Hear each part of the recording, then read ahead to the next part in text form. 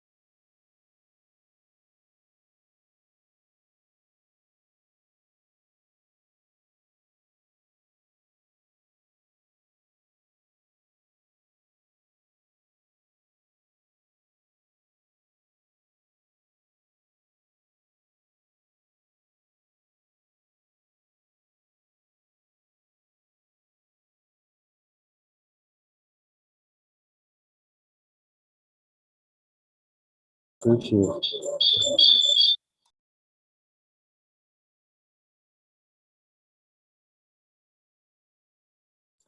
Включил, разговариваю. Как слышно? Леонид Николаевич, как слышно меня? Нормально? Напишите в чате. У вас там нет чата.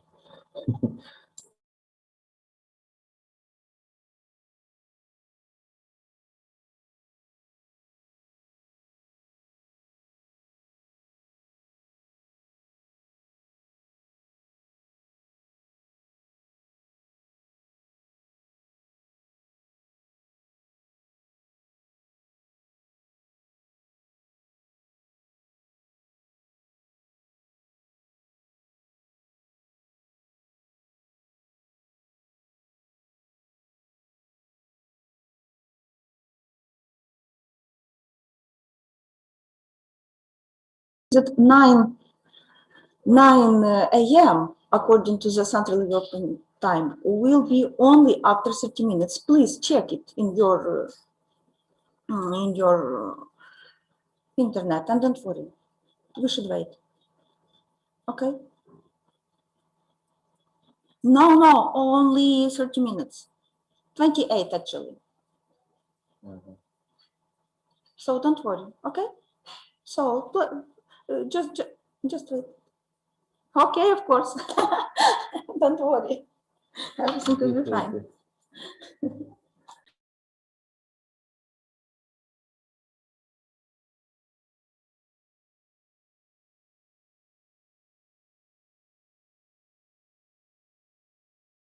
So don't worry. Really, we should wait.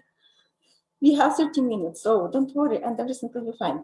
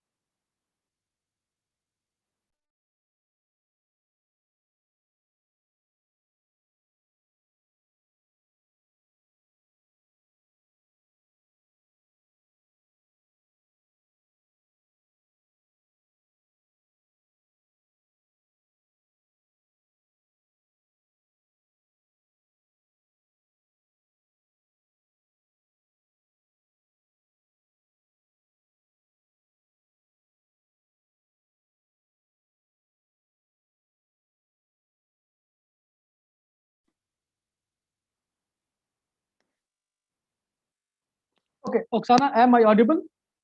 Can you hear me now? Yes, I can hear you.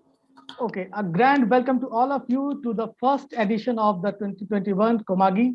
That is the first international conference on migration and gender issues.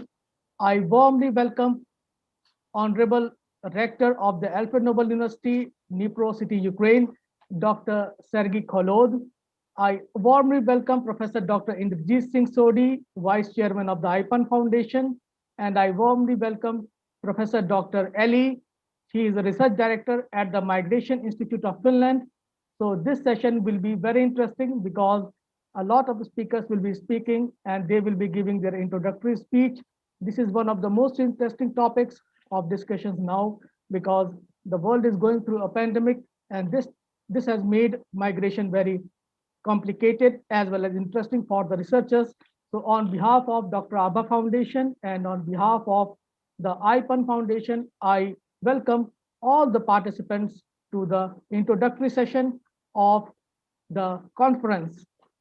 So now I would like to invite Professor Indrajit Singh Sodhi to give his introductory speech.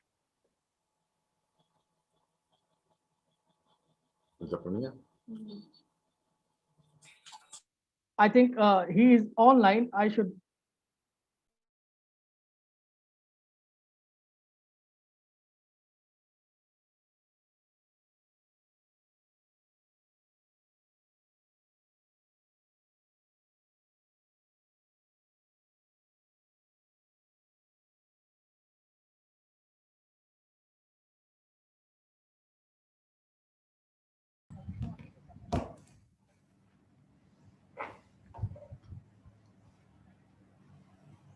So once again, I warmly welcome Professor Indrajit Singh Sodhi to give his introductory speech.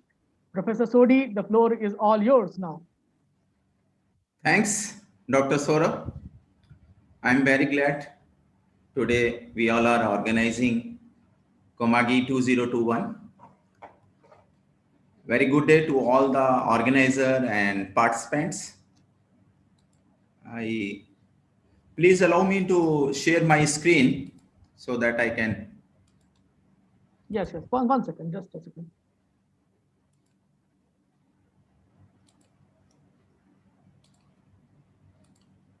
Okay, sir. Now you can share your screen.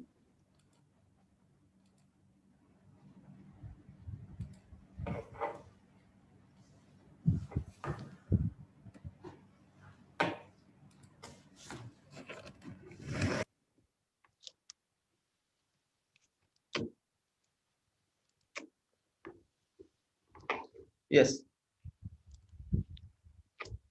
Myself, Professor Indrajit Singh Sodhi, Vice Chairperson of IPAN Foundation. IPAN Foundation and Alfred Nobel University and ABBA Foundation. They all are organizing this 2021 Comagi. The other organizer are Migration Institute of Finland, Transnational Press London, Ternopil National Pedagogical University, Ukraine, Hatia Mustafa Kemal University, Turkey, University Institute of Lisbon, Portugal, Dimitri Cantamir Christian University, Bucharest, Romania, Mersin University, Turkey, Faculty of Business and Law of the MB University, Serbia, Belgrade, National Institute for Economic Research, Republic of Moldova. I'm thankful to all these organizers. Together, we are going to organize this first international conference on migration and gender issues. I will discuss something about IPAN Foundation. IPAN means Integrated Policy and Administrative Research Networking Foundation. This foundation is a non-profit organization registered under the Ministry of Corporate Affairs, Government of India as a non-profit organization under the Indian Companies Act 2013 to promote scientific research and exchange of knowledge and to contribute for international development. This foundation is an outcome of experience with academicians, researchers, bureaucrats from around the globe.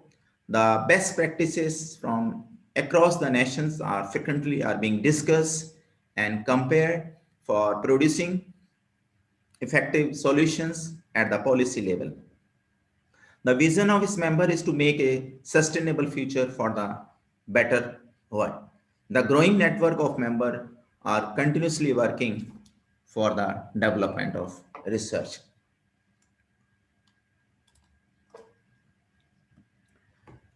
And if we talk about some initiative or activity, so recently the IPON Foundation has signed some agreements, mainly with four prestigious universities in Ukraine, to create educational and scientific partnership, as well as for the establishment of research center. The main prestigious universities are Alfred Nobel University, Ukraine; Policia National University, Zhytomyr, Ukraine; Ternopil National Pedagogical University, Ukraine; and Dnipro University of Technology, Ukraine. I am thankful to all these four universities who has had faith in our IPAN Foundation.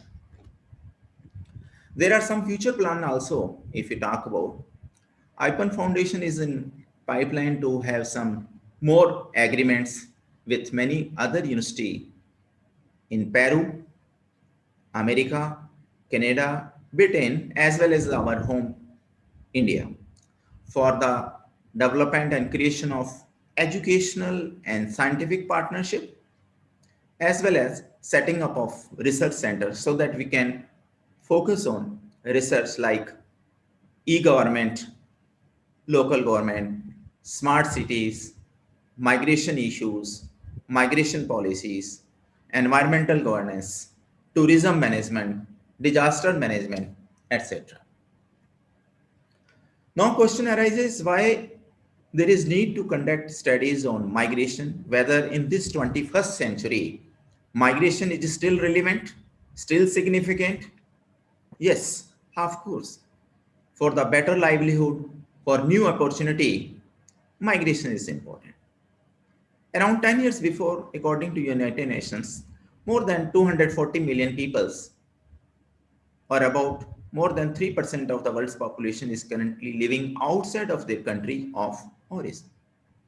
Migration is also important if we talk about transfer of manpower or skills or some enhancement of knowledge or innovation for the global growth as well as sustainable development. There is also sometimes we listen about forced migration.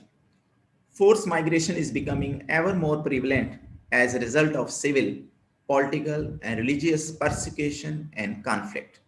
So there is a growing need to understand the important relationship between environmental change and forced migration and displacement. I would not talk about too much migration, ki what type of research study is needed. As we have Professor Ali with us from Institute of Migration, University of Turku, Finland. She is a renowned researcher and academician and professor. So I believe she will focus on more migration in a better way. The IPAN Foundation would like to work on various issues of migration, including reverse migration that has happened due to Corona in 2020 after the March when we imposed, we could say, lockdown in India. So like other country, India also has some issue relating to migration like international migration, external migration, immigration, emigration, as well as return migration, seasonal migration, and some cases of forced migration, but that is less some issue. The reverse migration, if we talk about reverse migration compared to seasonal migration, compared to internal migration or other type of migration, there is need to focus on reverse migration as it has been advocated and supported by our honorable chairperson, Professor Manoj Dixit, and my friend, Dr. Saurabh, both are of the view now there is more need to look into reverse migration because it is a recent issue which has emerged since last year in India. Still, the many government organizations like NSS or National Sample Survey Organization, they all are not able to conduct reverse migration by the international organization, international institute, as well as national institute. They should focus on, I believe, on reverse migration because it has led to mass exodation of people from cities to rural areas or even from some big cities to small cities nearby. And India, as we know, is the second most populated country as the and also the most democratic country in the world. So there is need to look into this issue. And the coronavirus pandemic has triggered a massive reverse migration from the destination to source in large part of the country. We have witnessed hundreds of thousands of laborers marching back to their villages in order to find some warmth and empathy more than anything else. And it has also triggered for due to which we are facing some, particularly the laborers are facing some issues as well as those persons who are in the constructions where they have faced regarding their economic and social issues. There are some researchers who are working at lower level, not large scale. So some of the researchers, through their views or their thinking, they are of the view that there is need to complete transformation of economic and administrative processes, practices, and policies to enable the rural to face up to the issue that the coronavirus induced reverse migration, which have put up before the common people in developing country like India. We need a charter of the rights of the working population across the board that could ensure the right to livelihood, right to food, right to security of their employment, as well as dignity of labor. Such a charter should become the guiding principle in the post-coronavirus phase of India's polity and economy. And recently, we all know there is second wave of coronavirus has started throughout the world. India also little bit. We don't know what will happen in April and May. There is need to focus on the study on reverse migration on some pertinent issue like agrarian crisis, significance of women. If you talk about women, so earlier women who are looking after taking care of the agriculture issue, but due to reverse migration, nowadays the number of women has significantly gone down because now the that place has been taken by men. So now, what are the financial sources of women? We have to look into. So I believe there is need to focus on some studies on related to women who were earlier parts working for agriculture and they were self-dependent. But now, due to reverse migration, how many women have faced? Particularly, there are few states like Bihar, Uttar Pradesh, Chhattisgarh, Jharkhand, Madhya Pradesh, Rajasthan. These are the few states, I think, 6, 7 states where we have to look into more how it has affected regarding women's participation in agriculture as well as labor cost, employment, social issues, how this so has affected because earlier some family were there in hometown, some family were in other parts, but now due to reverse migration they are living in one room or two room. So how they are adjusting, these all issues we have to look into, as well as how it has affected environment. No doubt coronavirus has led to some environmental improving, but on the other side, due to reverse migration, now the population in some part of the rural has increased again. So we have to look into how it has affected. Only through some collaboration or some good research study we could do something. So I believe there is need for to conduct some primary studies. And beside reverse migration, the other important of migration issue could be seasonal migration.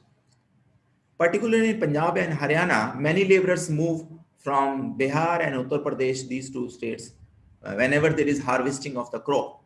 After the cutting of the crop, they go back for 15 days, 1 month or 2 months, then again they come. So during that time, how they sustain their life or family and what social issue emerge, we have to look into. I believe the second issue of research study could also be related to seasonal issue as well as internal migration issue. IPEN Foundation is looking for some international partners so that we can work together on some pertinent issue like migration, reverse migration, seasonal migration, internal migration, as well as immigration, movement of the people from one country to another. So, but the important issue institution like Alfred Nobel University, Ukraine, with which already we had MOU. So I am very much thankful to the rector, Professor Sergei, and all their team, rector Sergei and vice rector, as well as Dr. Oksana. She played very important role for this MOU, and my colleague Dr. Saurabh.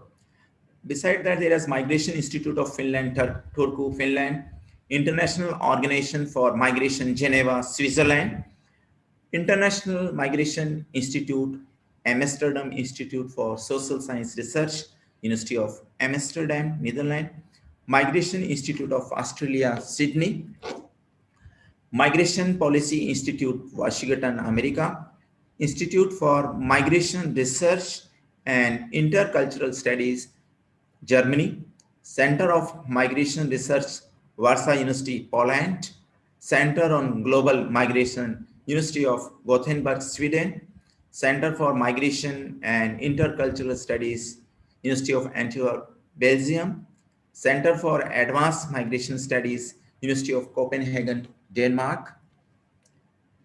Some more research, international institute and university like Center on Migration, Policy and Society, University of Oxford, Department for Migration and Globalization, Danube University, Austria, the Research Unit on Migration, Management of Diversity and Social Cohesion, Spain, International Center for Migration Policy Development, Vienna, Austria, International Migration Laboratory, University of Trento, Italy.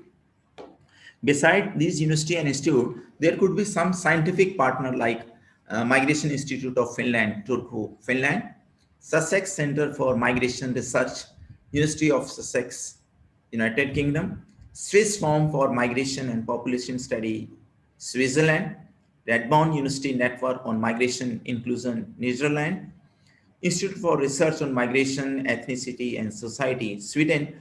Through these partnership, we both can together work and move further and could look into those issues where there is more need.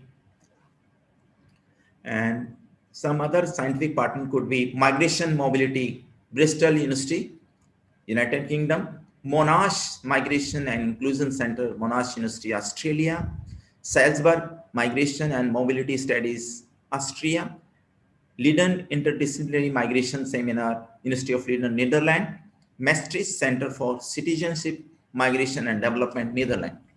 So I believe कि some of our friends like Oksana and Dr. Sasha both has helped us in MOU. Like that, they will help in further, and other colleagues and other friends will help us so that we could have more MOU and agreements. And as well, some there could be some international scholars and researcher like Professor Ellie. She is research director at Institute of Migration Finland. Professor Carlos Silva, Director of Center on Migration Policy and Society, University of Oxford, Dr.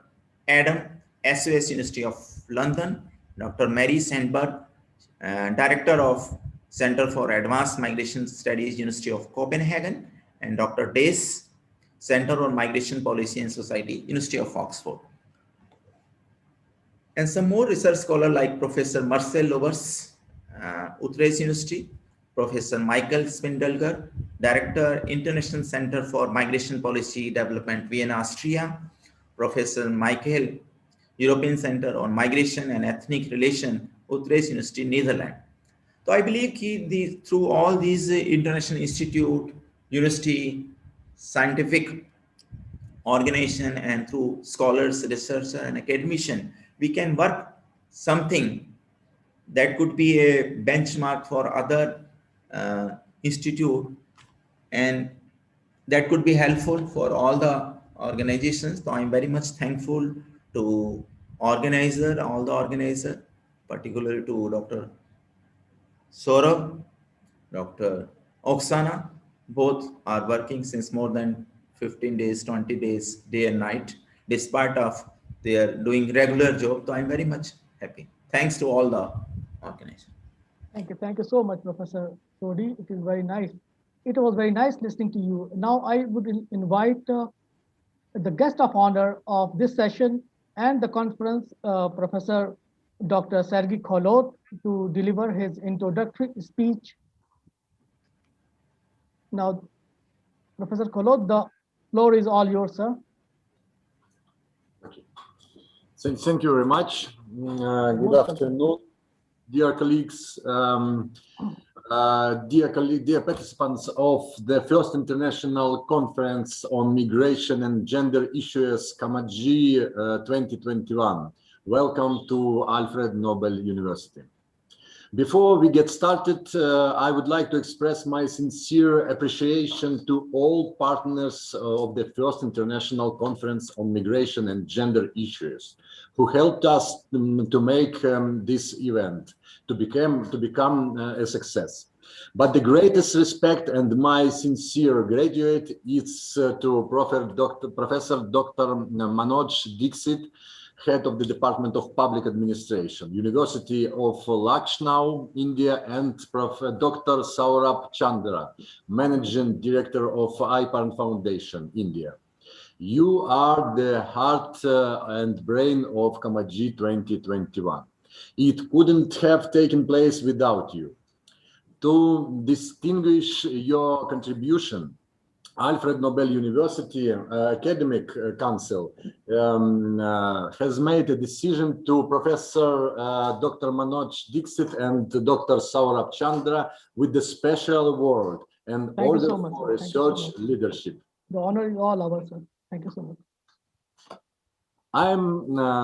Thank you. I am happy that the first international conference on migration and gender issues becomes a multinational platform for fruitful exchange of ideas and extremely important issues, which are discussed by researchers, politicians, and community leaders from India, Turkey, Portugal, Serbia, Germany, Ukraine, Finland, Moldova.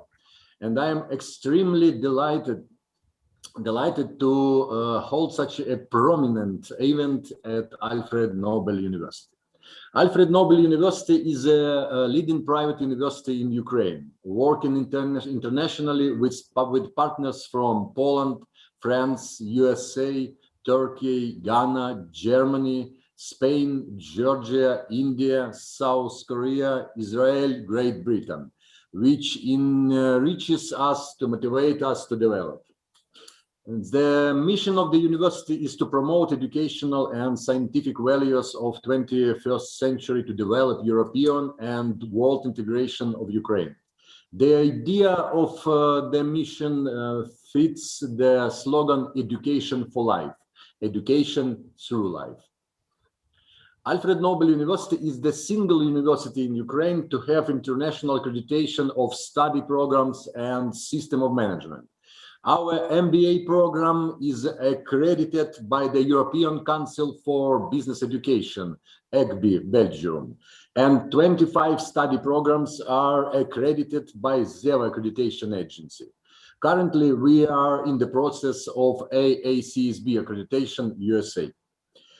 I share these facts not only to boast Alfred Nobel University achievements, but also to show that we are not newcomers in solving gender issues, as all accreditations we go through, all international projects we implement make us think about and work on diversity and gender balance.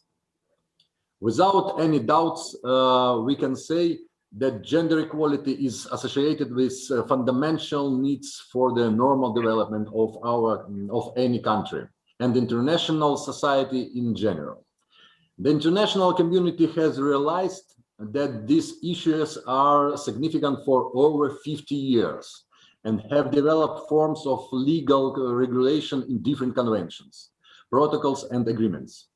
According to these forms of regulation, most states are implementing these principles in national legislation and social life. However, Proclaiming gender equality de jure does not guarantee this, these issues are resolved de facto within states.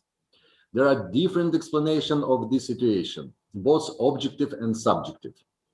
Some of them are such as culture factors, economic factors, and a lack of desire for their own citizens to receive equal treatment. In this respect, Ukraine has so far not been largely successful, although has made positive steps and doesn't have the worst record on these issues. Since the start of the 21st century, this gender equality issue started to become more important. Ukraine adopted a new law on ensuring equal rights and opportunities for women and men, among others. Recently, a new wave of gender equality issues has arisen. A new Ukrainian law on prevention and tackling domestic violence has been introduced. The Institute of Gender Authority has been established, which promotes ratification process of the Istanbul Conference to Ukraine standards and implements international standards on gender equality. National Action Plan was developed and approved in September 2018 to implement recommendation of the UN Committee to the elimination of discrimination against women concern its complaints with the Convention of the Elimination of All Forms of Discrimination against Women through 2021. In recent years, it is obvious that for the implementation of gender equality, it is not enough to pass certain legislation only. It requires a long-term transformation of the public policy and social stereotypes. Despite the prevailing understanding of gender equality as one very important value and principle in a contemporary world, still men and women take different roles in the field of higher education and science.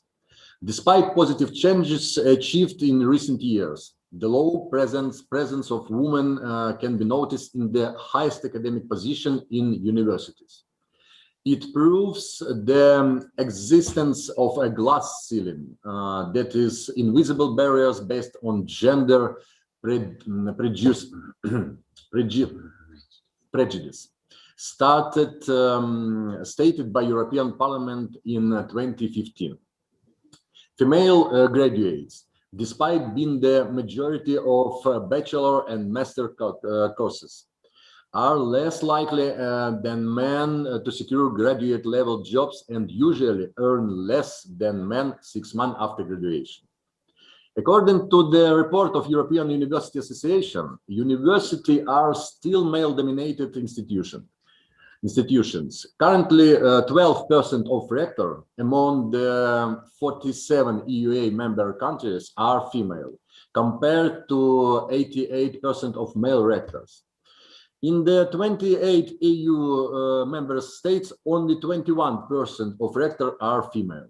However, the figure of female vice rectors are more uplifting. Some EUA member countries do have gender parity, like Latvia, Croatia, and Norway, while in Ukraine, vice rectors are mostly males. Women's progress and advanced in academia and work are also complicated by traditional beliefs about gender roles. Studies by Hong Kong women, for example, suggest that women are in conflict about choice of their multiple roles as mother, daughters, professional, and wives. Many women feel guilt for working instead of caring for their families. And as a result, adjust their career and lifestyle expectation according to their family demands, disregarding their own interests. This double burden prevents them from advancing to senior roles. The challenge won't simply go away, and the glass ceiling won't be broken just because there are more women in university spaces. The issues of leadership at universities should be addressed through policies that promote that recruitment of women of management positions. The University of Hong Kong, for example, use compulsory diversity to increase the proportion of women in D-level position from 9% to 26%. The University of Nagoya in Japan will have women-only jobs with the aim of 75% increase in women and senior faculty positions. At Alfred Nobel University, we understand the importance of gender issues, and we implement gender equality not only declaratively, meeting the National Action Plan, Constitution and gender legislation, but also practically promoting women's leadership. All 4 vice rector positions has been taken by women since 2019. That is our contribution to the National Action Plan implementation. I would be happy if I had nothing to say about another issue raised within our conference topic, which is migration, but Russian military aggression constitutes a significant humanitarian crisis for Ukraine and Dnipro region, with at least 1.7 million internally displaced persons. 2/3 of internally displaced persons, according to UN reports, are women who are at risk of gender-based violence. Alfred Nobel University has also been affected by the conflict directly. From one side, our international activity suffered as our partners were afraid to keep term with us, and all projects were temporarily wind up. From another side, we faced the team of EDIPs in our city and took part in the EDIPs adaptation through education. So we are the right place for the first international conference on migration and gender issues to be held. We are sure that experts on gender and migration issues have a lot of ideas to share. We hope that during the first international conference on migration and gender issues, we will be able to exchange the best practices in ensuring gender equality and human rights of migration and internally displaced persons, not only in political and economic spheres, but also in the social and cultural ones. To this end, it is necessary to widen the number of experts involved into migration and gender issues with the annual experts, seminars, roundtable discussions, and international conference, and draw on specialists who professionally deal with the discussed topic on their countries. It would also be useful to exchange best practices on the institutional level for the promotion of gender equality, migrants' rights protection in different countries. Dear colleagues, our fruitful work during conference and collection of abstracts should make a significant contribution to research the global transformation of paradigm to treat migration and gender issues responsibility, to work out and analyze scenarios of possible developments and strengthen the potential of the science and research to find out an optimal solution for migration and gender issues. I sincerely hope you will enjoy these 2 days of debate and networking. Thank you for your participation. Wish you good health, breakthrough ideas, efficient networking, and new friends for future fruitful cooperation. Thank you. Thank you so much. It was wonderful listening to you, sir. Thank you so much for the time. And here I would like to mention that the conference would not have been possible without the support of yours and without the support of Dr. Oksana and without the support of Professor Indrajit Singh Sodhi. So on behalf of the IPAN Foundation and from the permission of our chairman, Professor Manoj Dixit, I hereby announce that we would like to present the Excellence Award of this year to our Honorable Rector, Professor Khalod, and our Senior Scientist Award to Dr. Oksana, and Good Academic Award to Professor Indrajit Singh Sodhi. So I would like to thank Professor Sodi for his continuous support. And on behalf of the Comagi conference, we will be giving him a Senior Scientist Award. So now we would like to invite Professor Ali for the presentation.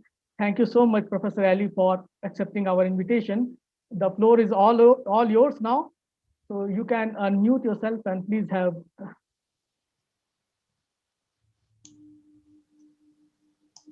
Thank you Yes, very please. much. It was nice meeting you. Thank you so much. Yes, thank you very much. And it is the morning time here in Finland. And for the beginning, I would like to say, dear guest of honor, Dr. Sergei Kolod, dear Chair Professor Dr. Inderji Singh Sodhi, dear Co-Chair Dr. Saurabh Sandra, and dear all the audience of this 2021 Comagi conference. And for the beginning also, I would like to warmly thank you, Alfred Nobel University, and all the organizers for the invitation to this very interesting conference. Thank you very much. I have a presentation and I would like to share it to you, if I may. Thank you. And let's check if this is functioning, changing the slides. Yes, very finely. So my theme today is the significance of the first international conference on migration and gender issues, shortly 2021 Comagi, for scholars and migration and gender issues. And for the beginning, I would like to show you some increase of global migration, because this is really like a phenomenon which is all the time increasing year by year. And I took some international statistics because you have here in the audience, or we have here in the audience, a lot of people around the world. And here you can see this international migration from 2019 to 2020. And in 2090, there were something like total numbers, 150 million people who were not living in their country of birth. But the curve has been increasing year by year all the time. So it means that in the globe, we have this population who are living outside of the home country. It is increasing the stock of these international migrants. And there was the really recent numbers to 2020, and nowadays it is 280 million. And we have also the shares for the males and females, and they are very much the same numbers. And the share for females, it is 48%, and for males 52% of all the stock. And this is a phenomenon which is really touching all regions, all countries, that we get more and more these international migrants. And how it is when we look at these regions, these global regions, and then we look at and compare 2000 and 2020. First, these figures that which is the share of international migrants in each region of their total population. And you can see the highest numbers are in Northern America and in Oceania, very, very high.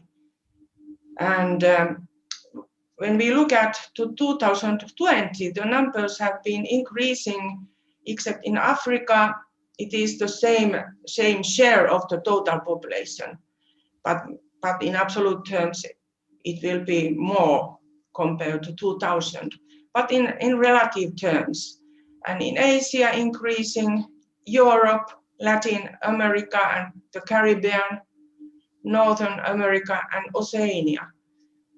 And when you look at then these numbers, when we look at what is the migrant stock share in each of these regions of the total number, 280 million.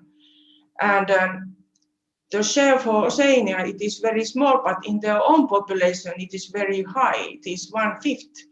And then for Northern America, it is 1/5 of the whole world migrant stock, and over 30% for Asia and Europe, and less for Africa and Latin America and the Caribbean.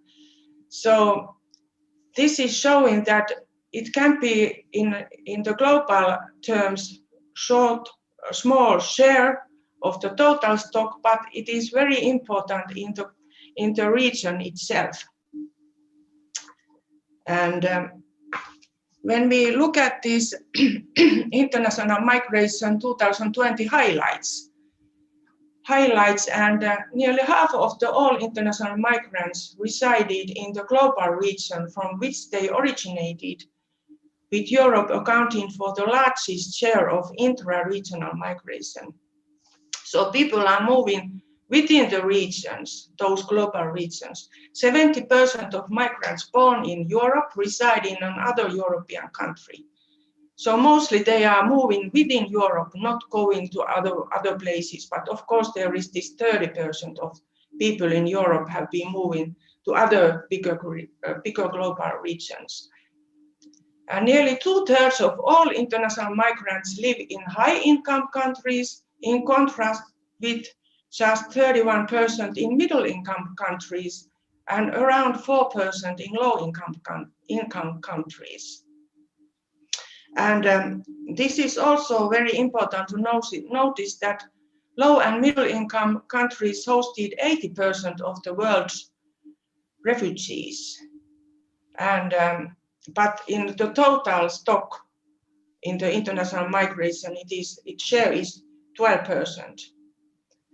And as I was saying earlier, that around half of those migrants are women or girls.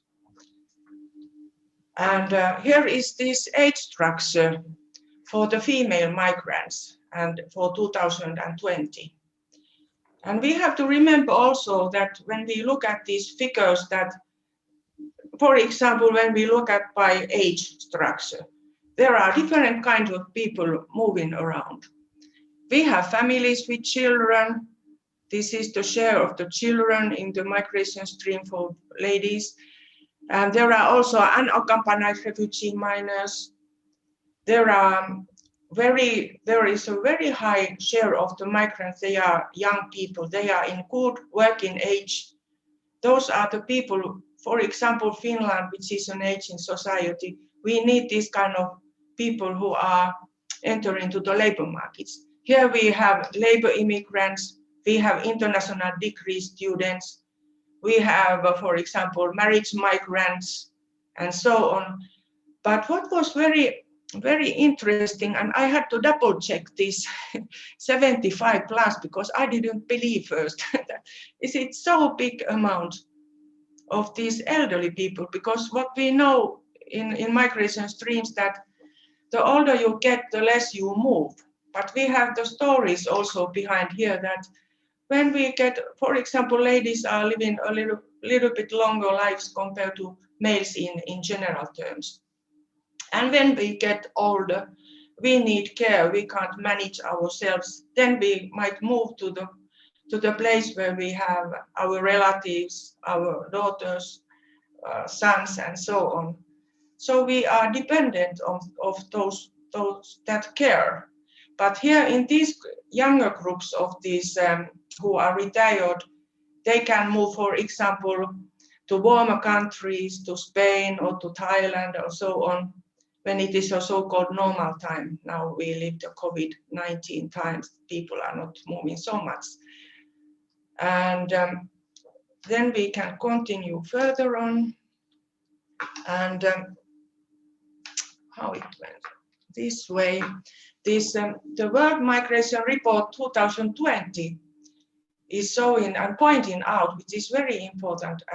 And when we look at from the long-term data, it is possible to see that this international migration is not uniform across the world, but it is really shaped by demographic, economic, geographic, and other factors resulting in distinct migration patterns. So each region, whatever region, either it is a city or a rural area or maybe in national level countries or wider regions, there are different stories behind and different reasons. And when we come now to 2021 Comagi, this conference of migration and gender issues, it is very nice we have this kind of important conference and number one today starting. And it brings together an interdisciplinary group of scholars in the humanities and social sciences. And as we have noticed, but what I raised here in my speech, there have been addressed several important themes of migration and gender studies. This conference will deal migration issues of women and men in different countries, because these migration flows are nowadays more diverse, complex, and patterns are multi-layered. Migrants have their own personal reasons and experiences of migration and its consequences in a short term and a long run in their lives. Behind each statistical numbers, what I just showed you, there are persons, there are human beings who have decided to pack their stuff and they have moved totally to another country, not within own country, although it is an internal migration. Those are very important migration streams, but in the international level. And women's empowerment in action is one of the main themes, and it touches many fields of life as consequence of migration. Giving a view to migration and gender perspective widens our understanding and knowledge of the versatile migration phenomenon in different countries around the world. Migration can be called target migration and forced migration, as it was earlier mentioned, this forced migration. Marriage migration and labor migration, they are very well-known examples of this target migration. People are willing to advance in the career, they might change the country and go on living over there, or within the country, they move maybe from smaller city to a bigger city and having better labor markets situation over there and variety of the jobs. And these are included to the program of the conference. And there is also this forced labor in different countries, which is very negative consequence of migration. And women in war and conflict, struggle, resistance, and security. It is also the theme that connects to forced migration. So some part of these international migrants or in country internal migration, migrants can be a situation forced to flee from home to safe region, even to faraway country. What we have seen, for example, during the migration crisis 2015, when Finland got 10 times more asylum seekers compared to the year 2014. Another form of forced migration is this modern slavery and human trafficking in different countries, and it is very, very negative side of migration and mobility. And what we discussed in all around the world is this integration of immigrants to the host countries with different indicators. I could mention here, for example, for EU, European Union, there is such a website, European website on integration. European website on integration, shortly EWSI, and you can find it in English, German, and French. And that website purpose is to deliver, for example, good practices, what has been in different countries. It is updated every month. It was established in 2010. And for example, our institute is the country coordinator for Finland.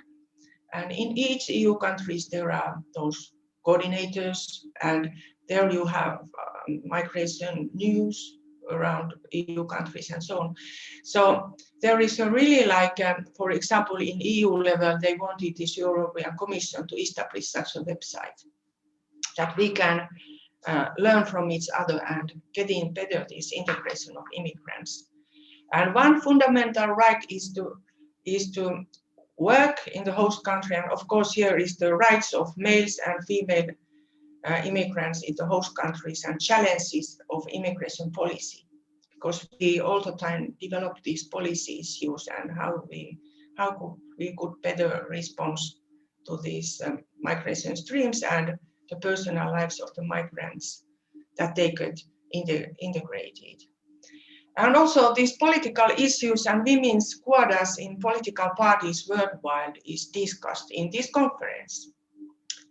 Gender equality and social policy, as well as authoritarianism and gender issues, and further gender violence, health harassment and abuse are included to the themes of 2021 Comagi. Very wide selection and very important themes during these 2 days. And it was already discussed also about this COVID-19 pandemic, because it is touching all around the world. We hear today, even today, we hear these huge numbers in different countries, and it is raising new problems. For example, getting seasonal labor in agricultural sector. I wrote about this theme an editorial to Migration Letters, which is available from the website, from Migration Letters website, about the seasonal labor in agricultural sector. Because last year, it was a really big discussion how we can get these seasonal workers, because we really need them. And we know that from the native population, there is not a so high share going on to work in this sector. But we were also discussing here that we really have to look for example, our own students and so on, how they're willing to go to work over there in the farms. But we started to get people also from Ukraine and different countries, and from Thailand, these berry pickers, wild berry pickers. And what have been challenges of women and labor migration during this COVID-19 pandemic? This is very key, one key question raised and dealt in this conference. So as you can see, we are discussing very, very important themes, and we learn during these days a lot from each other. It brings really information by multi-scientific presentations of new research results for these participants around the world. And also, what is the target 2021 Comagi will establish, consolidate and sustain a network of academics who share an interest in migration and gender issues worldwide. So we get to know each other, and there was already in the beginning how there is willing to have these partners, earlier speaker, and so on.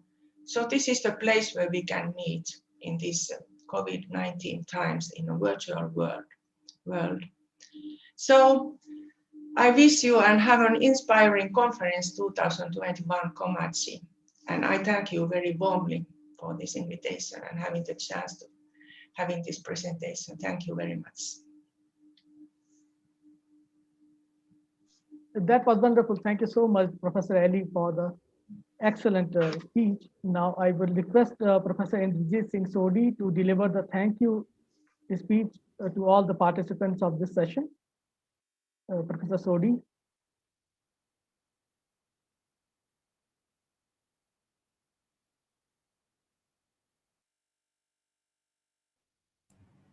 Okay. Thanks, Dr. Soram.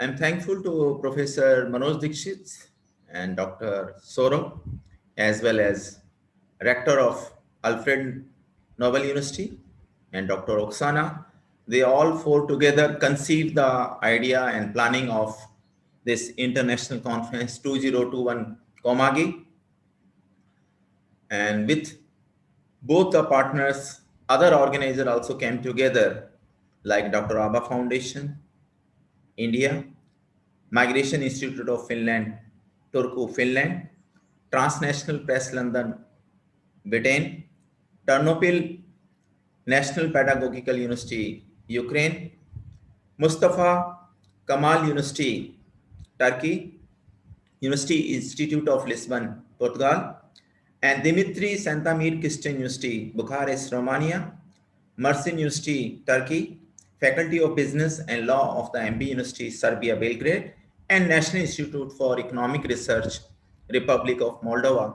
These all 10 universities institute together organize this first international conference, Comagi, migration and gender issue. I am thankful for all the organizers, the professors, the academicians, the researcher, students who directly or indirectly help in this international conference in a proper and respectful manner, proper organization. I am thankful to Professor Manoj Dixit and Professor Prabha Datta, as well as my director, Sir Professor Shivnath.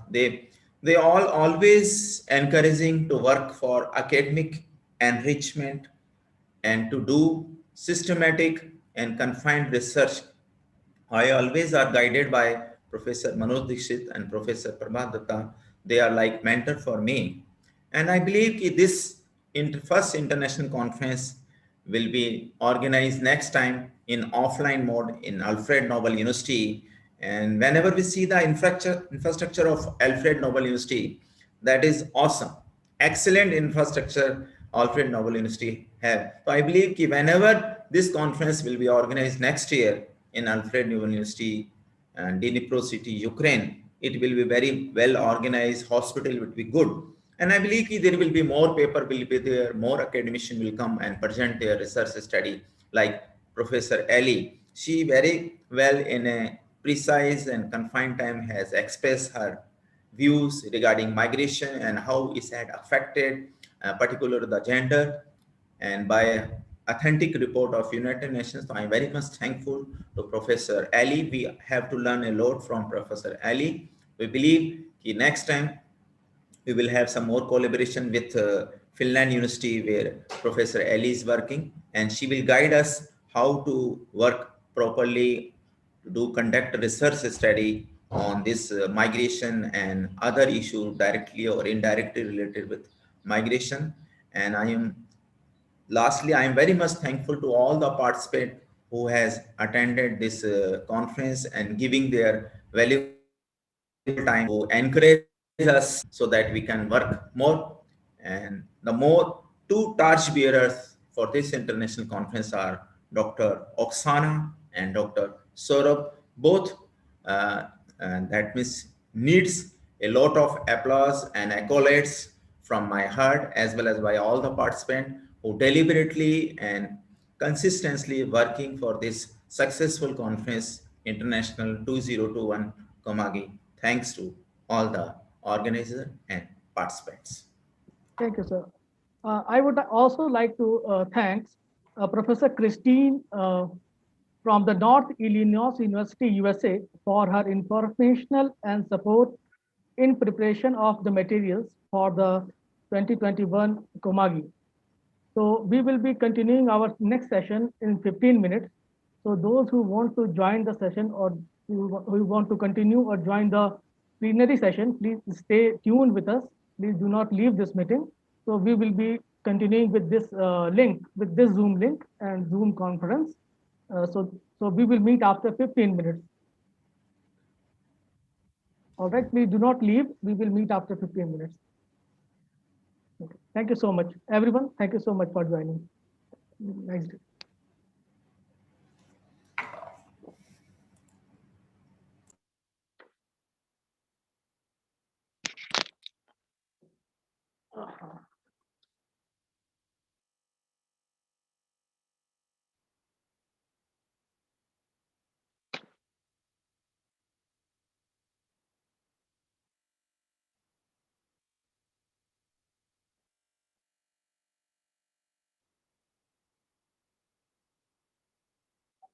Congratulations, it was a very nice session. Now, after 15 minutes, we will have a plenary session.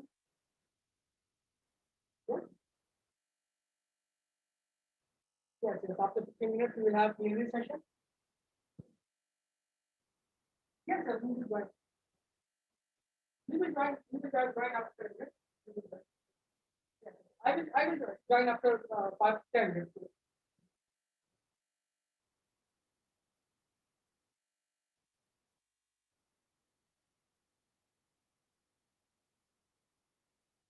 Hello. Sir.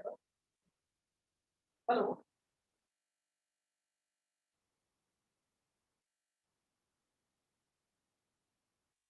Dhanadhan call and left.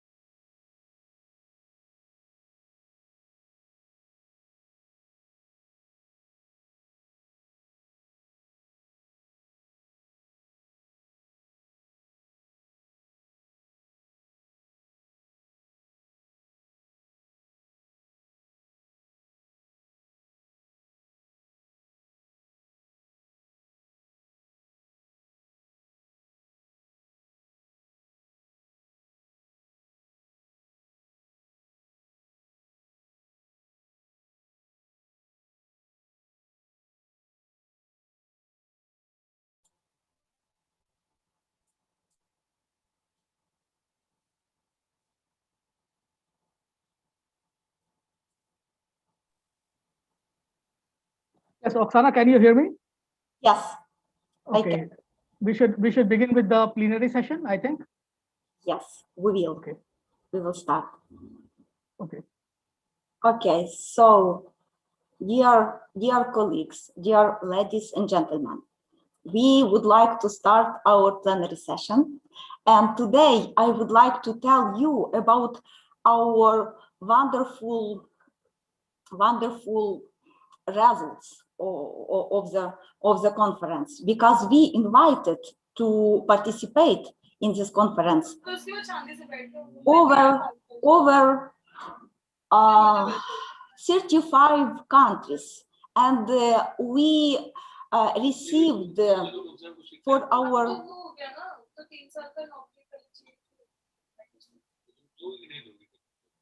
1 second. पहले 3 साल नौकरी करें, फिर PCS के लिए जाएं, फिर उसमें फिर धीरे धीरे धीरे धीरे बढ़ते जाएंगे तो तरीका पड़ेगा। तुम्हारे पास है कि जैसे जिस तरह पे सिविल सर्विसेज उस तरह पे इंटरनेशनल इंडियन जुडिशरी सर्विसेज चालू होने वाली है, शायद वो बस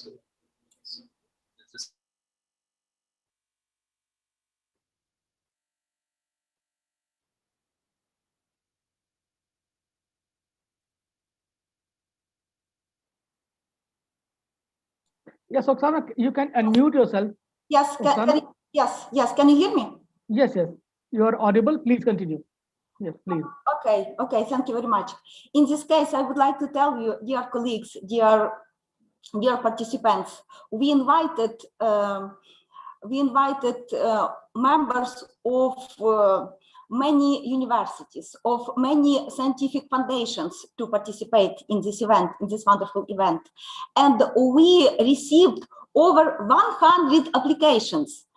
And we selected a lot of wonderful abstracts. And now we have participants from 20 over even, not 25 countries, but over 25 countries.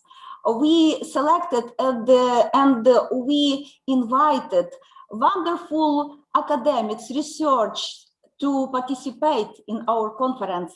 And I would like to tell you how much countries already are our participants. So now we have participants. We are academics from here. I meant who will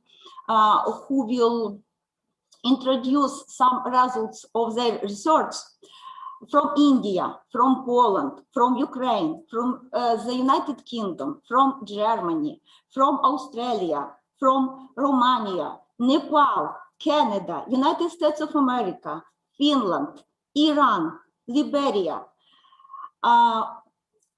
Turkey, Moldova, China, Germany, Portugal, and etc. So we are so happy to see you here.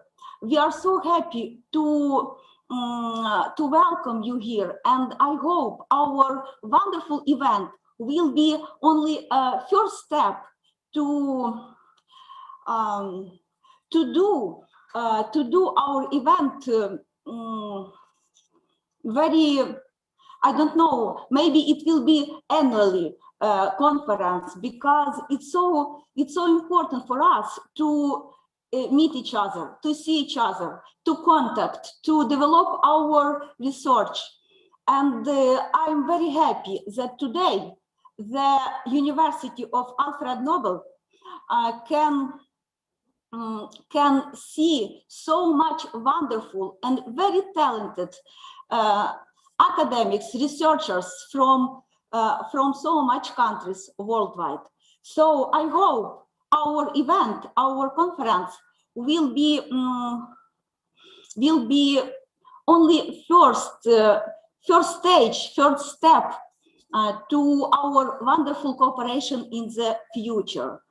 And today we will speak about very important topics. Today we will speak about human capital. Today we will speak about economic integration of immigrants. Also, we will speak about human mobility. Also, we will speak about about impact of migrations in many countries worldwide. Also, we will speak about difficult and maybe maybe not only not maybe difficult, but very much problems of maybe difficult ways of immigrants in host countries. And I hope our keynote speakers maybe will explain why. Also, we will speak today about gender specific behavior of some groups of immigrants. Also, we will speak about some difficulties of women in different regions of, for example, of India or Ukraine. Also, we will speak about Muslim women because it's very important topic for us too. Also, we will speak about Ukrainian labor immigration. It's very important topic for us too. Also, we will speak about reverse migrations. Very important and extremely important topic for us for today. Also, we will speak about human trafficking policy, and we will have a lot of very interesting and very important topics, and also the results, what we would like to discuss today and to analyze together. So I hope we will have a wonderful time together, and I'm very happy to see all of you here. And now I would like to introduce to you the wonderful colleague and professor from India, Professor Dr. Manoy Dixit. The professor is the chair of our plenary session. So, dear professor, I would like to give you time to tell a few words. The floor is yours. So we would like to listen you and your valuable speech to us. You are welcome. Professor Dr. Manoy Dixit.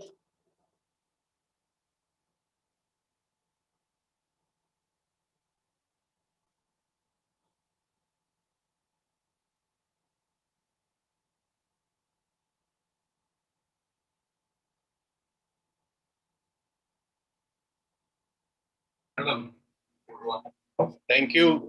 I think the host and the administrator had blocked all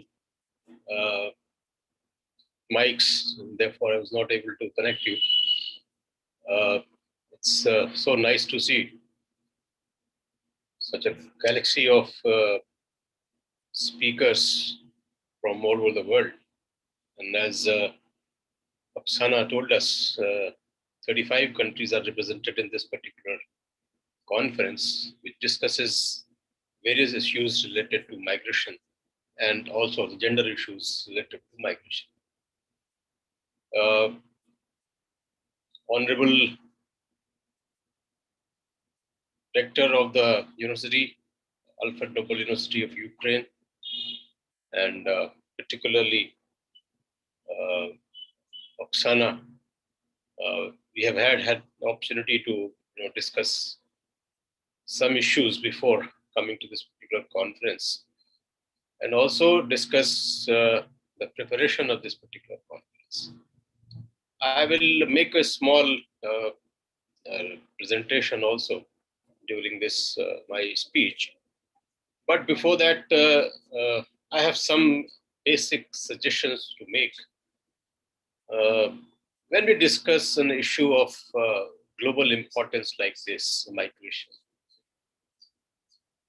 a lot of presentations and a lot of papers that have been presented and that will be presented, they discuss about the experiences of different nations with regard to migration. and also the magnitude of migration, and of course the resultant problems because of migration and all that. These are discussed very prominently in a lot of conferences and seminars across the world. But my suggestion and submission would always be, like a true Indian, that first let us discuss the diagnostic part of it. Why this happens. Unless we are able to understand why this happens, we will never be able to understand as to how to treat this phenomena or how to tackle with this phenomena, or should we continue to see this migration as a problem that cannot be resolved. What has happened is this. Say, for example, I take an example from Indian system of education. Indian system of education started, as it used to be, not now, of course, for the last 175 years when Britishers took over the Indian education system, this was broken. But the entire education system in Indian mechanism starts with your migration. Migration, or what you call as Deshatana in the Indian Sanskrit, is the first way of, or first root of, or the first reason of attaining knowledge. Knowledge attainment is linked to your ability to travel and travel to the unknown world. If you call it migration and you take it as a problem, your education will be lost. But then what happened? Then, of course, when you attain this knowledge, you come back to the society, you serve the society with the attained knowledge, and therefore, of course, mature yourself and imbibe your attained knowledge from across the world to the society that you want to serve. And then, of course, there is also another third phase of detaching yourself from the society and going back to the nature again to disseminate the same piece of knowledge that you have attained to the next generation. That is the system of migration that India practiced for 1,500 years. All great people have migrations in their life. They could not become great unless they migrated. So the migration is not problematic so long as it is for the sake of attaining knowledge. Now, what has happened next phase? Next phase, the phase that we are discussing is that all life goal is to earn money. So the establishment of money economies around the world, rather than knowledge economies around the world, has led to this kind of migration for attaining money from any other sources than the one that you have. And of course, and you can see the history of in the entire world, the economic history of the entire world, that it is the money economy which drives you from your own homelands to other lands, and that is also not for the attainment of knowledge, but for the sake of attainment of money, and then of course resources. Money and resources are always limited, and therefore the host country, wherever you migrate, we always believe that you are stealing their resources, valuable resources, and therefore there is an anti-movement again. All kind of migrations, whether it is US, Mexico issue, or across the world, entire Europe. And of course, the third wave of migration is within the countries. Large countries like India and China and Indonesia and all these countries face the same amount of problem of internal migrations for attaining some kind of livelihood and money. And this is something that I suggest to Oksana and the Alfred Nobel University, who have taken such a beautiful lead to start this program, that we must continue to organize a seminar on this particular theme for next 10 years, at least to reach to some kind of a conclusion with regard to diagnostics, and then contribute to the world that this is what we have got. The reason for this entire problem is now known to us. Like in medical systems, you research for 10 years to find which virus is creating what problem. Similarly, this is a social virus which is creating this problem. We have to understand as to which virus is creating this problem, and then only we'll be able to probably look towards solutions. Till then, we will always consider this as a bad movement, as a bad migration, as something which is not acceptable, something which is poverty driven and poverty centered, and therefore to treat it. There are solutions like US said that we will erect a wall. Mexico, US will have a huge wall in between. Therefore, there will be no migration between these countries and the problem will be solved. Do you think the problem will be solved? No, the problem will be of one country will be solved, the other country it will be increased. And of course, the migrations will take another set of routes to anywhere else. So this is what is, I think I wanted to start with, that the migration causes must be worked into, and the causes do not necessarily lie in getting money only. Maybe we can develop mechanisms to direct or deflect this kind of a virus systems that we have, and therefore I think we can look into this set of solutions. I'll now probably try and share my screen to you.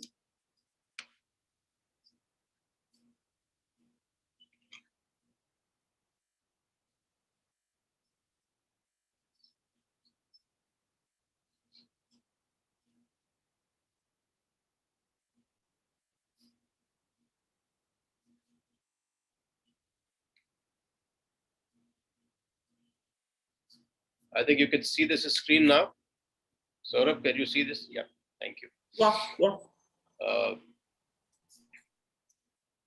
Let us, I am just presenting a case of India, and with regard to particularly the other sector of your concern, that's the gender issue related to migrations also. And that is a highly gendered employment crisis in the declining female work participation rates in rural India, and stagnation at extremely low levels of female employment rates in urban areas. Now, female employment and male employment, if they are to be taken separately, you will find this kind of a problem, that the male-female ratio with regard to employment is absolutely lopsided in India. This crisis was foregrounded by the absolute fall in the numbers of women workers between, and which although concentrated in agriculture, is also evident in industry and services. We had a lot of women, female agriculture laborists working in the grounds, but then with the mechanization increasing, with automation increasing, that also is getting disturbed. Agrarian crisis that unfolded within a decade of structural shift in India's policy regime towards liberalization, characterized by dramatic step in non-agrarian growth, the rapid decline in the share of agriculture in the country's GDP, and the non-viability of agriculture in providing livelihood for a large part of rural population. And the evidence of survey that I'll share, you can see this, that shows the women, female work participation from rural to urban is highly lopsided. You can see this. This phase is from 1983 to 2009 and 10. The most recent macro survey of migration in India estimated that some million people in the country were internal migrants. 80% of them were female. And migrants accounted for nearly 29% of country's population. And you know the country's population is, when I prepared this presentation, is around 120 crore, 120 million, and today, of course, is 1.38 billion people. Defined as those who have changed their usual place of residence any time in the past, migrants encompassed 48% of country's rural female population and 46% of urban females. A decade and a half before, in 93, the rates of female migration were much less, at 40% of the rural and 38% of the urban female populations. In contrast, migrants in the rural male population of India declined from 6% to 5% between 93 and, of course, this date, and increased by about 2% from 24% to 26% in urban India. This data shows that there is a striking increases in female migration rates, however, being driven by marriage migration and not employment. So this is also a social cause to a problem that we are thinking that is a problem. Marriages, almost in case of 80 to 90% cases, lead to some kind of a migration.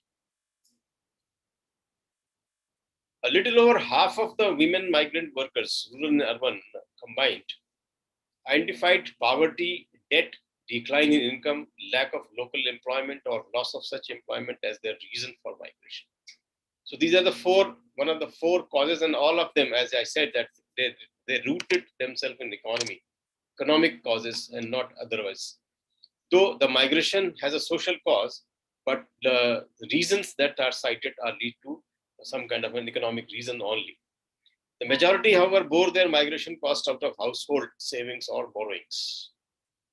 Women migrated more with family members, while men migrated more alone.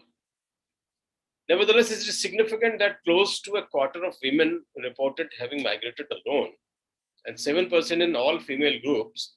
Further, with 25% of the rural and 6% of the urban women migrants were dependent or mobilized by contractors.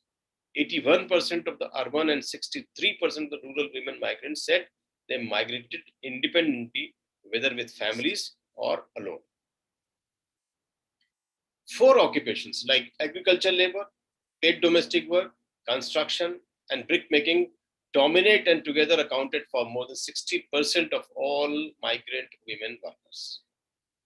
These are principal sectors or segments of concentrated demand driving women's labor migration in the contemporary period. In other employment segments of female concentration like education, apparently the demand is being met more by non-migrants. It is indeed striking that the principal drivers of work-based migration for women all involve hard and tedious manual labor and are essentially casual in nature. Significantly, circulatory and seasonal patterns of migration are defining features of at least 3 of these 4 sectors of demand. In rural areas, agriculture is most prominent destination for rural women migrants, but it also appears that the conditions in local agriculture pushes a section of the agricultural workforce to migrate for non-agricultural employment in rural areas. So occupational shifts, though migration by women concentrating in circular migration for brick making. This is an art in India where a lot of women workforce are involved. Brick workers who constituted about 8.7% in the pre-migration profile of individual women migrants, with rural destinations increased to 21.1% post-migration, while agriculture, including seasonal agricultural laborers, plantation workers, and cultivating peasants, which accounted for 33.4% of rural female migrant workers after migration, had a larger share of pre-migration profile of these rural migrants, about 48%.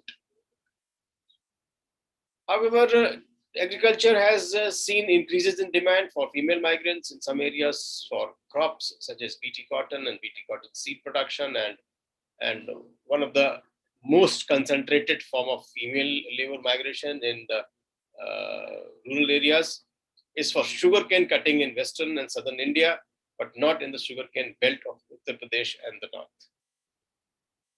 Migration for sugarcane cutting is of a more long-standing nature and has been well documented in several studies for Maharashtra and Gujarat. Less well known is the operation of similar migration for sugarcane in Karnataka and Tamil Nadu. Adolescent girls' migration for BT cotton seed farms in Gujarat from the tribal communities in the Durgapur, Udaipur regions of Rajasthan, and of child migration for cotton seed production in Andhra Pradesh, Karnataka, and Gujarat has been documented in several studies. Our field work shows women migrating from Godhra and Dahod to the Saurashtra region of Gujarat for BT cotton farms, as well as from Rajasthan to parts of Punjab. The 2 concentrated streams of rural female migrations are for cane cutting and brick manufacture. Both involve circular migration and on-site work residence for a major part of the year. The laboring unit in brick making and cane cutting, where female labor is involved, largely comprises of male-female pairs or family units, and generally a cycle of advances and debt-based tying of such labor. This pair-based wage labor combined with piece rate payment leaves no scope for independent work for activity and income for women. Women's individual entitlements in such forms of labor have not been conceptually recognized in the labor law regime. 48% of the rural women migrant workers were involved in such pair, family, or ad hoc group-based employment.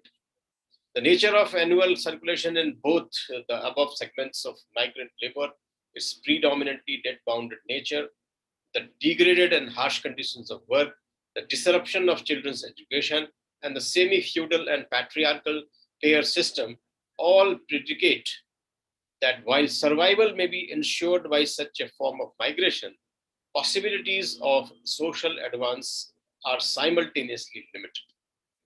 Brickmaking, although no longer artisanal in nature, is distributed across unorganized manufacturers with many unincorporated individual or partnership-based owners or employers. On the other hand, this pair-based cane cutter system are recruited not by individual farmers on whose field they labor, but by modern organized sector sugar mills, often having corporate-style management systems. Yet, typically in both segments, workers continue to be recruited through a variety of unregulated labor contractors. On the other hand, in urban areas, close to 1/3 of the migrant women workers were either unemployed or engaged in only family domestic duties before migration. They were able to enter employment through urban wards migration. Only a small proportion of the urban women migrants had a pre-migration background in agriculture work, and many were in service sector or other diverse jobs even before migration.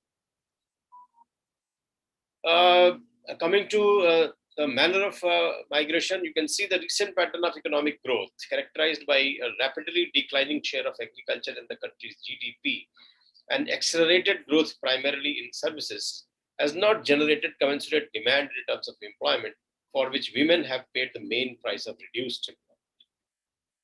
There is a need to bring into the debate questions related to structural limitations to the migration enterprise under the current growth path. Nevertheless, the urge to change the conditions of their life and work for it is evident from women migrant workers, regardless of whether they migrate in families or independently. This, combined with a significant presence of autonomous migration by women, not all of which is contractor-driven, does indeed indicate the makings of a wave of social assertion and aspirational motivation. And to conclude, I just list out some worrying trends. One is narrowing of the field of opportunity for women's work-based migration and diversification of employment. Two is reinforcement of entrenched patriarchies. Three is renewed elements of concentrated inequality and degradation for many that are not compensated by the social advance of some. Need for a greater policy focus on redistributive growth, without which migration in India is less rather than more likely to offer a route towards social transformation of a more non-patriarchal and equalizing nature. I would say that to conclude, I would say that though the migration issue has a lot of economic connotations in its understanding, the solutions are on the social side. Solutions are on cultural side. Solutions on correcting the rural-urban divide. Correcting what you call as, there is a scheme called PURA, provision of urban facilities in rural areas, is one scheme that was conceived, would solve a lot of the issues in migration. Nobody likes to migrate. Migration in India, by and large, is a compulsion or a force that, of course, that uproots people from their own social systems and cultural practices, and therefore can be taken as a problem that needs to be solved. But solutions must lead to social integration, solving social issues and cultural issues. Not, of course, when you see that there is a more and more mechanization and industrialization and use of ICT and remote facilities is increasing, it is leading to more loss of jobs of traditional nature in the fields. And therefore, you can always see this possibility of migration, poverty, employment, and social problems all combined into one and breaking the equilibrium of the society. And therefore, you cannot touch one and believe that the other will be solved automatically. We have to have a fine balance between all these so that this equilibrium remains maintained. There is a linear system which balances the whole system of balances. Of course, the globalization process and the capitalism by thought process and as a problem-solving idea has its own serious limitations and which need to be debated. And that's why I said we need to have a 10-year period for debating even those issues which lead to this kind of a thought process and creating narratives as to how this problem can be solved socially, locally, without turning into global issues. Thank you very much, Dr. Oksana, for letting me present my small piece of paper. And I wish best of luck to all the paper presenters till around 7:15, that Indian Standard Time that we have time for. And I hope that I will be able to meet you at the end of the session again. Thank you very much. Thank you very much, Professor. And I would like to tell you, your speech, your presentation was wonderful, as always, very informative, very interesting. Thank you very much again for your time, for your presentation. And I would like to ask, dear colleagues, maybe you have some questions to our dear speaker. Okay, if not, in this case, I would like to introduce to you again our dear colleague, dear speaker from Finland, our dear professor, adjunct professor, Dr. Elli Heikkilä. She is also not only our dear speaker, but also she is co-chair of our plenary session. In this case, I would like to invite our dear colleague and our wonderful speaker to present her presentation, her speech concerning human capital. And the title of her presentation is Fully Used Human Capital, Economic Integration of Immigrants and Challenges in Finland. So, dear adjunct professor, our dear speaker, I would like to invite you to introduce your wonderful and valuable speech for us. So the floor is yours. You're welcome.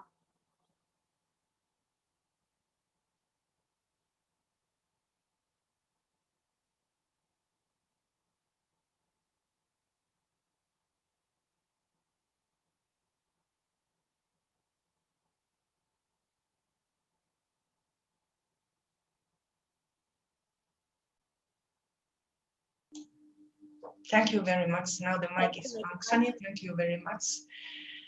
Dear Chair Professor Dr. Manoy Dixit, dear moderators, Dr.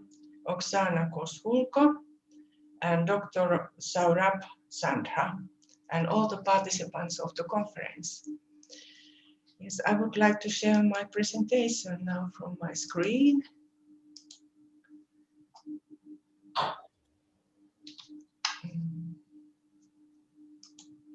Yes, as it was already said, that the theme is about fully used human capital, economic integration of immigrants and the challenges in Finland. And I tell first about the background, because maybe you all do not know about Finland so much, maybe about our immigration background population.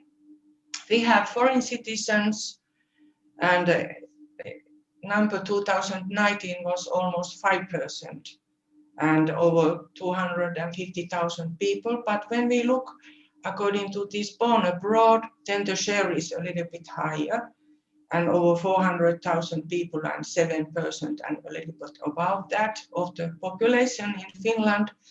And which are the largest groups born abroad?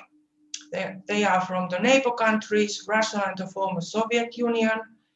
Over 70,000 people from Estonia, south from us, 46,000, and Sweden, 32,000. And then we have these refugee background people as a big groups from Iraq, Somalia, China, and Thailand. These two are refugee background, Iraq and Somalia.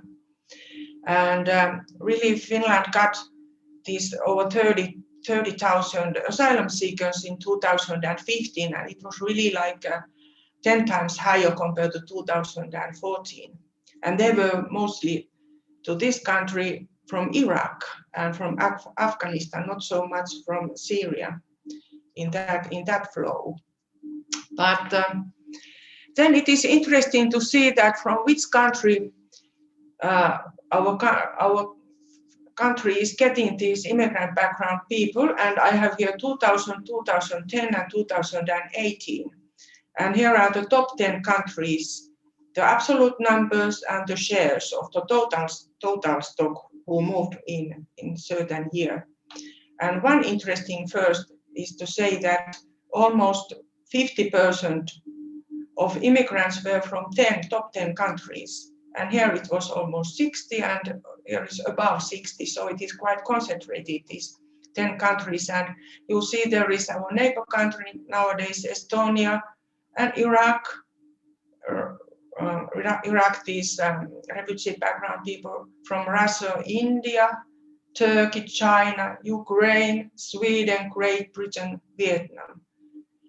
So these are the top 10 countries. There are some small changes from year to year, but mostly they are very much the same countries.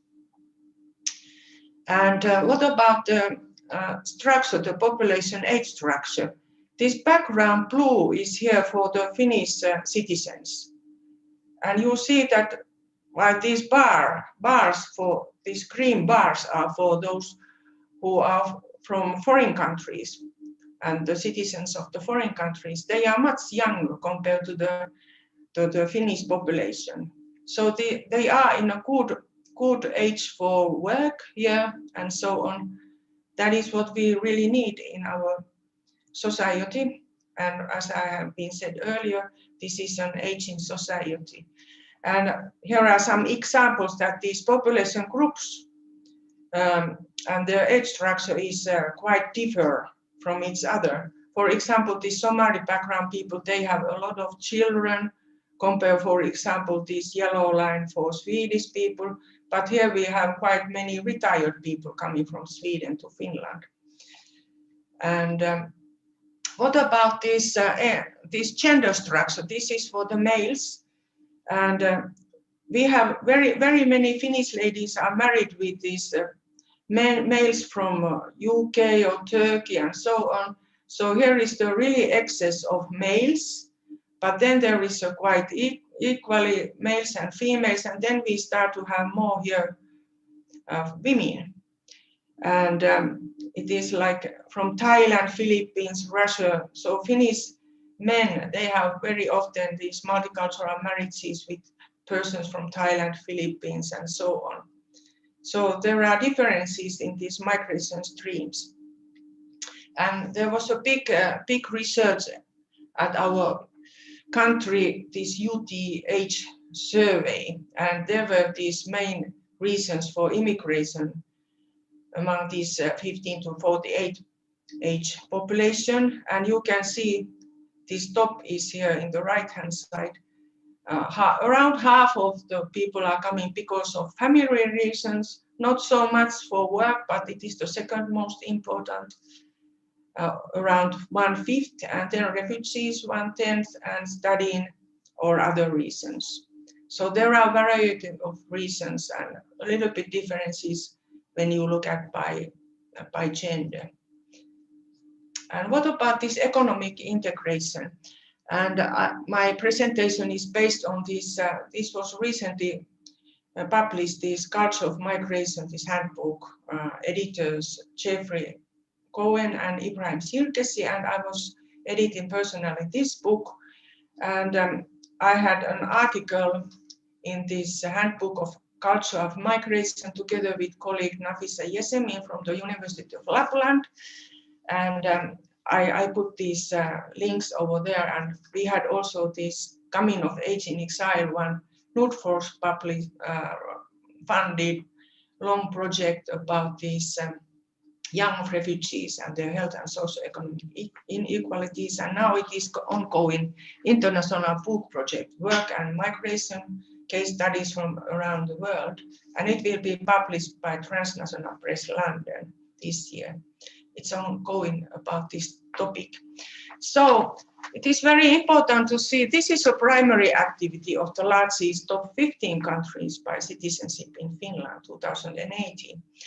And when you look separately these population groups, and here is 100, and what type of people are coming in from Estonia and how they are, what are their primary activities. So from Estonia, which was one of the biggest streams, they are very often employed and not so often unemployed. They are labor immigrants very much. But then we have, for example, for refugee background people, Iraqis, they have higher unemployment rate compared to several other countries. And for example, Syria, they have very few are employed. But from the Western countries, from Great Britain and also EU country Poland and Ukraine, also 48% employed. And we have, in certain groups, we have lots of children from Syria. We have the children, students, there are differences. If you see from Afghanistan, very many are students and pensioners, as I was saying earlier, from Sweden. And so on. And we have a lot of people outside of the labor force still. And there are some differences between these foreign origin men and foreign origin men and Finnish origin men by professional groups. These are employed people.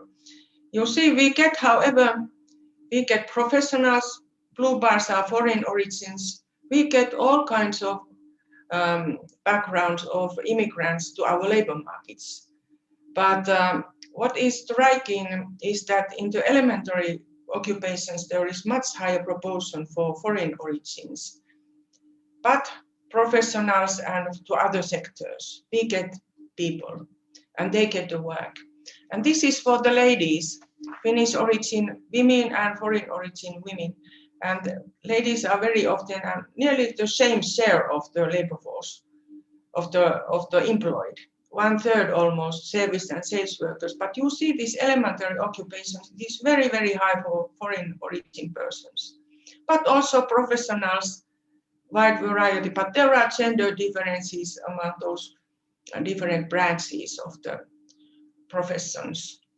Here is one example how it is for German origins and Somali origins persons who are employed.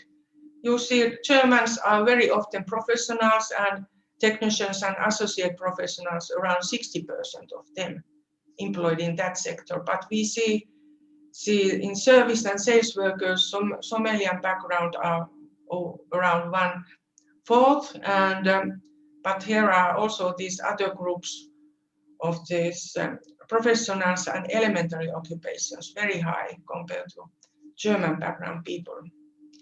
And this is from that CAGE project. So we can see these are highly educated people who are 30 years old in 2015. And you see these refugees first generation, there are professionals. And here are these background people. Some people have been whole of their life in Finland. Some people have been maybe several years. So there is a wide variety of who are these people. But however, about the refugee background people and highly educated, some they are in quite we could say secondary labor markets, that they are not in the type of work what was expected according to their educational background. And this is a comparative numbers for those who came by other reasons, not refugees and the Finnish natives. So they have a little bit higher percentage for example, for elementary occupations and some other crafts and related trade workers and so on. And what about these unemployment rates? When we look from this, what I was editing that book, and this is the same even today, that for Iraq and Somali background people, the unemployment rate is over 70% when we look it by the labor force. Share of employed and unemployed divided. This is the labor force background, not the primary activity. So there are huge differences. And for Finland, that time it was a little bit 10%. But we have to remember, as we were discussing earlier session, that there are those forced migrants who are not so fast ready to come to the labor markets. These transitions in the labor markets about those challenges, that it is really true that people are not, these immigrants, they might not take the job which is corresponding their level of education. So we see this brain waste and over-education, and it is their purpose is that they get the first step to the labor market and they start to build their own social network. They might have also, they might lack the well-functioning recruitment network. And what we know also that people's working life, it is not like straight line, that you enter to the labor market, you are forever over there.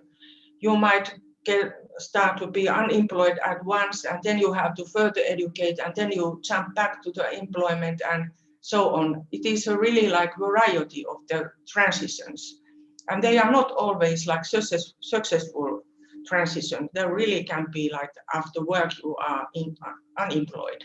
It depends also from the economical cycles. And this language issue is very important. We have two official languages, Finnish and Swedish, and very often these employers are willing to have people that they understand Finnish language. But we have, of course, labor market where you can manage in English, and it is possible to work with that language. And here is this, that these employers, they take it as a sign of reliability if there is a proficiency of this official language is one of them.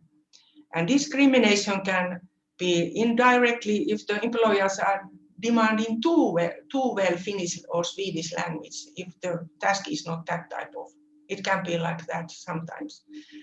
And some people who are employed and they don't manage Finnish language or Swedish, they think that they might not stay here forever because they would like to communicate also with the national language here in Finland. And employers are thus as gatekeepers, and they, as I said earlier, there is this lack of ability to speak what they say, these languages, and also that they don't know how to evaluate these certificates from different countries if they are not from EU countries coming to Finland. So it is demanding from the employer's point of view. And there can be also that the recruiters feel, some research have shown that they feel closer to those who have the same cultural proximity. But there are also these positive signs, of course, that those enterprises which have recruited immigrants, they have very often positive message that they see that these employers, these immigrant background employers are diligent, high level, they have high level of motivation, honesty, politeness, flexibility, and so on.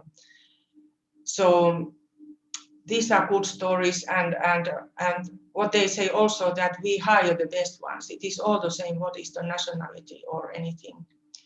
And for the end, Finland population structure, this is a long forecast 2070, but it is changing all the time. We are aging society. I heard recently that Japan is #1, Italy #2, and Finland is #3.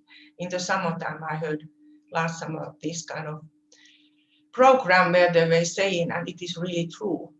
And we have the situation that we have more people exiting from the labor force. This is example 60 to 64 years old people, and those who are younger, 20 to 24.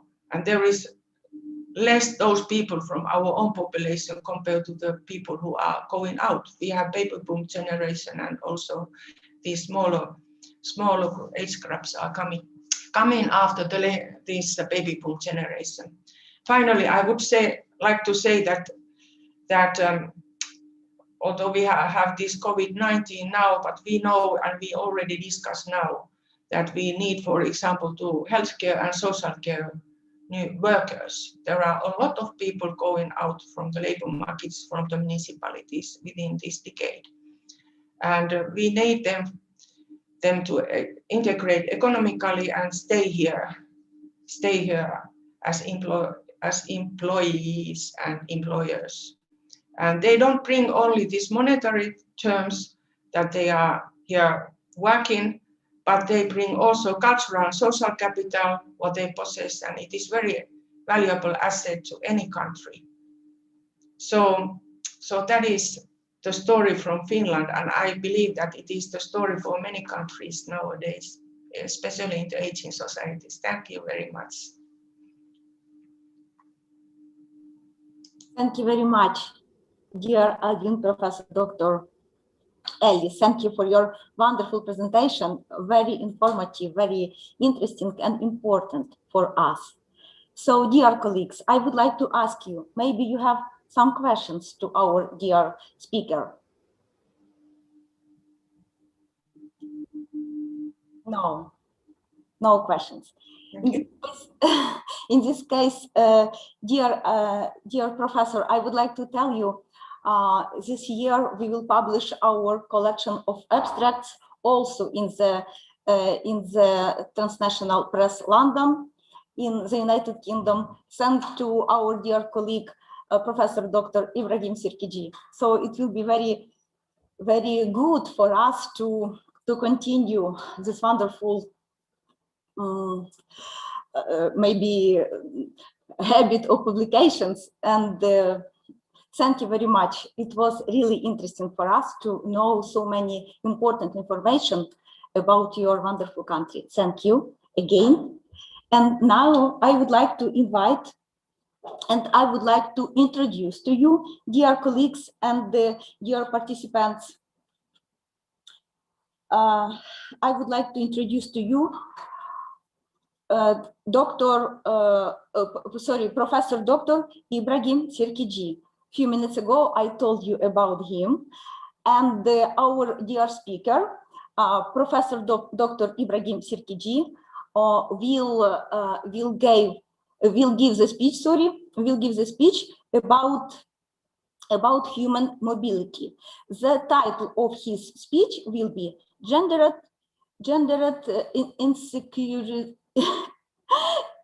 insecurities driving human mobility. Our dear speaker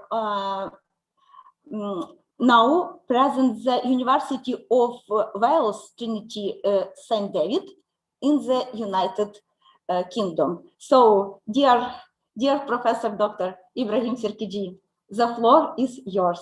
So, you are welcome, please.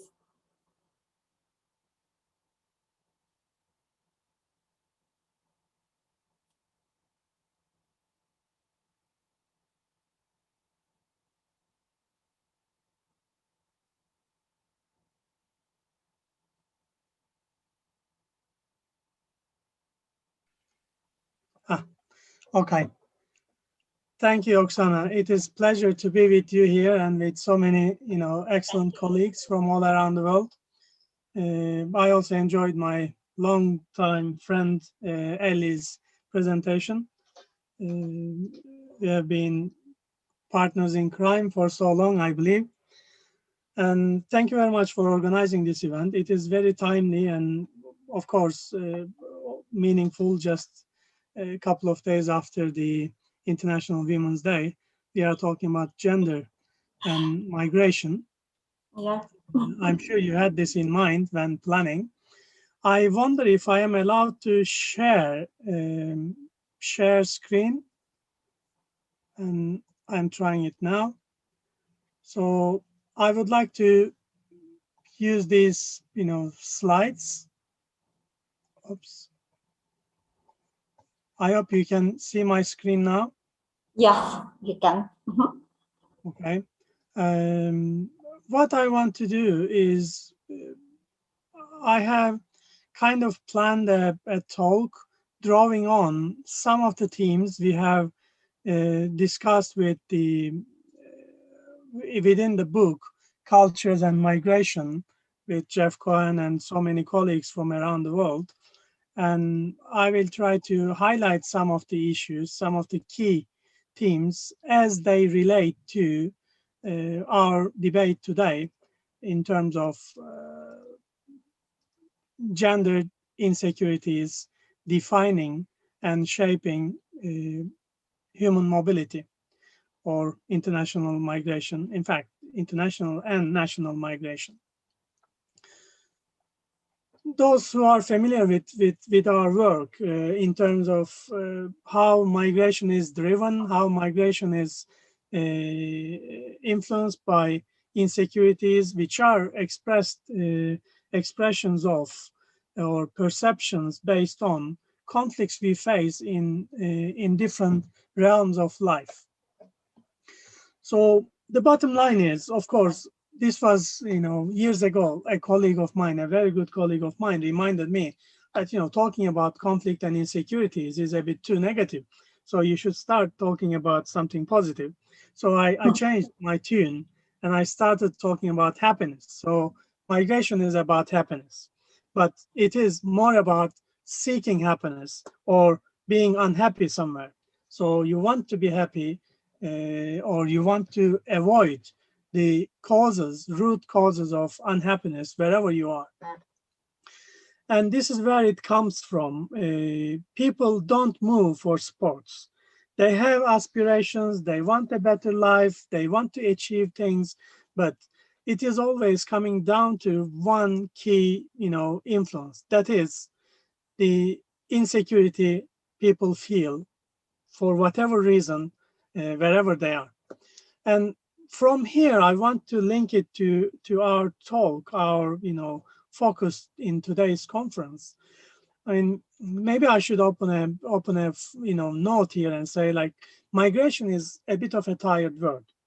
We should also think about it. It is tired in many senses, but also it doesn't necessarily capture what the full meaning of contemporary human mobility is. The dynamic nature of movement is not reflected in the term migration. And it is almost always, when we use it, almost always we refer to a move from a point A to point B. And this is why we need to emphasize that migration is a process in quotes, and must also add often it is an open-ended process. So you can talk to migrants around yourself and see how settled they are. I mean, this settled, even that word is like controversial in a sense. What are their future mobility plans, return plans, and so on? So the bottom line is people don't simply move to a place and then settle. We are in constant negotiation and assessment of the environments we live in.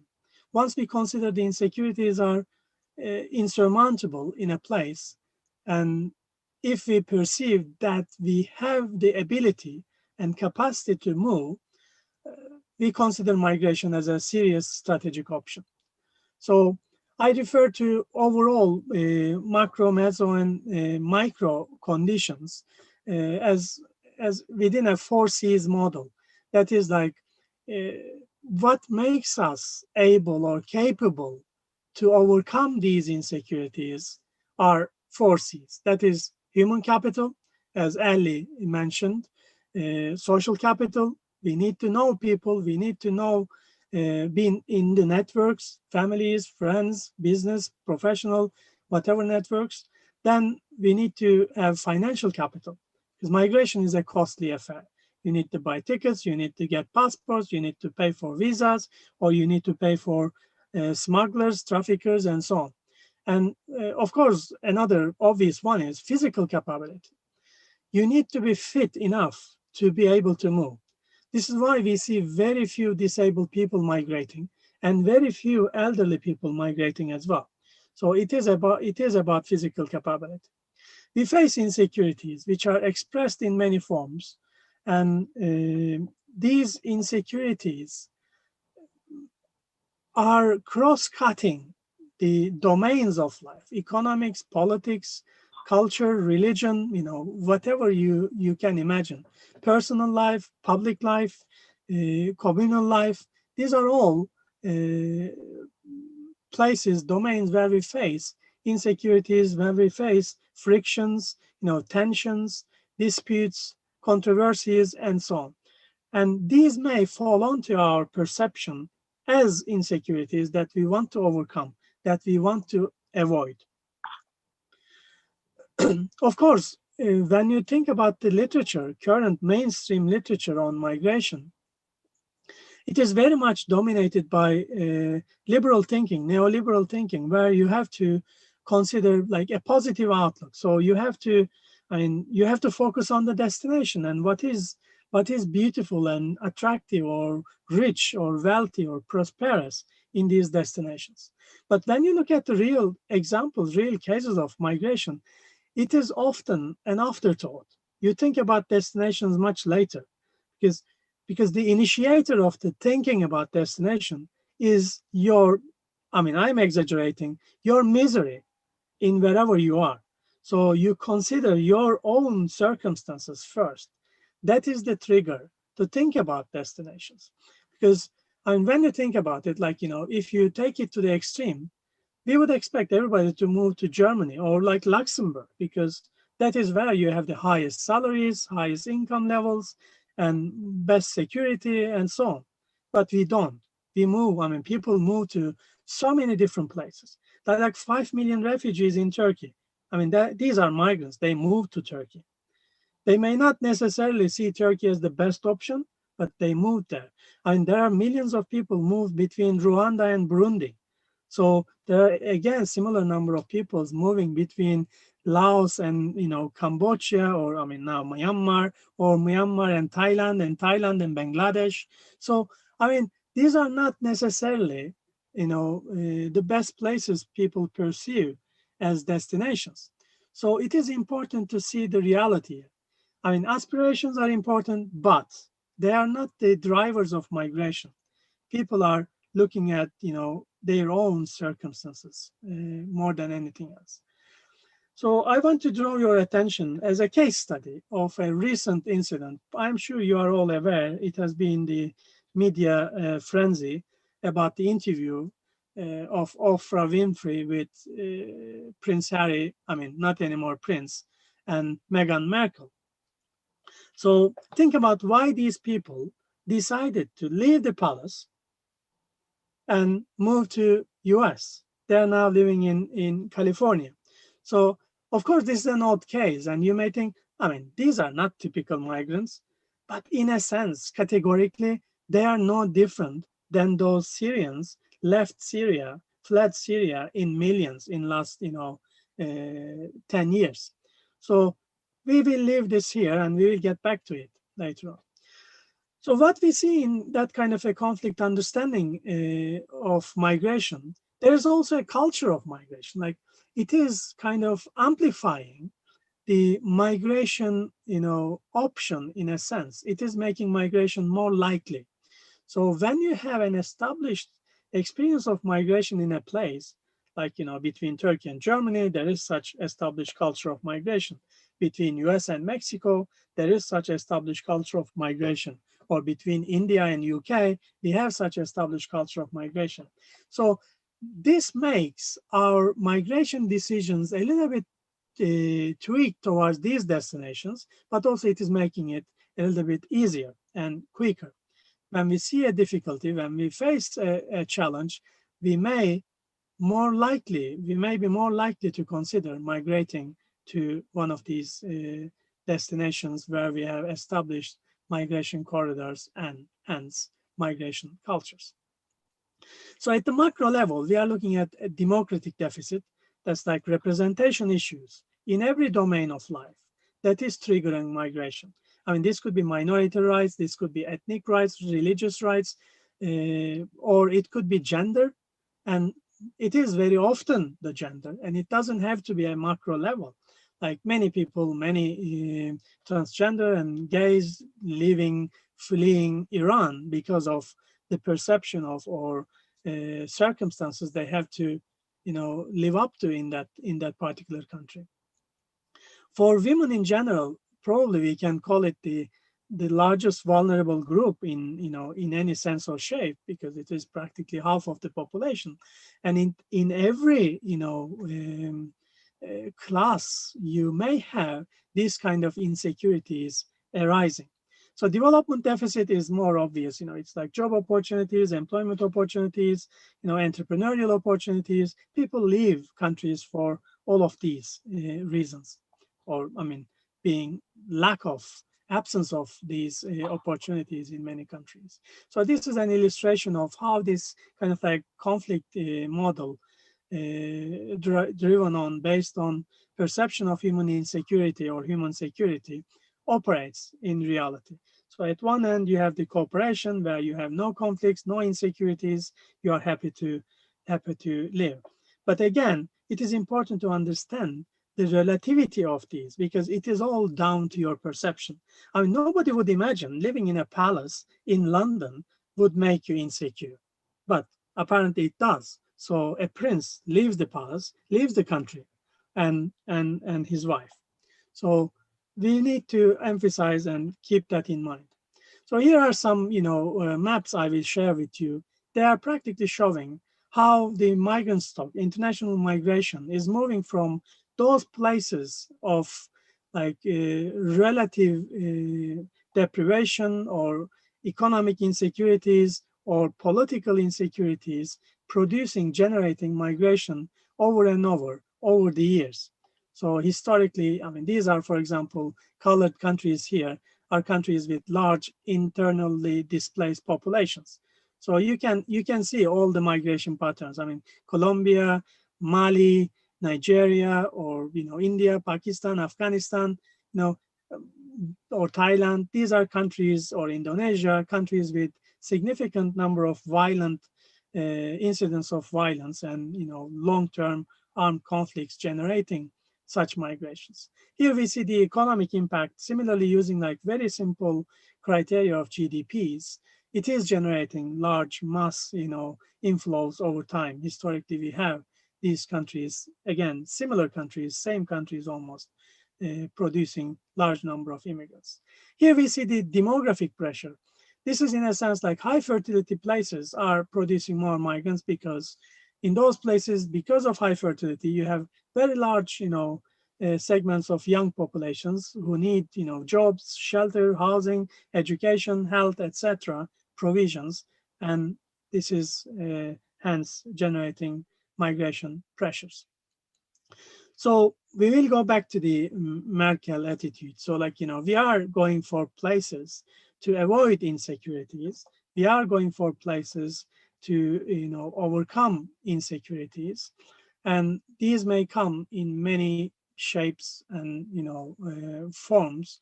And gender is definitely one strongest,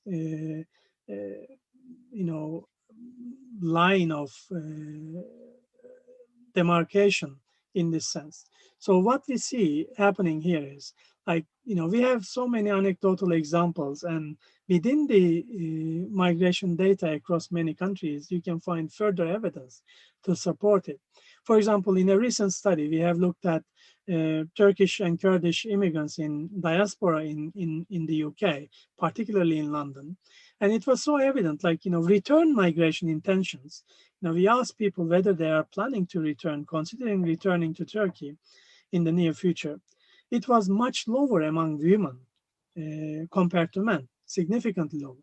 So, we are interpreting that as an indication that women perceive their positions in the UK as relatively better off, relatively secure, particularly those in both ends of the economic and human capital spectrum, like those very well educated and those very little educated, particularly feel more secure in where they are, and they are not considering returning back as much as their husbands and brothers and and uncles, the man in the family.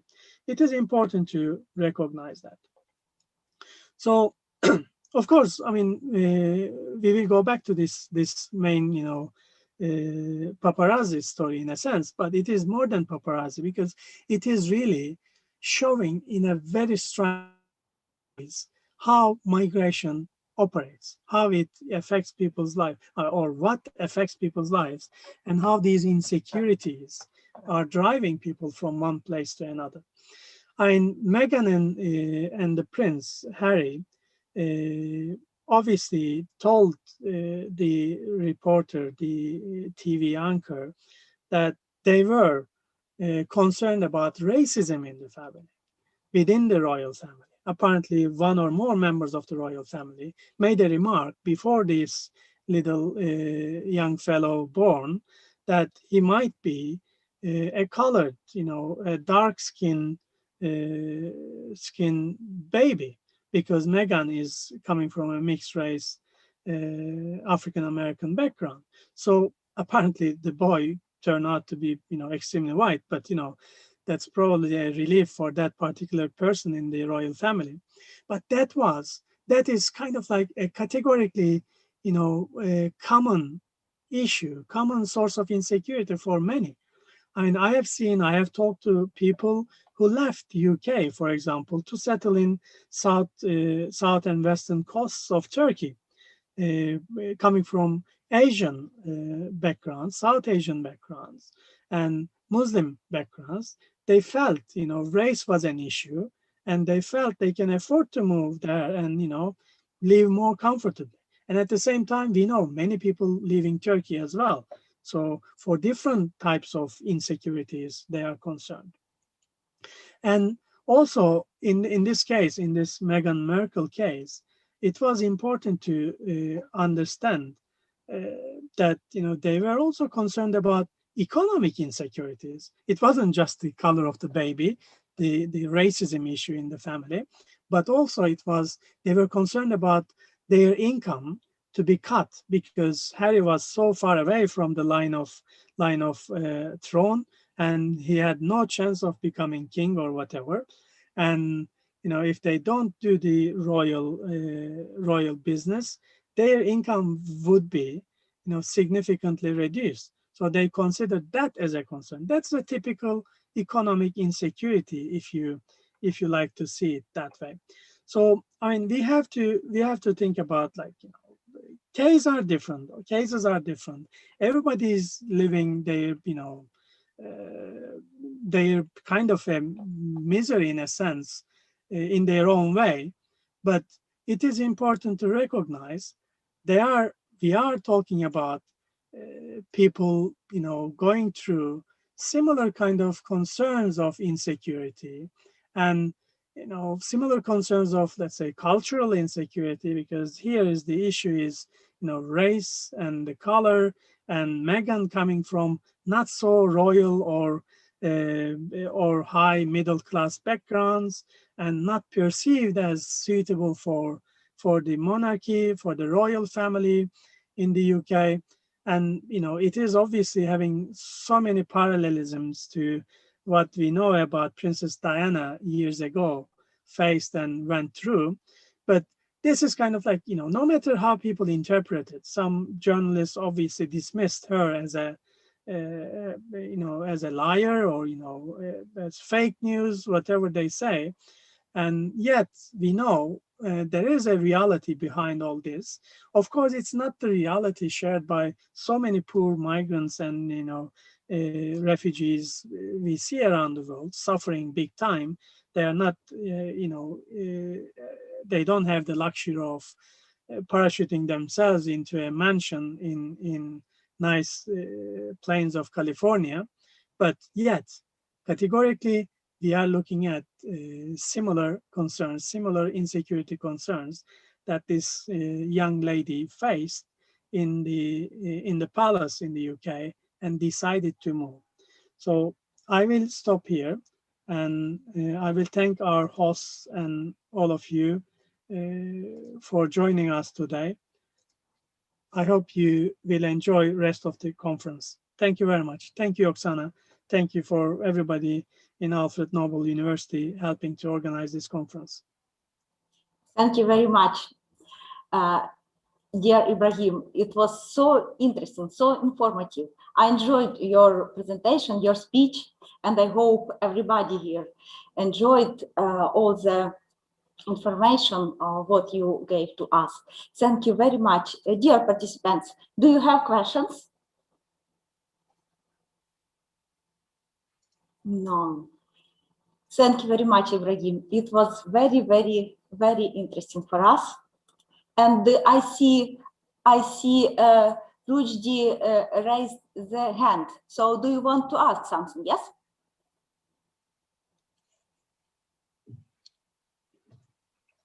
If you would like to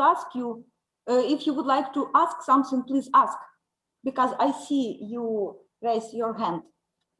Oksana, I mean, I think the system only allows you to unmute people. Yes. So they cannot speak. Yes. You have to unmute them before so they can talk. That's right. Yes, yes. Just Thank you. Just now I unmuted Rusdi. Yes, Rusdi, please. The problem is that we cannot unmute ourselves. So, Oh, we will migrate soon. okay. So thank you for this nice conference, and thank you, Professor Ibrahim, for this nice and interesting presentation, and as well a deep analysis of migration in micro and micro level, and as well a wide talk about the royal couple. I would like to know your opinion about what do you think migration is a political decision? So somehow politics allow X country to accept migrants, let's say of Albania. I am from a country that this problem is so deep and painful, but as well as is seen as a window for a better life. And as well, it could be even a political decision that accept X country migrants. What do you think about this? Yeah, thank you very much, Rujdi. That's a very, very good question. I mean, one would say I studied political science and I have been involved in politics to an extent. Everything and anything is political, so we can't avoid it. So, and you are right, you know, many countries have some specific policies regarding migration and admission of migrants. Like, you know, we know, for example, Germany at some point had this like former German, you know, populations in Soviet countries to return. So that was a good example of politically set, you know, admission policy in that regard. So it wasn't anybody who is, you know, suffering or not happy where they are, but only those German with that kind of specific ancestral, you know, links. Or same we had in Turkey for so many years, those people coming from Turkic origin they describe, and Turkic origin is pretty vaguely described in this case. It includes like Muslim populations in Balkans, as well as, you know, Turkic groups in Central Asia and Caucasia and so on.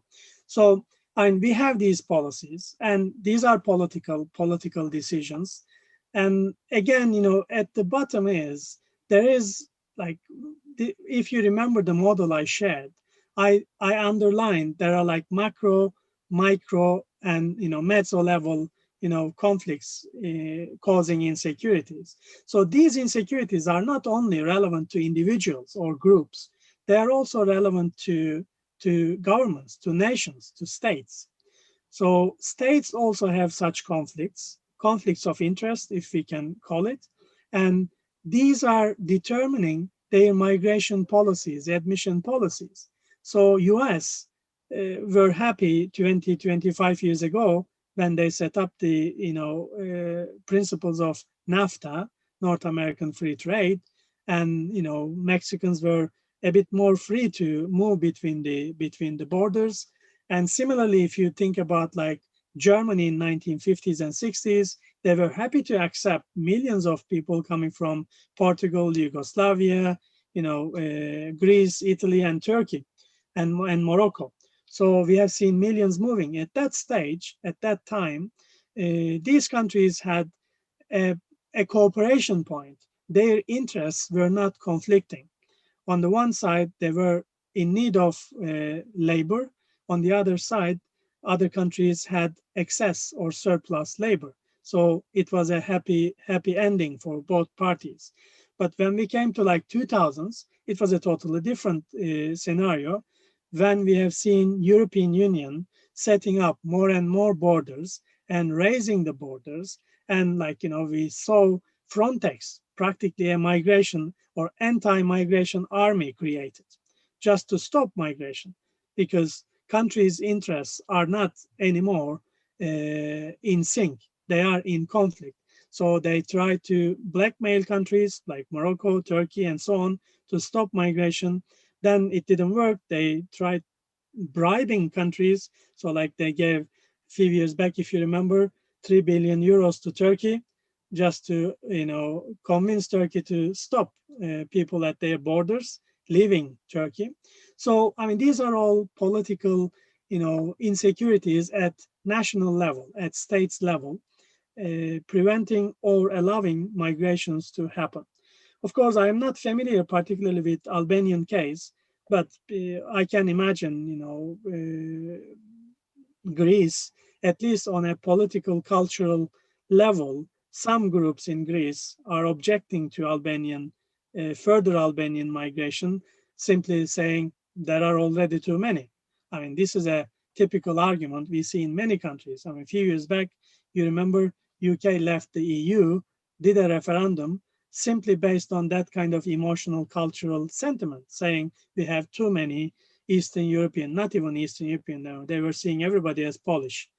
Even my wife, my Turkish wife, were attacked on the street by a racist, pig, sorry for language, shouted at as, you Polish, go to Poland, something like that.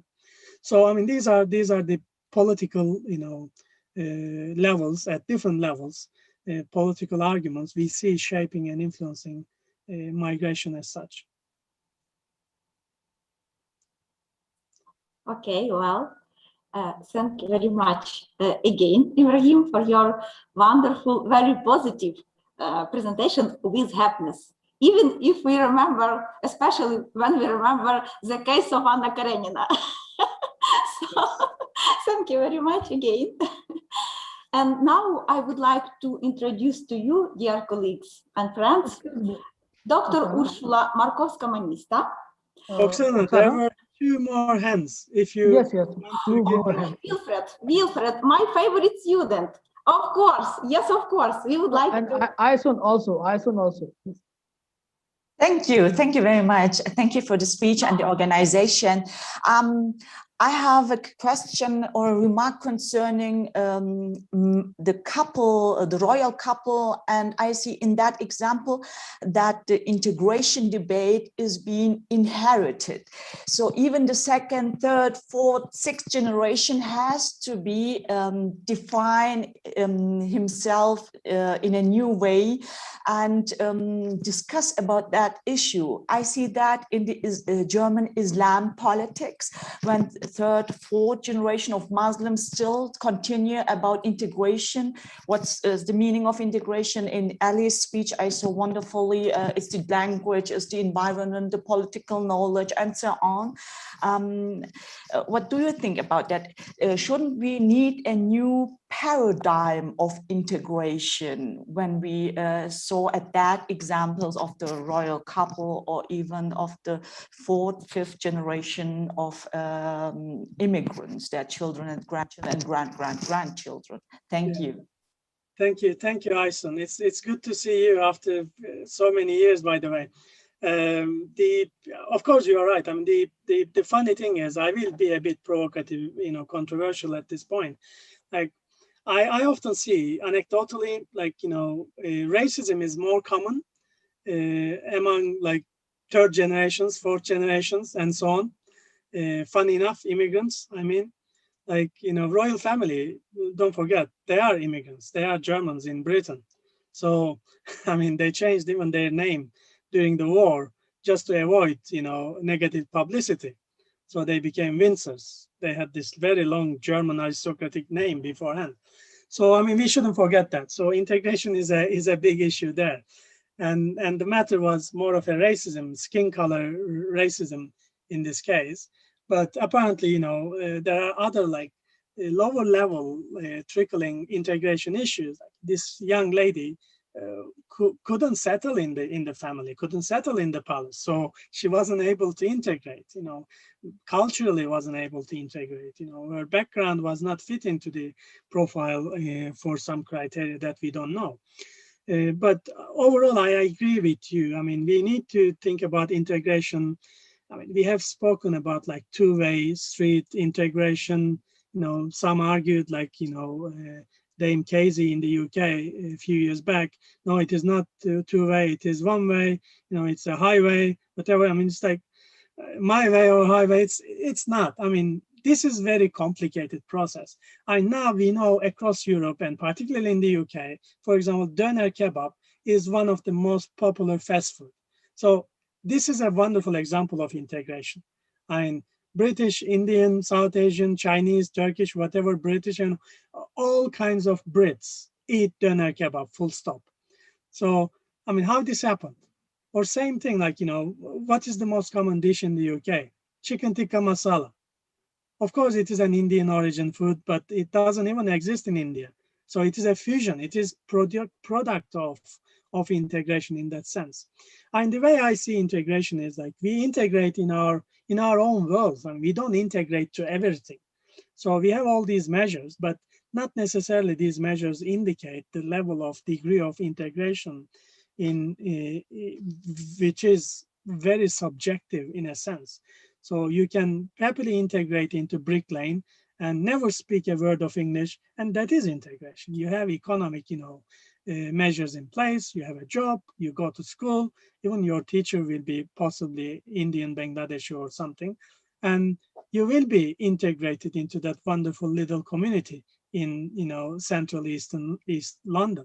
So, I mean, where does it start? Where does it end? You know, so like, how do we explain, for example, white English populations have been leaving the city centers or metropolitan areas in big numbers for the last 3 decades? So, like in London, practically you can't see any, you know, English people. So, I mean, like, is this an indication of that English people finding it difficult to integrate? I mean, can we ask this question? We can. I mean, it is a legit question in that sense. So I agree with you. We have to throw more questions to that integration debate and reject some of the, or at least question some of the well-known principles and scales of measurement we have in place and we use in our studies, in our policies, in our media. Thank you for that. Thank you very much, Ibrahim. And also I would like to invite, of course, my favorite student, Wilfred. He would like to ask something. Wilfred? Yes, hello. Yeah, okay. So please. Yes, please. My question is also about the couple. Yes, so Prof, you did say that the couple left from the UK to the US. Now, I cited a correspondence which supposed to have emanated from the Buckingham Palace. Now, from that, I can infer that the couple left of the prince's own volition. So, will I be right to say that having taken that move, he has sort of repudiated himself from the royal family? And is it possible for him to also say that, okay, now I want to stage a comeback, looking at the fact that the child didn't become Black as they assumed that he was going to be? Thank you. Thank you, Wilfred. I mean, I can see now why you are Oksana's favorite student. Very good question. I mean, you pointed something interesting there. like saying she willingly, voluntarily left the palace. And that is how I reject the idea of voluntary, involuntary migration or forced migration debates we have so common dominant in migration scholarship, because that is a very good example. I mean, she left, of course, on her own will, but when you read the story, when you hear the story, it is obvious. She felt she has to leave. So it is a forced migration. I mean, she didn't become a refugee because so rich, I mean, because she is so resourceful, but that is still a forced migration. That is a migration out of insecurity. That's a migration out of conflict between her and the royal family and the norms in place in the royal family and the palace. So that is important to recognize. Okay. Thank you, Wilfred. Thank you, dear Professor Ibrahim. Thank you, Oksana. Now you can mute me and let others enjoy the day. So, Ibrahim, do you see how your presentation and ideas were popular? In this case, thank you. Thank you again. And now I would like to introduce to you Dr. Ursula Markowska-Manista from the Faculty of Education, University of Warsaw from Poland. Ursula will present a very interesting and very informative presentation entitled Decolonization Approach in Research about Migrants and Refugees, Female Research Experience from the Field. So, dear Dr. Ursula Markowska-Manista, we are waiting for your wonderful speech. You are welcome. The floor is yours. Okay. Hello, Oksana. Hello, thank you very much. Ladies and gentlemen, dear organizers, participants, and guests, I'd like to emphasize that it's an honor to speak at this international conference, and thank you very much for the invitation and, of course, organizing this event. I'm a little bit afraid that I have bad connection with the internet connection because it's very windy outside, but I will try to open my PowerPoint. Okay.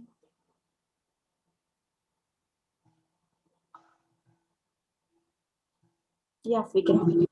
Yes? Yes. Okay. So I will discuss decolonizing approaches in research about and with migrants and refugees, focusing on their participation in the critical migration studies. And I understand participation as a crucial for understanding the decolonization of approaches in research based on Professor Laura Landy model of participation, which means not only as listening, but as active presentation of one's views and as participation with the right to express that view and to ensure it is listened and to and acted upon as appropriate. It is, of course, a huge challenge for us researchers, but these challenges are worth taking up when searching for paths of change, especially concerning the local dimensions of women's and girls' migrations. When we look at migration processes relating to women, we will see that we still have blank spots, crises, and understatements. Women's migration as a process that marks the lives of both adults and children demands constant reflection and a new, reliable interpretation of the reality in which women as migrants and societies called host function. Migration and especially refugees is usually triggered by situations that are more difficult to face than those encountered by adults and children at the next stage of their journey in refugee camps, refugee accommodation centers, in the new country of residence. Migration usually stigmatizes and forces one into submission. It leaves its mark, especially on women and girls. In my presentation, I would like to focus on obvious aspects of migration. Once we are frequently unaware of migration in which women play the main roles, I would like to draw attention to the situation of migrant women against the background of the political crisis, but also an existential one, the crisis of our human values, as Jacqueline Baba mentioned in her book, Can We Solve the Migration Crisis?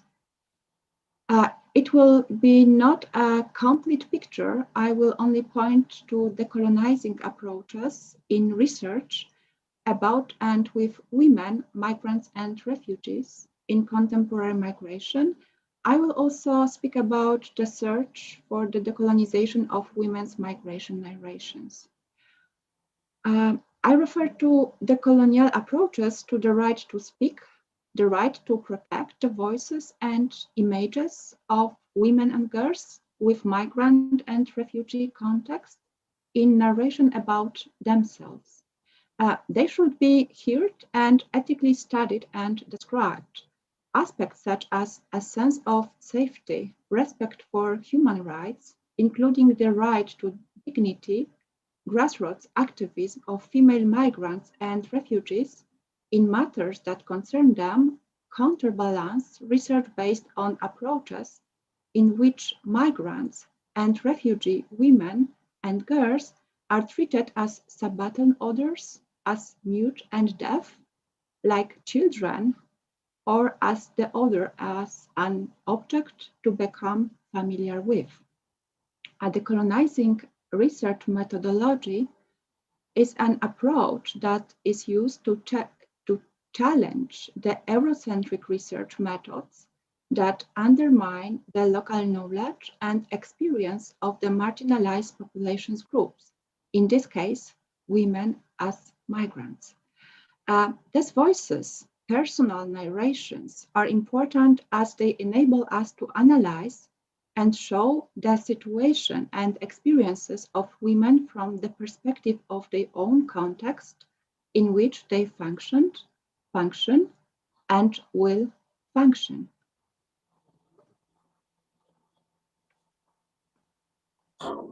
The incorporation of an ethical decolonial approach in narrations about migrants and refugees and narrations of migrants and refugees allows us to avoid the perpetuation of epistemological violence, hidden discrimination, and incomplete generalizing representation of refugees of thousands of people that fails to present their own stories in their own narrations. So women migrants can thus become partners in the research rather than being the research author. It is thus worth asking a question about female migrants' position in research and relations connected with research concerning women. And so research about, research with, research about and with women and girls. In all these approaches, we have to pay attention to relation of dependence and asymmetry of relations, power relations, and soft power in discourse, especially power of language. Then symbolic violence, and finally, the perception of female migrants as passive recipients of practices and research, which reinforces the perception of the lack of agency. This makes us look for an answer to the question why the need to apply a participatory approach in migration studies concerning women and girls. The first important aspect is the participatory shift, and so the application of participatory or partially participatory research relating to groups which are excluded, marginalized, and discriminated against and so migrant women and girls. Secondly, this type of research has an emancipatory value and so a contribution to the empowerment of the studied group. Finally, participation. Researchers try to eliminate the negative phenomena they describe as co-act with and for a particular unheard, unseen group, one that is neglected in social discourse. A participatory approach in migration studies concerning women and girls is then oriented towards migrants' perspective, as it focuses on a given minority group, children, national, cultural, and social minorities, migrants, and its conduct with, by, and not only about, based on respect for human rights in the process of participating in research, focusing on humanizing research methodology and ethical symmetry. This way, this type of research meets the condition of validating groups that were previously unseen in social research. In this approach, researchers act with people and for people, and they apply an approach oriented towards critical reflection on their role and place in the research process and the relation between the researcher and the researched in the process of constructing knowledge.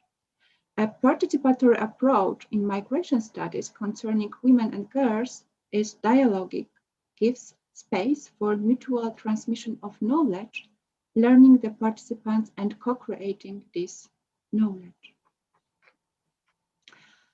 My own experiences and reflections focus on women, both researchers and participants, coping with difficult research situations have led me to reflect on the need to decolonialize approaches in research about and with female migrants and refugees in research concerning them.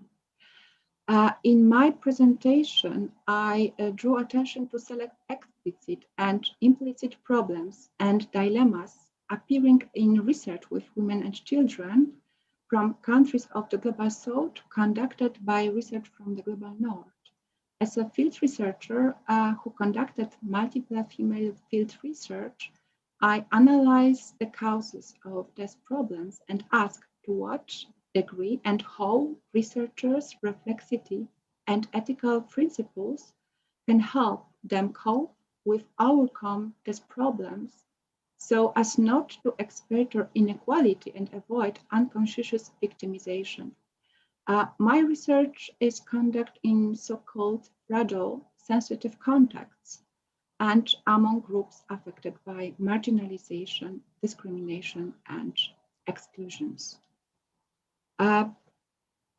Participatory research not only describe the world from the perspective of co-researchers, but first of all, transform it and decolonialize it. Such research creates democratic research praxis with transformative orientation. This model is based on decolonization, inclusion, participation, activism, and social change. These are key elements of the process of decolonizing research about and with migrants as refugees. So that's all on my part. And to conclude, I will add that the decolonization of thinking about women in the situation of migration, as well as the implementation of a participatory approach towards research and practices with women from their perspective and with their perspective on migration taken into consideration is of great importance to all of us. The incorporation of participation of migrant women in research and practices that concern them on the local level will allow us, as Jacqueline Baba indicated in 2019, to acknowledge their human rights.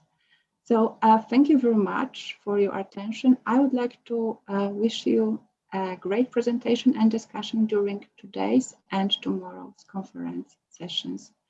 And now I will hand you over the organizers, and I will be happy to answer any questions if we still have time. Thank you very much. Thank you very much, Ursula. Thank you for your wonderful, informative, and very, very interesting presentation. And now I would like to ask our dear participants, do you have questions to our dear speaker and presenter? Whenever anyone wants to ask a question, just raise your hand and we will unmute them. Yes, Tulay, I see. Hi, So, everyone. It's lovely to be here. Ursula, it was an amazing job you have done, and I'm not going to ask any question. Actually, I have many questions, but I rather send you an email regarding this. But it's you've done an amazing job. Thank you, and I would like to have your book on my hand immediately. Thank you. Thank you very much, Tulay. Thank you. So maybe someone would like to ask our dear presenter something. No, it seems not, but thank you very much, Ursula, again. Thank you for your very interesting information for us. And now I would like to invite and to introduce to you, dear colleagues and dear participants, Professor Dr. Ramona Mikhaila, Vice Rector for International Relations of Dimitri Cantemir Christian University from Bucharest, Romania. And our dear speaker, keynote speaker, will present the speech and of course the presentation entitled Gender and Migration, Perspectives on Social Inequalities. So, dear Professor Dr. Ramona Mikhaila, the floor is yours. Please, you are welcome. Okay, thank you very much, Oksana. Thank you very much.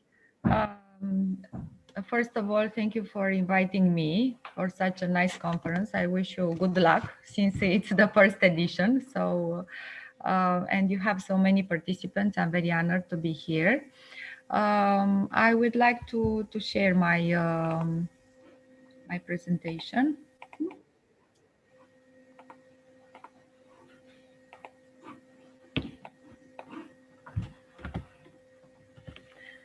Okay, since I'm the last one, I know that the time has already gone. So I still have 50 minutes or less. Just yes, of course. Okay, thank you very much. Thank you very much. Okay, can you see my presentation? Is it okay? Yes, everything is fine. Okay. My presentation is a survey concerning also both gender and migration, and with a focus on women. And I start by defining gender roles as instrumental in defining family migration conduct, shaping the manner decisions are taken. Because women are practically half of the labor force and are relevant actors in the determination to migrate either by themselves or in families, their feedbacks to the issue of earnings from relocation are fairly significant to grasping migration outcomes. Like men, women are supposed to migrate to raise their human capital. Then there are some examples about the labor markets which are unstable. Social settings are mingled, and women's involvement in the labor market is refashioning the decision-making process regarding migration. Women are driven by family, community, and half of acting grounds.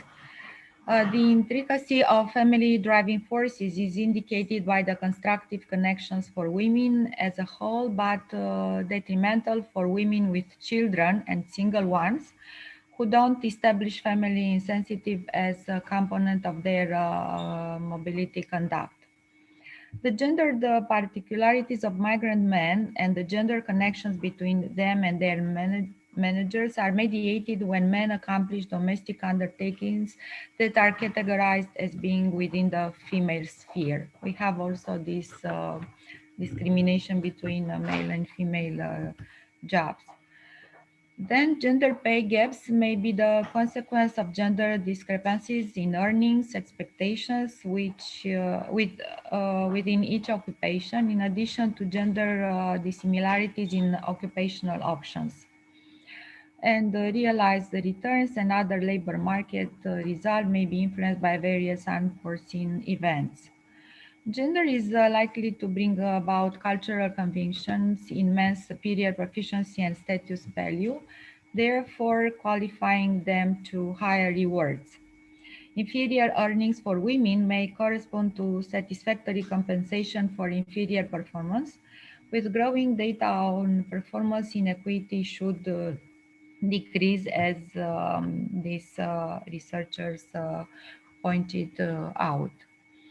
My paper is focused on data from all these statistics databases, and they made estimates regarding the level of education, first of all, completed by young adults, then by the number of STEM university graduates, then the field of education, then the average distribution for tertiary educated adults, then the median earnings of full-time year-round workers in terms of their ages by race, ethnicity, gender, and educational attainment, the proportion of women in senior and middle management positions, and women's overrepresentations in low-wage occupations. Here is net migration rates for 2016. The positive ones are in blue, then the negative ones in orange, the stable ones in green, and for the countries we don't have any data, they are in green. So the net migration rate is the difference between the number of just a second, of immigrants and the number of emigrants throughout the year. When the number of immigrants is larger than the number of emigrants, a positive net migration rate occurs. A positive net migration rate indicates that there are more people entering than leaving an area. And when more immigrate from a country, the result is a negative net migration rate, meaning that more people are leaving than entering the area. When there is an equal number of immigrants and immigrants, the net migration is balanced. I will talk a little bit later about this too. Here we have some examples of human rights of refugee and migrant women and girls need to be better protected. And here is a photo with Syrian migrants, refugees who arrived from Turkey to Turkey borders. Then gender bias in economy's labor market. We should take into account women's social status, because marital status is a significant stratifying variable for comprehending immigrant women's and men's labor force involvement, being associated with a double inconvenience immigrant women confront with in the labor force. Here we have a percent of women in the workforce among all women aged 20-64 years in the European Union, in the countries belonging to only to European Union. Migrant people and other civil society participants catalyze diverse material and moral resources to assert rights and acceptance. Social disparities of gender, race, class, and notion determine the constituting of citizenship worldwide. Female to male earnings ratio are widely reported and also somewhat misleading. And here is the lowdown in their salaries. Gender and framework influence the role of migrant networks, especially in terms of women migrant women. Here we have a chart of migrant labor force as a proportion of the total working age migrant population in 10 main OECD host countries, reporting 2018. In these countries in European Union too, and in Canada, UK. Here we have a distribution of migrant workers by broad sub-region totals, male and females, also in 2018 in the whole world.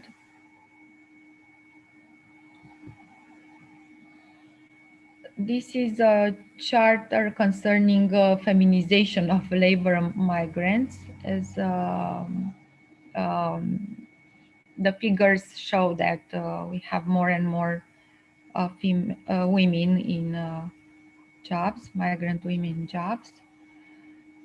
Here is a framework for looking at gender and power. Women represent a large percentage of employees, and this has altered the migration decision-making mechanism.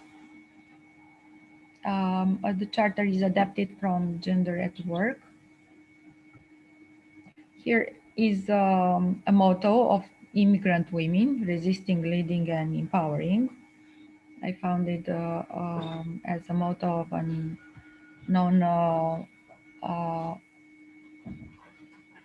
NEOG organization.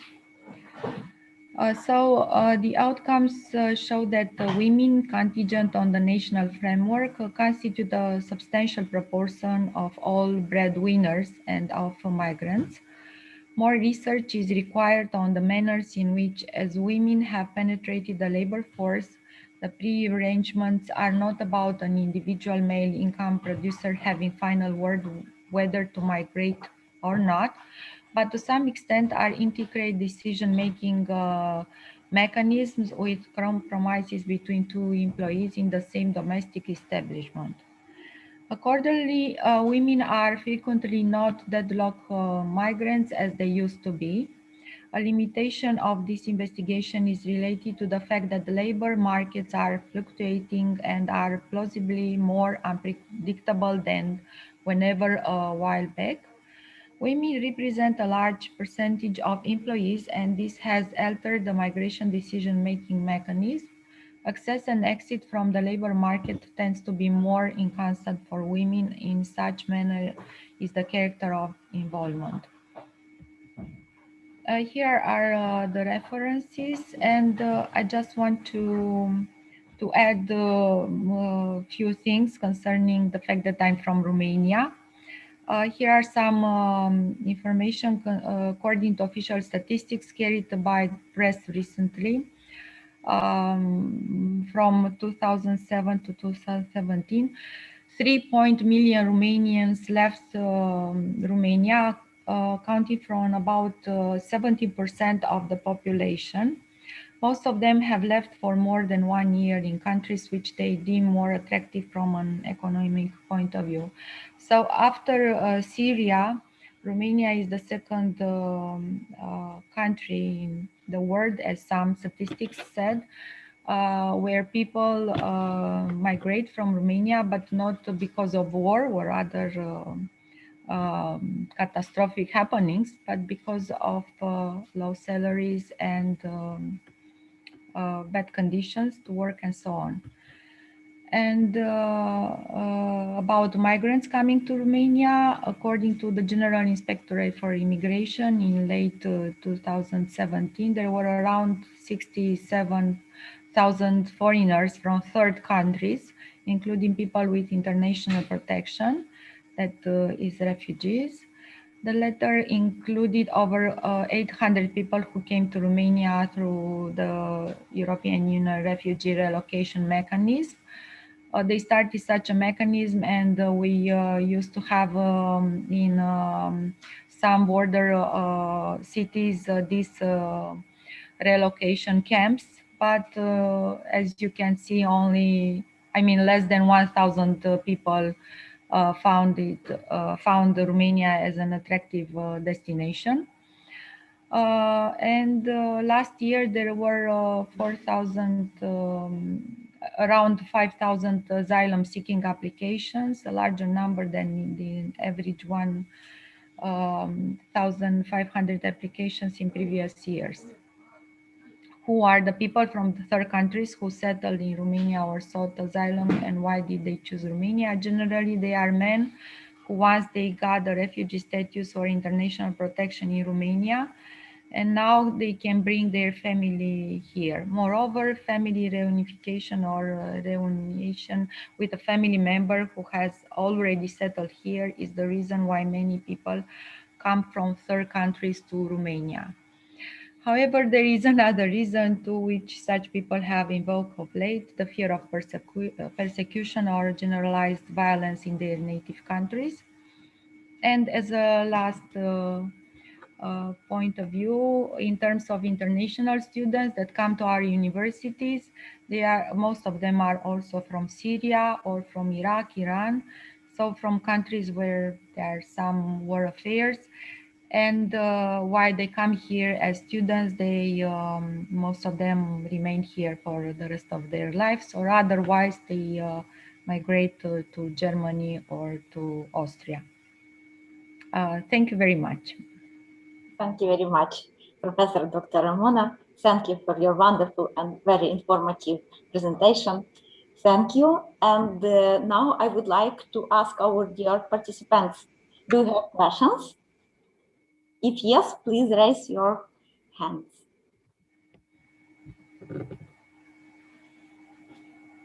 Okay, thank you again. Okay. Professor Datta sir has a question, I think. Yes, sir. Okay, of course. Yes, sir. I have unmuted you, sir.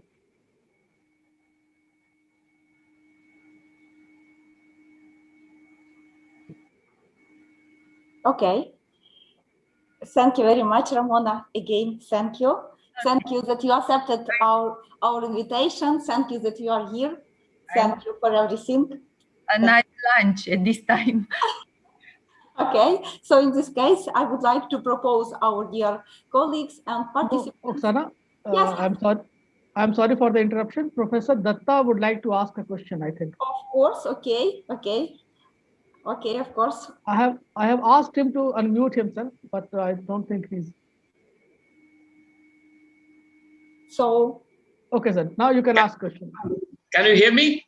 Yes, we can. Mm-hmm. Okay, thank you. Thank you, madam, for your very exciting presentation. I have two questions. One is, you have referred to the role of the civil society organizations in the case of migration. What has exactly been the role of the civil society organizations in dealing with the issues of migration? Question number one. And you have also mentioned that women percentage is much larger in terms of employment. This has also, according to your assessment, changed migration decision-making process. Would you kindly illustrate the argument that you have given? I think I presented some data I found, and I also mentioned all the statistics I found about this. And I meant that from the in terms, let's say, for the Syrian immigrants, at the beginning they were only men, and then step by step there were women also, and they also had jobs and so on meanwhile, because at the beginning only men worked. And has it been positive for women? Sorry? Has the decision-making process, because of participation of women, been positive for the women? Yes.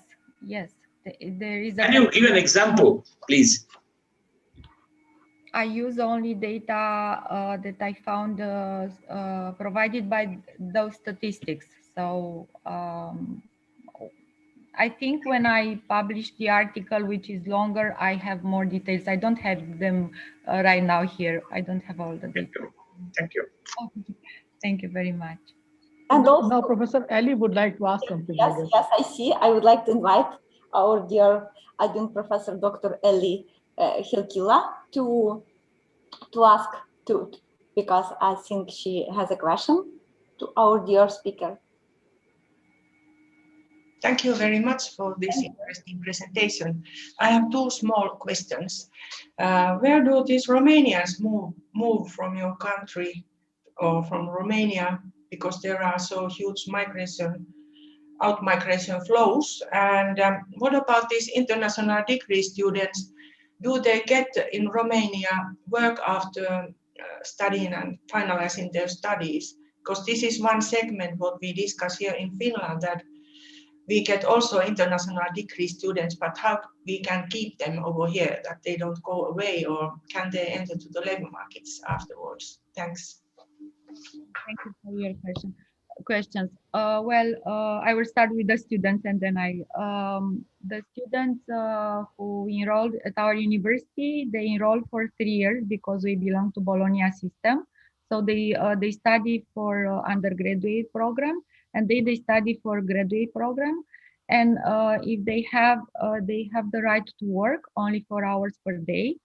And after 5 years, for example, they can apply for Romanian citizenship. So if they want, they can remain, and most of them really want to live here instead of going even to other European countries.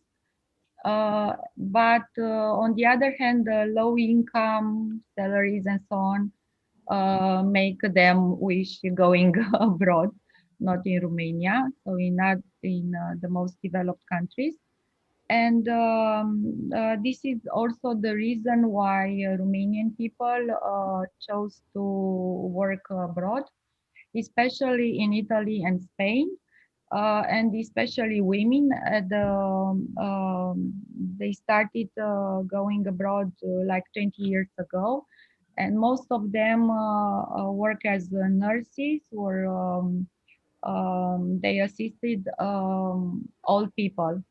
And they went to Italy and Spain because Romanian language is a Romance language, and it was easier for them to learn the languages and I mean, they to get accustomed with all the countries. But when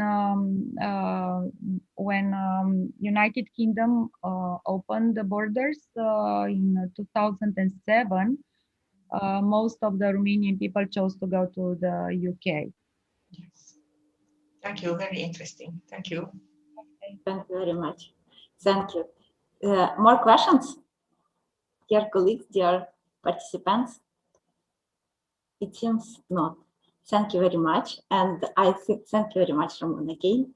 And I think we should have a short break, 15 minutes break for our refreshment, and then we can continue. Thank you very much to everybody. And we will see each other very as soon as possible after 15 minutes. Thank you.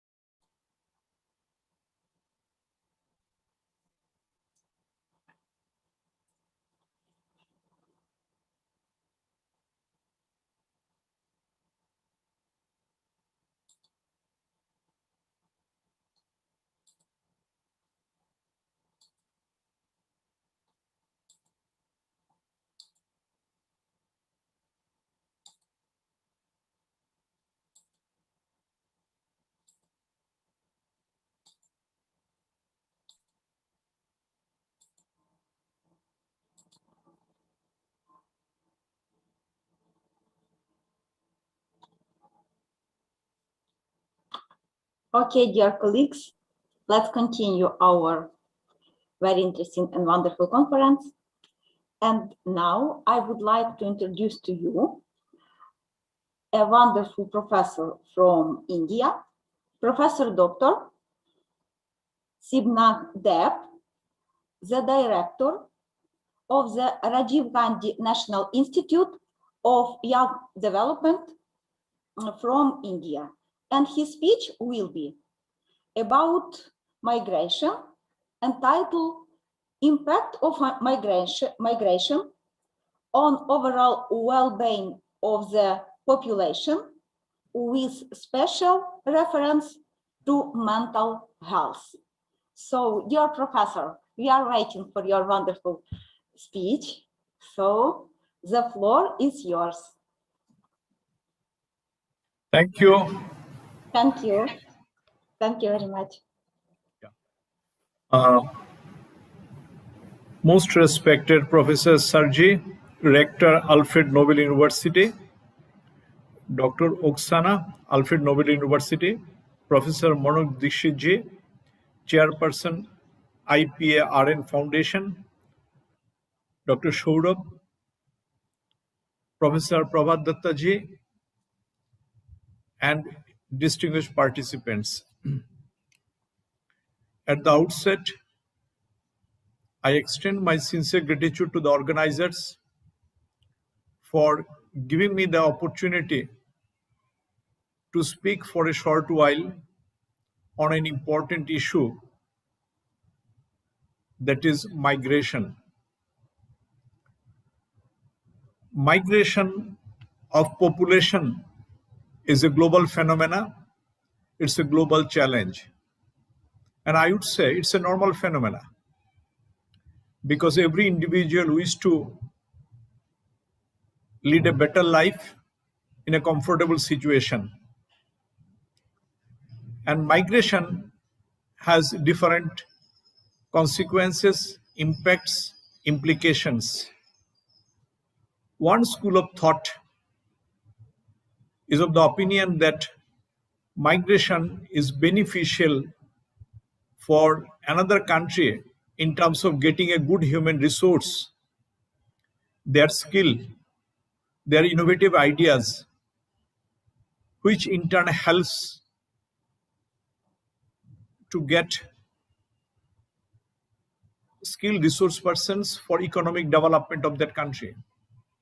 There is another school of thought which says that it causes population burden for another country and affects the local community in all respect. When we talk of a migration, we need to look at the issue from economic condition of a country perspective. Every year, a large number of youth from the developing country migrate to different industrial countries for higher studies. And then, after completion of their education, they join workforce over there and contribute significantly in terms of skill, in terms of faster economic growth of that country. So this migration is viewed positively because it helps in economic development of another nation. On the other hand, when people migrate from one poor country to another poor country, it becomes a concern for another country. And that becomes a cause of discussion, deliberations to resolve that issue. Now, if we look at the migration of young population in the industrial country, it is always viewed as a positive migration, and they are welcome by the another country. Now, recently we experienced migration in the developing countries, and people try to migrate to another country for various reasons, for safe shelter, for better future of their children, for leading happy and peaceful life. When migration occurs and a larger number of people migrate to another country with the entire family, the worst victim are the children and women, because there is a discontinuation of education for children, and for women they struggle a lot because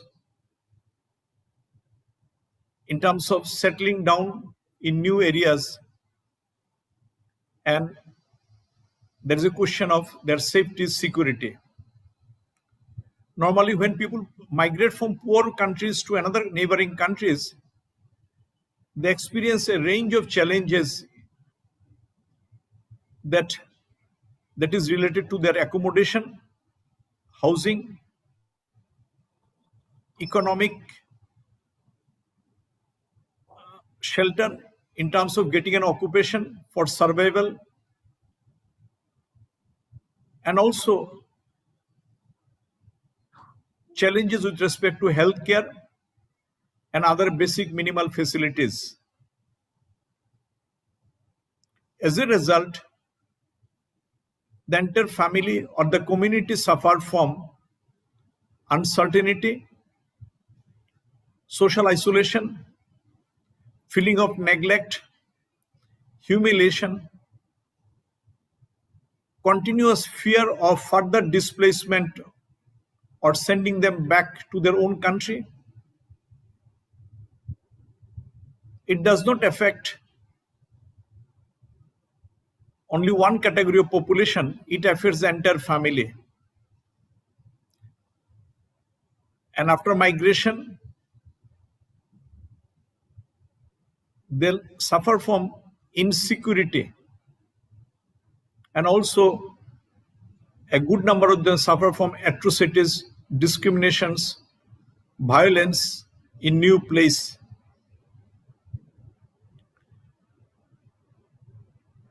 There are very few countries which address those issues from humanitarian perspective. Whatever might be the reason for which people migrate, but when they go to another country, they require basic support from local government, and their skills could be utilized properly, that will help them to earn something for their survival, and in turn that will also contribute for development of a new country. So there is a need to look at this issue from positive angle and accommodate people with positive outlook, so that they do not suffer from humiliation, insecurity, anxiety, depression. Insecurity because they left their own country with a hope that they can live in a new place with self-respect and dignity, and through hard work they can find the means of their life. But in most of the cases, that is not the reality. If you look at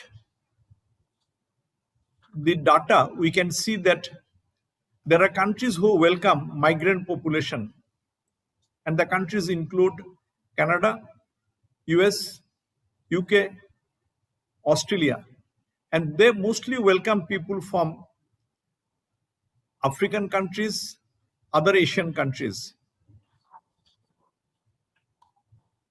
But Migration from one developing country or underdeveloped country to another developed country is always a big challenge. That issue requires attention of international agencies to come out with a resolution to accept and accommodate migrant population so that they can live in the new place with self-respect and dignity. And also one should think of providing basic support facilities to the same population. Recently in Bangladesh, a larger number of people migrated, and I had the opportunity to attend some lecture where they shared that what sort of measures are taken to extend basic minimal support facilities in terms of healthcare, in terms of nutrition, in terms of safe accommodation, as well as medical care, which is highly appreciable. Psychological sufferings is more for women, as I mentioned before, and that requires an intervention in a new place. So along with other facilities like providing safe shelter, a reasonably healthy accommodation with basic minimal facilities, mental health support services to be provided to all the migrant population in such a manner so that they do not suffer from insecurity, fear, frustration, hopelessness, and engage the migrant population or help them to get engaged in some economic activities so that they can earn their livelihood through their hard work and can live in a new place with self-respect and dignity. It is also important to arrange or allow them to follow their cultural and religious practices in new places, which in turn helps migrant population to feel at home, forgetting some reservation in terms of religious belief and practices. Therefore, we strongly feel that we should look at migration issue from humanitarian ground and welcome and treat people from other places with respect, and that would be a good gesture on the part of another country. In India, a larger number of people migrate from neighboring countries. It caused a lot of challenges, but it requires a bilateral relation or dialogue to resolve those issues. And the country from where the people migrate, it is a responsibility of that government to ensure that people do not feel insecure in their home country and they do not plan to leave their own place and are forced to go new place and struggle for survival.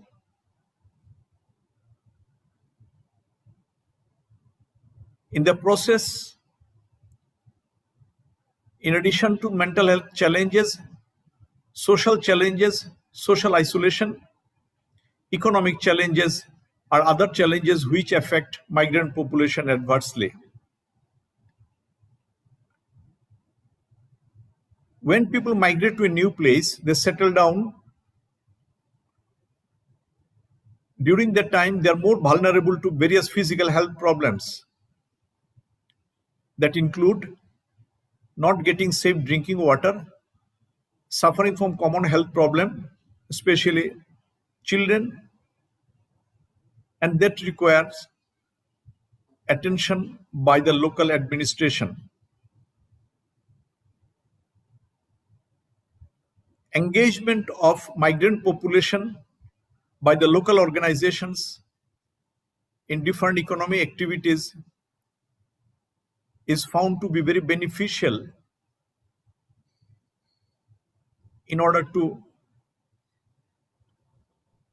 give them a support to lead a life independently in new place. And this migration issue will remain as long as human civilization exists. And we all think positively and see how the neighboring countries can resolve those issues through continuous dialogue and discussions. Some people migrate legally, that is acceptable. Some people migrate illegally without obtaining proper document, and they experience the worst consequences. And that issue requires attention to resolve that. With this few words, I once again extend my sincere gratitude to the organizers to speak few words on such an important issue, which is affecting a larger number of global population, especially from the middle income and poor income countries. Thank you, everybody. Thank you very much, Professor Deb. It's really very important issues, especially now when we have so much challenges because of the pandemic time. Thank you very much for your wonderful speech. Thank you again. And I would like to ask our dear participants, do you have questions to our dear speaker? Please. If you would like to ask something, our dear speaker, raise your hand, please. Yes, Oksana. Yes. May I? Yes, yes, of course, yes. I would like to thank profusely Professor Deb for having presented a very interesting framework of the issues and challenges migration faces. And he has very correctly argued that migration is an inevitability. Given the situation, I would like to seek one clarification from him, possibly because of the constraint of time, he could not elaborate that, but I believe that is very important, and the point he has referred to. The point is the role of international agencies in dealing with the migration situation. Do you have any plan? I mean, do you have any concept of how the international agencies should deal with the issue? Would you please clarify? Yes, sir. Very pertinent question, very relevant question, very difficult to answer for me in one word. But I would like to say that United Nations have a major role to play to come out with a policy.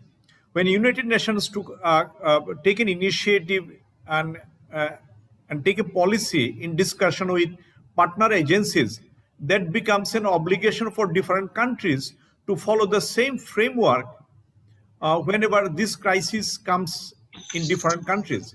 So United Nations, any resolution, any policy document becomes a reference point for different countries.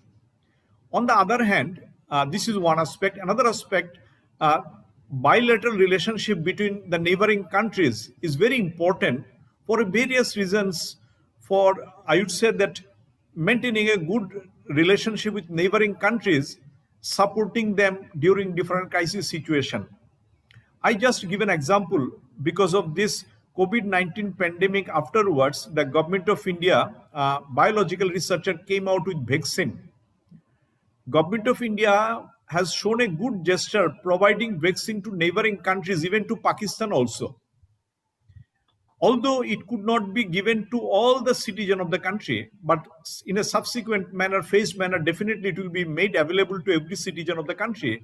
But immediately the gesture shown by the government of India, providing vaccine free of cost to Nepal, Bhutan, Myanmar, and even some African countries, I think without any money, free of cost, it is highly appreciable. Like if you look at any issue, whenever the crisis arises, if you look at the issue from that perspective, I think it is not a very difficult to resolve those crises.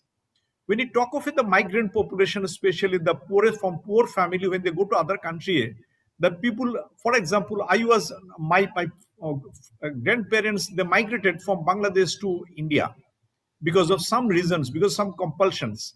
They narrated us that what sort of a challenges they faced. They had to sell out their land and everything with minimum price, and they had to settle down in a new area and had to struggle a lot to get a job, to get an occupation in a new place. So I had the opportunity to come to know something about the similar situation from my grandparents. So they were very educated, but what happens to people with low level of education or skill? They struggle a lot to settle down in a new place because of their acceptance is very low, because they cannot speak fluent English, they do not have any wealth, they do not have a proper dress, so they become the worst victim of the circumstances. So it depends on the gesture outlook of the government of one country who receive a lot of migrant population from outside. So through dialogue deliberations, this problem could be addressed instead of giving too much pressure to migrant population to leave the country immediately. So always rules and regulation, laws, international agency framework may not help. It requires positive gesture as a human being. I think that way we can attain more happiness showing our positive gesture to a helpless people, homeless people who are in distress condition. And that talks about the fourth component of positive mental health, that a person contribution to neighboring community to help others who are in helplessness condition. Thank you very much. I could address your query, Professor. You have very successfully addressed the issue I wanted to be clarified from you. Thank you very much. Thank you very much. And also, Dr. Tulay would like to ask something. Tulay? Oh, actually, it wasn't, I didn't raise my hand. I just upload and I just... Okay, thank you very much. Did this one. Thank you. Thank you. Thank you, Signa. Thank you for this lovely speech. Thanks. Thank you, Professor Deb. It was really a very interesting speech, very wonderful information for us. We should think more deeply about that because it's really very important issues for our current time right now. Thank you very much again. And now I would like to invite two wonderful colleagues and two wonderful speakers from Turkey. Dr. Tulay Atay, Faculty of Communication, Department of Journalism from Hatay Mustafa Kemal University, Turkey, and also Dr. Ayşin Yaşar, Faculty of Office of Islamic Sciences, Department of Islamic History from Mersin University. And both of wonderful ladies will introduce very interesting presentation concerning issues of migration, and their presentation entitled "From Gastarbeiter to Misafir: The Experience of German and Turkish Hospitality in Migration." So, dear ladies, I would like to invite you, and the floor is yours. You are welcome.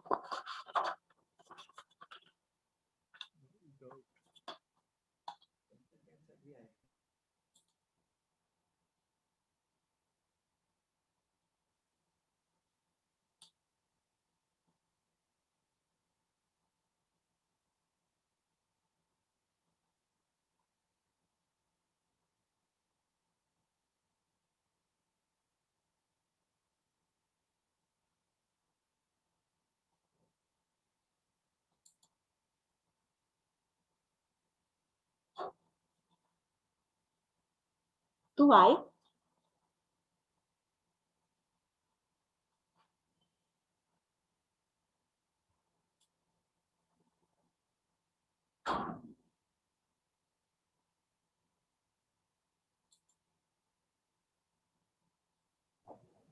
Okay. Hi, everyone. Hi. Also, Oksana, could you please unmute Aysun, because we are giving this speech together? Yes, yes, we know. Okay, thank you. Hi, everyone.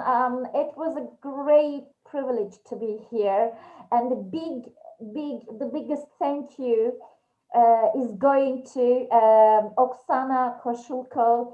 We just actually we haven't met yet face to face, but she's a dear friend, and she's doing great job. And thank you for having us. So today, what we are going to do is we are going to discuss the German Gastarbeiter, guest worker issue, and the misafir, meaning Turkish guest issue. Actually, Aysun and I, Dr. Yaşar and I, are having the same experience, sort of same experience, and I am sort of internally kind of displaced one, and she's also she was born in Germany with a Turkish root. So we just thought that it would be wonderful if we discuss this issue under with the help of Jacques Derrida's hospitality. Okay, 1960 actually, Turkey sent a lot of guest workers to Germany, and later, something like 50 years, half a century later, Syria sent their people sort of to Turkey. And what we realized that at the beginning, very beginning, our media in Turkey started calling the Syrian people guest. Misafir is a Turkish version. And I just felt, because I live in I live in Hatay, bordering Syria. 2011, I realized that Syrian people are going through something what Turkish people went through in Germany, and I was actually I've been thinking since then. Let's say this presentation is a product of this observation. Okay, let's move on. One thing that guest worker means, according to Cambridge Dictionary, a person who lives and works in a foreign country for a limited period of time, doing low paid and usually unskilled work. I just put this one here on purpose. Now over to Aysun, Dr. Yaşar, and she'll be with you. Aysun, floor is yours.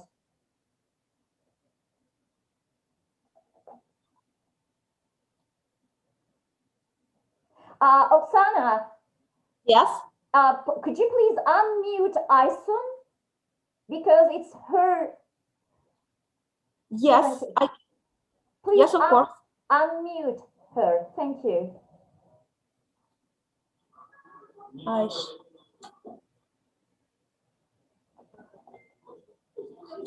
Yes, I invited her to join us. Thank you very much for giving a voice. It's so important to have the possibilities to speak. I feel myself released, and thank you very much for the organization. I just joined to all that what my colleague Dr. Tulay Atay has said. Yes, in the several presentations we had heard different factors of immigration and the reasons for immigration. In the context of the guest workers in Germany, we see that it is a legal migration given by a visa. It's a treatment between Germany and Turkey, and Germany, Italy, Germany, Germany and Morocco. And the main guest worker groups are coming from Italy and Turkey. And even the 1 millionth guest worker received, it was an Italian, received a moped as a present. So it was a very positive occasion on that time. They helped to rebuild the country after World War II. They needed this force to come on with the economy and the life in Germany. Still, it was and is a Muslim minority. And as it has said in the presentations before, the first big wave was done by the guest worker wave, and then the families come together. It was a family reunion, and by a real minority, it was the occasion as well that some people from Turkey seek for asylum and go illegally as well. This is able to be found within the data as well. The German government refers to them as Gastarbeiter, guest workers, and later in the 19th, after 30 years of being guests, they started to discuss about integration and that Germany became an integration country. And just a famous expression, they said, we called for workers, guest workers, and people came. So people with their needs for family, for social places, for religious places, and so on. But the majority of Muslim minorities and in Germany and in France have still their roots in Turkey. So we are in the discussion what we had before. We have the second, third, fourth generation of immigrants. I just made this sign to say how long should we be able to call them immigrants, just in the change of concept what Dr. Markowska-Manister has said, isn't it time to change expressions or discuss about them? And we call them still now as economic migrants from Turkey to European countries for the purpose of short term. Even themselves said they have been there only for getting some money and then returning. But this wasn't true. Even in the 19th era, Helmut Kohl, the very famous Chancellor of Germany, gave them money. I think the idea was they come for money and maybe with money they will return. But this idea wasn't successful at all because the Turkish people there get their roots, their children and grandchildren, their working and social sphere became German. There were no real Turks anymore, and they're not German as well. So Turkey made the top 10 list of countries, immigrants abroad. And the 3 million German citizens with Turkish roots, they are important for Turkey as well. I don't know if you remember the discussion with Erdogan and the referendum, when Erdogan went to European countries to make a talk about, yes, please vote positively about the referendum. He tried to mobilize the Turkish minority abroad. So it is immigration, as Professor Sirke just said, immigration is always a political issue. And it is a political issue even now in the German Islam conference, when the question is asked, where's the loyalty of the migrants to the German state or to the Turkish state or to whatever? Thank you. I'm giving back to my colleague Tülay. Please, can you unmute Tülay, please? I will check if she can speak. Thank you.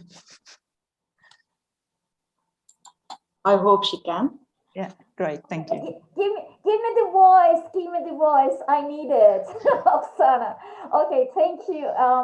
Aysun, Dr. Yaşar is a lovely personality and I'm very happy to work with her always. So my computer is stuck now. I don't know why. Okay, now Turkish case.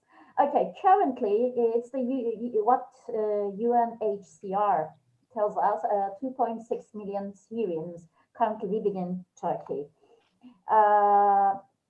As you may know well, the Syrian civil war broke out 2011, and the Syrian individuals, yes, and as Dr.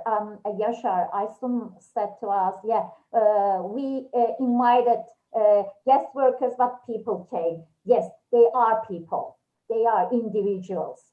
They are not refugees, asylum seekers, whatever. They are individuals. They are human beings. Yeah, bear in mind always. Syrian individuals took refuge in Hatay, where I live, and the other bordering provinces, as you may see on the map in the slide. So these are the camps, and the 2015 is the year. Turkey is the main refugee hosting country globally, and the Syrian Arab Republic was the largest refugee producing country. So I wanna talk about a little bit this geographical reservation and temporary protection. Actually, Turkey is if the people coming from the southern border, they are not refugees in Turkey.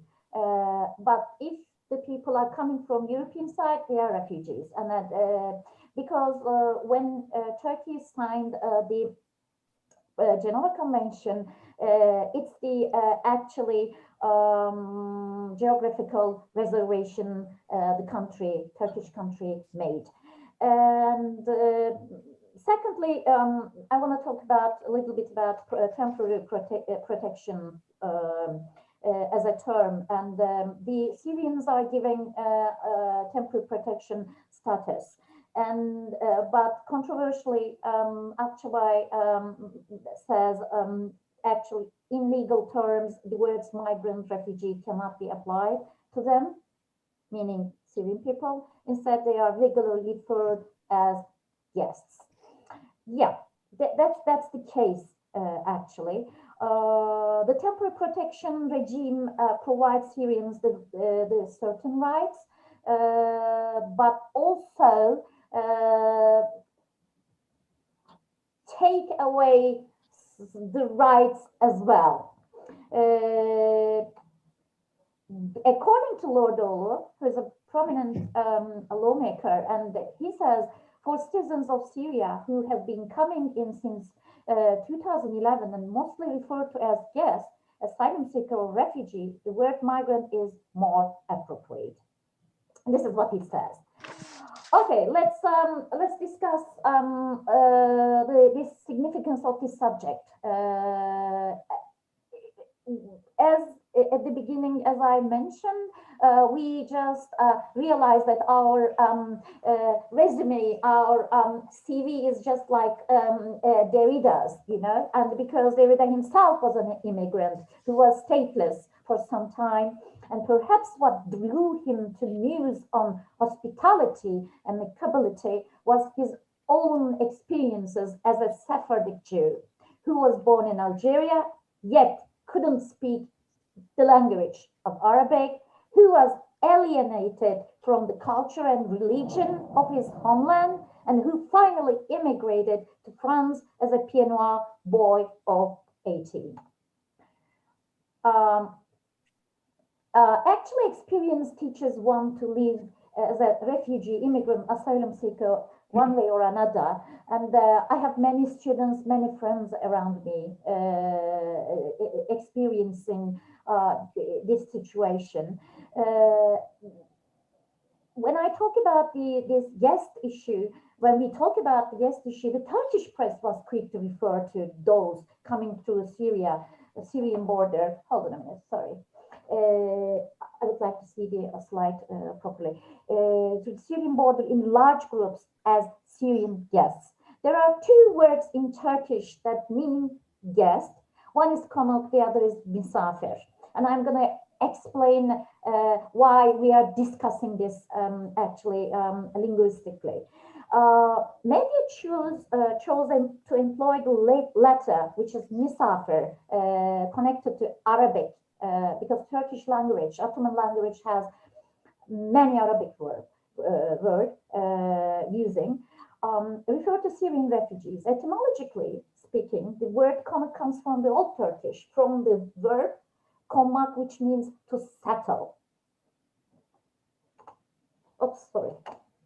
From the start, the media chose to overlook this word when referring to Syrian refugees, and instead opted for the Arabic derivative, misafir, which means journeyer, traveler.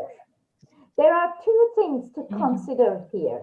The first is that misafir is an Arabic word, and perhaps the media chose it intentionally to comply with their agenda. The second aspect is much more striking. In that the alternative konuk refers to the act of settling somewhere.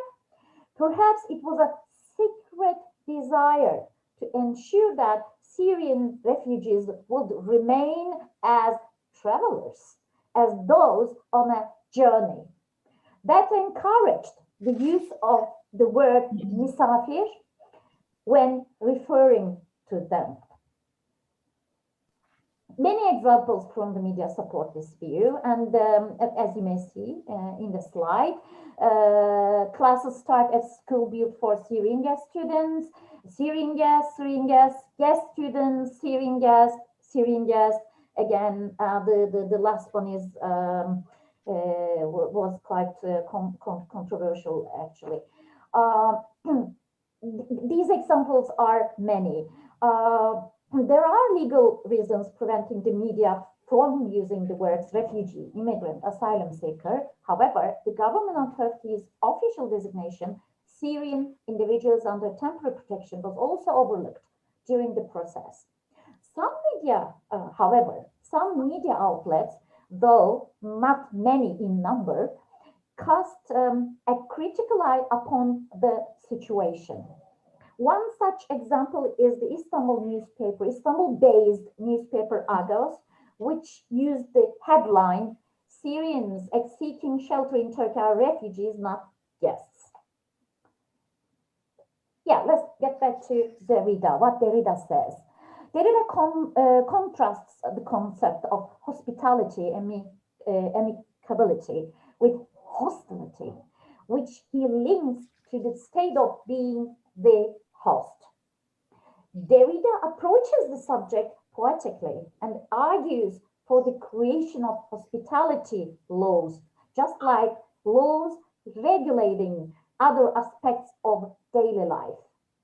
For Derrida, I think this is really important, Europe must do what falls to its part when it comes to hospitality. Thank you very much. Okay, over to you, Aysun. Thank you very much, Tülay. Yeah, that's very important. When we talk about guest workers and guests or misafir, we should feel this expression. And I think it's useful to categorize. We have one category in which the people themselves are moving, they are migrants, and then the second category, the consequences of that they have children, grandchildren, they are successors, and then we have the debate, they are still ongoing, having to do with migration. So we have to ask this question on the several steps of migration, which are all happening at the same time. We are just receiving new people, immigrants, we have still the second, third, and the succeeders of the immigrants. So we have work on multi-layer solutions as well. So again, what Professor Dr. Eli Haikile has wonderfully said in her presentation, that general skills, language, social field, social context, and so on are very important for the newcomers, immigrants. And in the second, third, fourth step succeeds. In general terms spoken, this has happened. So for this group's categories, we have to work on other solutions and to rethink the theories and the expressions for this group as well. And I think it's important to focus on the common values, as Professor Deb has said as well, to see them as humans and to evaluate them in a positive way. We can see the three religions, they have all given guests a special and hospitality a special place. So for instance, in the New Testament, Hebrews 13:2 instructs, do not forget to show hospitality to strangers, for thereby some have entertained angels unaware. In Judaism, we can say showing hospitality, Haksanat Ohim, to guests is considered a mitzvah. When one knows of strangers who are hungry or need a place to relax, it becomes a legal obligation. And in the Quran, verse 69 and subsequent verses of the Hud Surah tells the story of angels in human disguise visiting the prophet Abraham, who immediately lays out a dish of roasted calf meat for them to enjoy. And as it was said in different presentations, I think migration began with Adam and Eve, when we can call it like that, and it will continue still to the end. As me, as a theologian, I say that dying is a move, is a migration as well, but I don't know to which place. Thank you very much for your attention.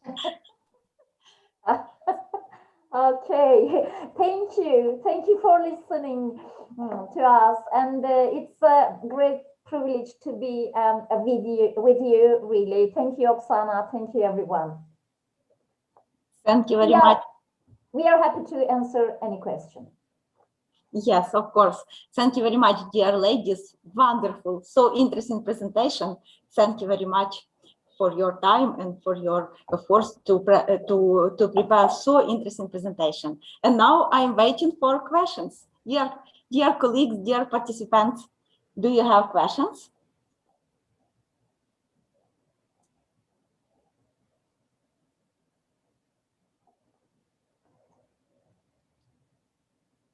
I don't see any hands. Actually, Prabhat Datta and Alexander Dlopolsky. Alexander Dlopolsky, yes? And the Prabhat Datta. Okay. Okay, I will invite Professor Alexander Dlopolsky. Thank you, because Oksana, you give me totally mute. I can't solve this problem without your helping. Thank you, dear ladies, for such nice presentation. It's very interesting. I am professor of economics in Ukraine, and your topic is very interesting. We know just now a lot of other words connects to migration issues. Thank you very much. But I have a question about Turkey attitudes from local citizens to refugees from Syria, because 2 years ago, before coronavirus, I visited Istanbul, and it was very good expressions, good, nice city, nice conference. And I know that just now in Turkey, there is a very big amount of Syrian refugees, yes, and government of Turkey supports people, yes, give a lot of helping to adaptate, maybe to integrate Syrian migrants into Turkish society. Can you explain more carefully what kind of support mostly government give to refugees from Syria? And it's mostly money or it's new skills? What kind of support Turkish government guarantee for refugees from Syria? Thank you. Who's going first? Aysun would like to. Oksana, can you unmute Aysun? Thank you. I made the mistake to mute myself. Thank you for the question. Yes, I had several questionnaires with Syrian people living here in Turkey from different working fields. And the main aid they became the Kızılay aid. This is mainly coming from the European Union, going into the Turkish ministries and then coming to them. But this is dependent on the number of children. So when they have 3 children, they are able to get it. People with only 2 children cannot get this Kızılay aid. And it's really less. It's only 600 Turkish lira, something like that. And beyond that, there's nothing new. So we see in the system, I'm really sorry, but as a scientist, I have to criticize.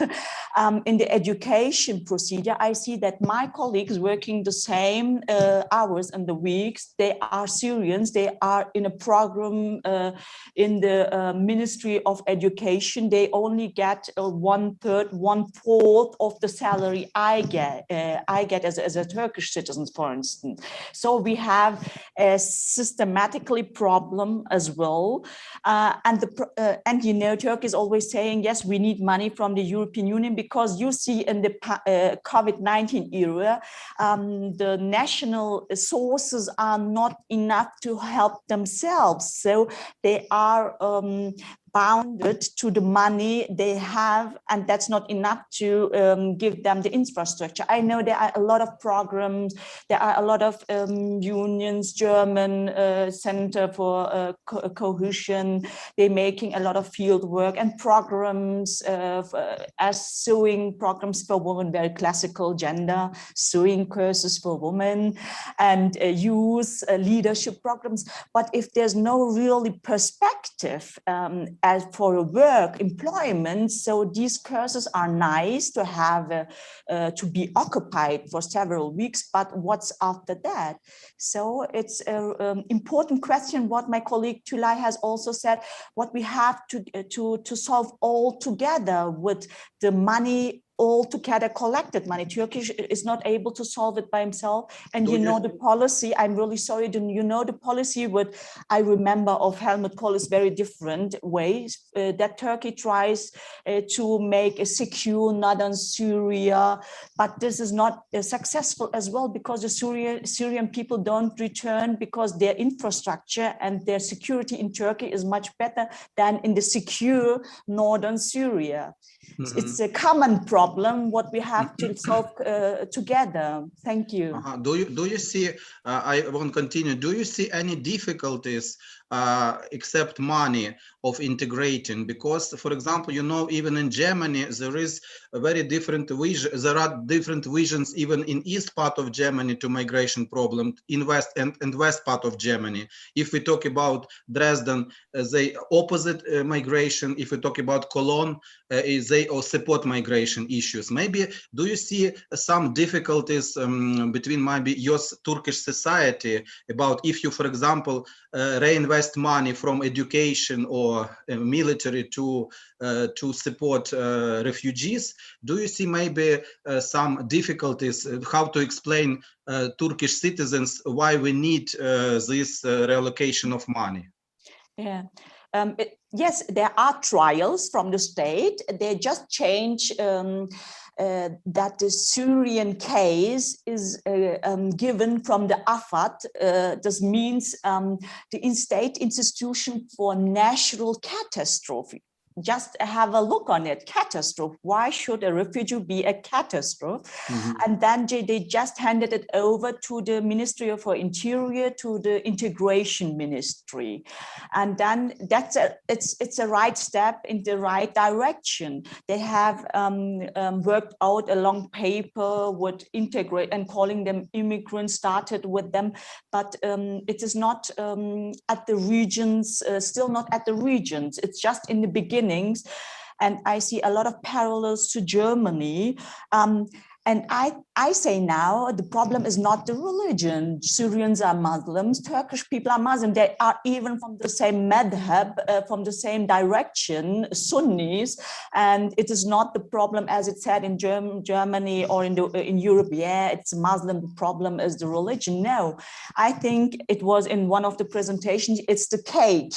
It's the cake. The people don't wish to share the cake and the economic, the leisure, their comfortability. They don't wish to share it with others. I think that's the main problem. I think there are trials because the Turkish government and people have said that they're still remaining in Turkey, but it's very hard that in between the countries, the discussion and the exchange is so less. I think you can learn a lot from the German case, or you can learn a lot from other countries' cases. Tulay, would you like to add something? Thank you. You are explaining wonderfully, but I wonder if Professor Sirteci is with us right now. I think no. Okay. There is one thing that I really would like to say. Yeah. Okay, the Meghan and the princess are suffering, you know, from being refugees. Sorry about that, but I just can't take this one, you know, because the Syrian refugees, they don't have $1 million tents, okay? And when you compare two things, I think we should be, I don't know, anyway. Okay, Wilfried, go ahead. Yeah. Thank you. Please, if I got you clearly from the presentation, you did say that in the 19th era, there was a German chancellor who was willing to give monies to immigrants who wanted to go back to their places of origin. Now, fast forward in 2018, during the FIFA World Cup in Russia, the German footballer, I think he has a Turkish origin, Mesut Ozil. He had a meeting with a Turkish president, after which he took a picture with him. And there were a lot of spying from the German fans. And so my question is, in your candid opinion, does it set good precedent for people, as in immigrants, who are still having their umbilical cord connected to their ancestry? Thank you. Yeah. Thank you. Tulay, shall I start or would you like to start? Okay, it's a nice example with Mesut Özil, the famous popular footballer. And I know from the media that he was being mobbing. I would like to use this expression that he was being mobbing by the media, that he had a relationship with Erdogan, and Erdogan for sure used himself, the roots of Mesut Özil, to make himself popular within the Turkish citizen. He's a politician. And it's very...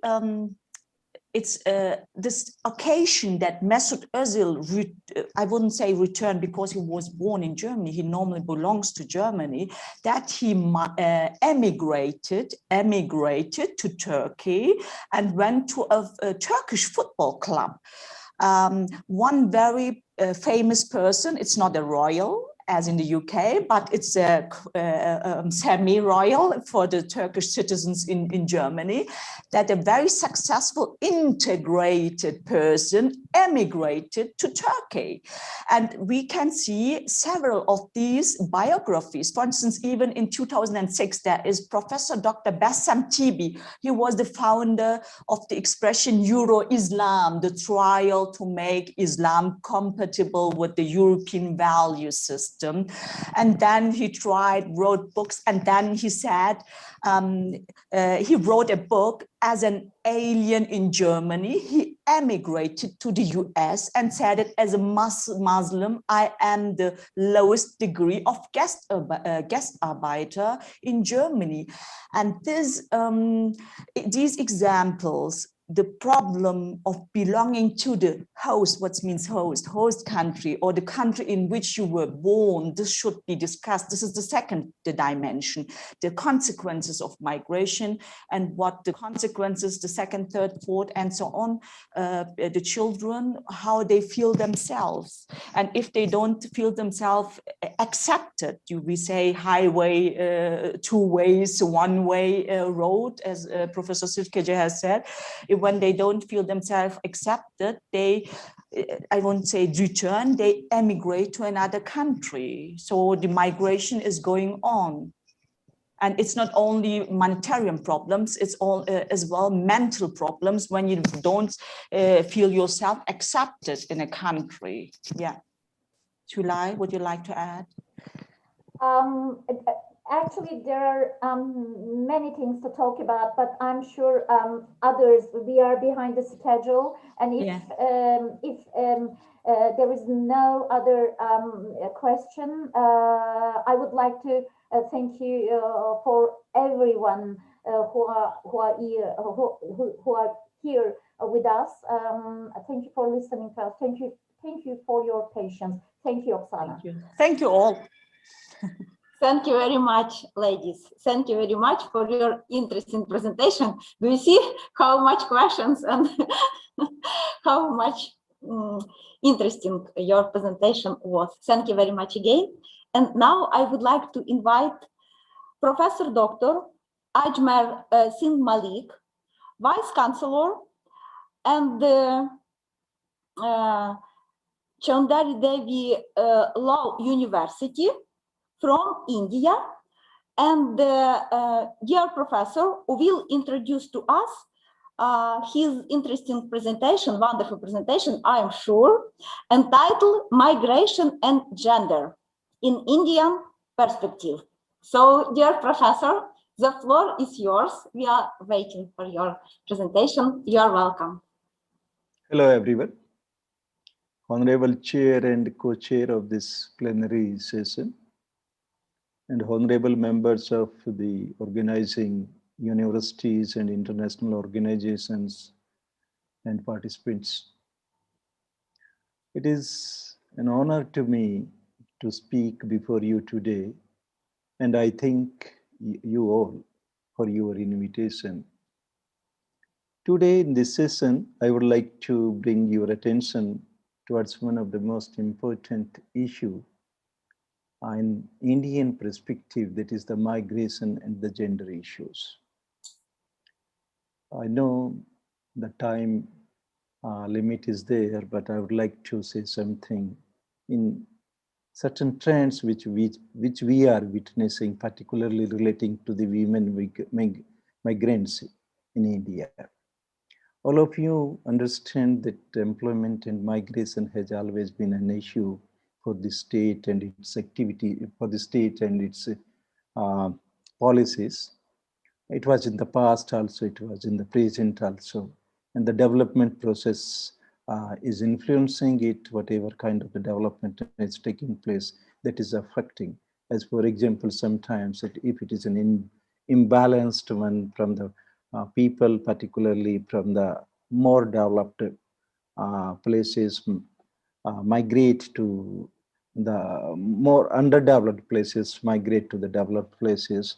But since this talk is relating to the women only, because most of it is considered, particularly in case of India, that men and women were not equal, or they are not treated equally, but it is not right now. The trend has changed. So many social, economic, cultural transformations have been taking place. It may be because of the education, it may be because of the economic needs, it may be because of the development process and the initiative of the government, which have been taking place since decades. So in my presentation on the basis of the observation, or on the basis of the data, not the data, rather on the basis of the observation of those trends, if we analyze, we find that there are 5 categories of the women who are migrating. Here, migration, I'm taking it, the people who are migrating from one place to another place, maybe to a neighboring city, maybe to the metropolitan city for seeking employment, maybe to other state, or maybe to the foreign country. It may depend upon that. In my opinion, we can categorize the women migrant uh, in 5 categories. And the first category of those women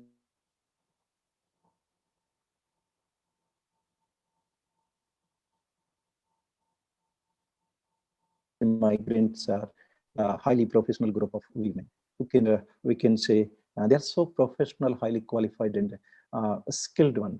And that is, they are so skilled women.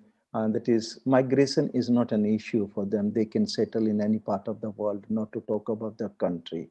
So this issue, or we can say the state may not find concerned, although the number of or such people or such women is a limited one if we take an Indian perspective. The second type of or second group of women migrants are those who are migrating, no doubt outside the country also, but mainly we said that to the metropolitan cities. If you take Mumbai, Chennai, Hyderabad, Delhi, something like that within the India. And these are the people, again, highly professional, educated, but they may be from the different kind of the background. Different kind of the background when we talk about, say like that, it may be the social, it may be the economic, it may be the cultural one. Because India is a country which is very diversified one in all these aspects.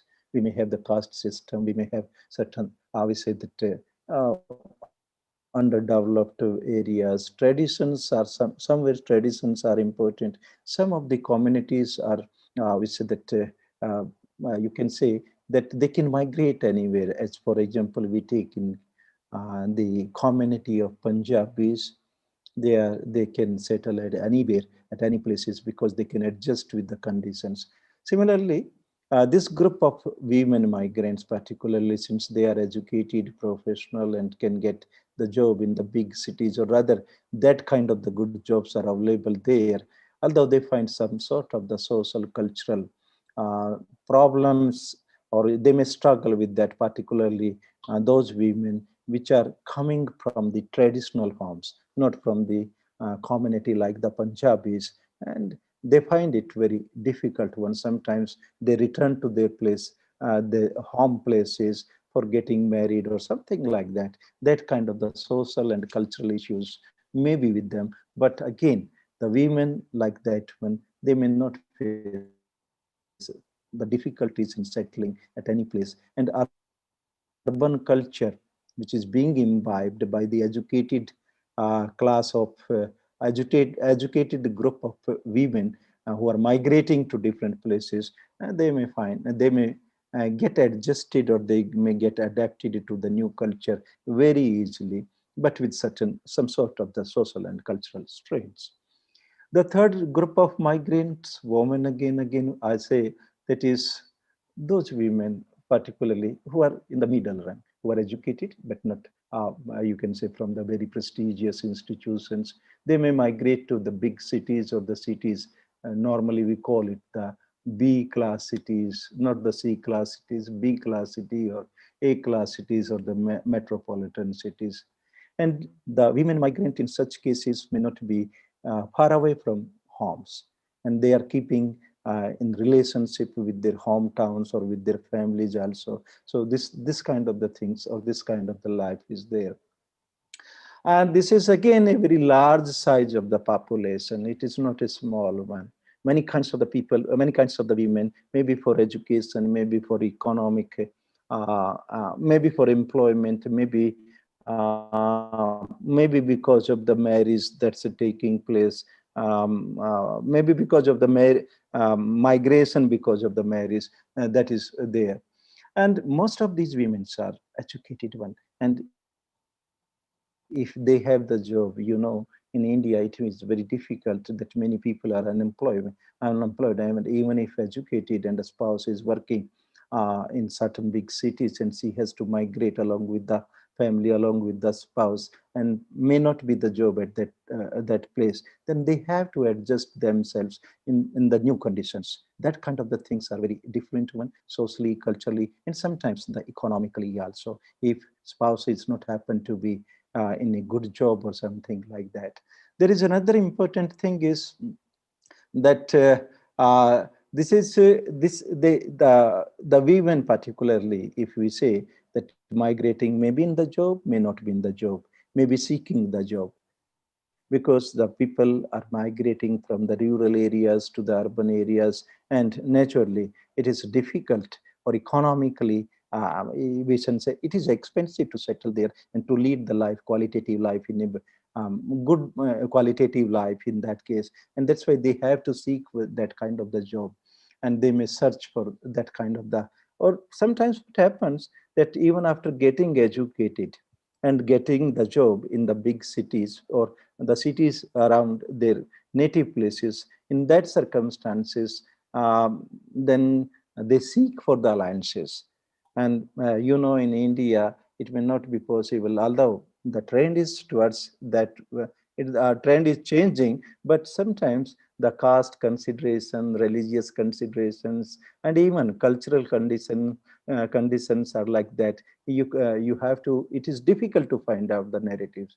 There may be many women when one is getting employment at one place and the family has searched an alliance or for that women in another city, and it may be difficult for that women to get employment in the city of employment of her husband. Then many kinds of the problems are arising, maybe that they are keeping relationship with the father's family, or we say with the parents, as well as keeping relationship with the in-laws and the husbands, and doing job in another city. This is happening, and many times you will find, maybe it is not being noticed, but it is very much prevalent that divorce are taking place because the women particularly who have educated and sometimes better educated than men, they are not settling with the husband at the cost of their employment.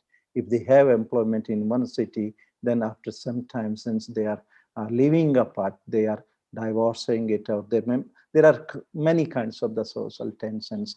And in such a circumstances, another important, the life is becoming a little bit stressful. If not a difficult one, we can say the life for the women migrants are becoming we say the difficult one. You will find even it is very uncommon in India. Yeah, it was very uncommon in India that the divorce is taking place after a year or 2 years, and the husband and wife are living separately. This is not a very common, but nowadays it is taking, well, it is increasing. Number of such women that has been increasing. Then fourth group of women migrants normally are those who are migrating to the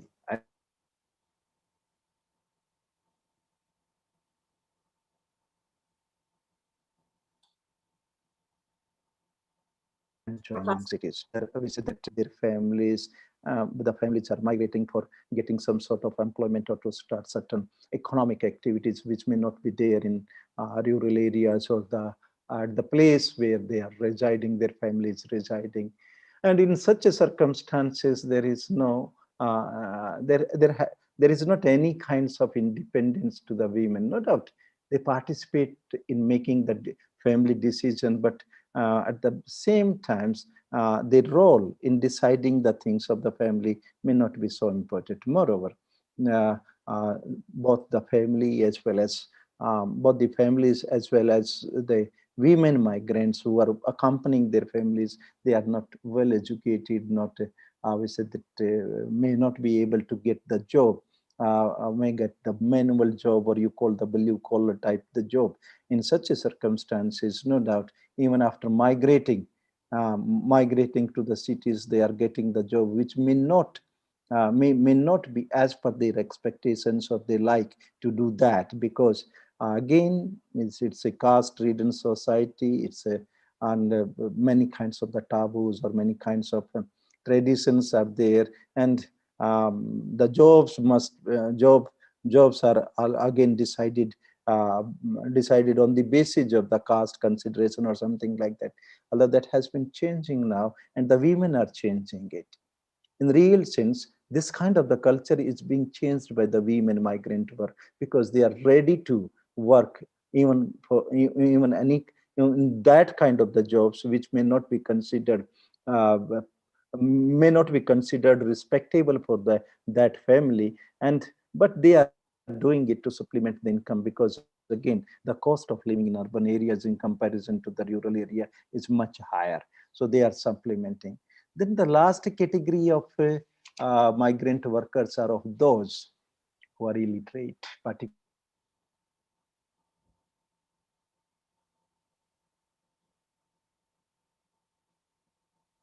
and Professor?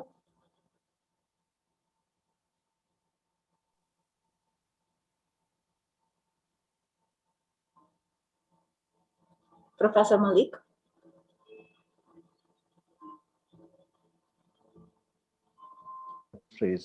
industry is a concern that in such a and those are migrating not with the family, and they are not educated one, they are not independent one. Rather, there are certain agents which are working in India, and they are taking the responsibility, agreement, contract with that kind of the people, that kind of the women migrant workers, and there is a lot of exploitation in that kind of. No doubt there are certain general laws, but those general laws are not sufficient to protect them against that kind of exploitation. You will find particularly in the North India, which is relatively we said the developed one, where the market of the domestic worker is quite big one. In that part of country, the half of the income or half of the salary is shared by the agent, and another half is shared by the domestic worker. But so these are the different kind of the situations which I try to explain to the international community. And no doubt we say that we are working, or the government is taking some sort of measures, but the comprehensive policy or comprehensive legislation to protect the women, particularly to attend the issues of the third, fourth, and fifth categories, because the first two categories may not be required the state support or that kind of the requirement, but in case of the third, fourth, and fifth, many kinds of the state supports are required. No doubt we have many institutions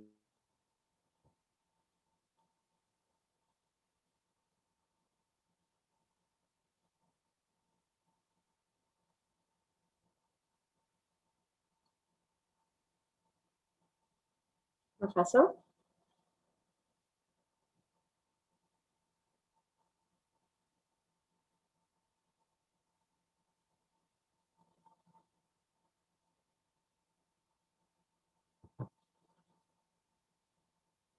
Professor Malik?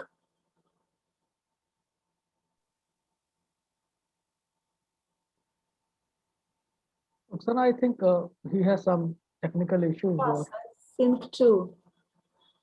So what should we do? We should wait. We should wait for his return, I think. Right, okay.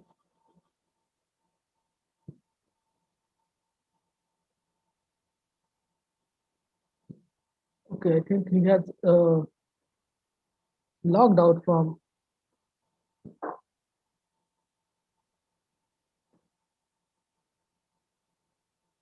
So he has got disconnected, I think, Oksana.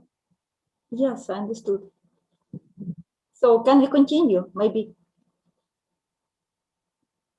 Yes, I think we should thank him for his wonderful speech.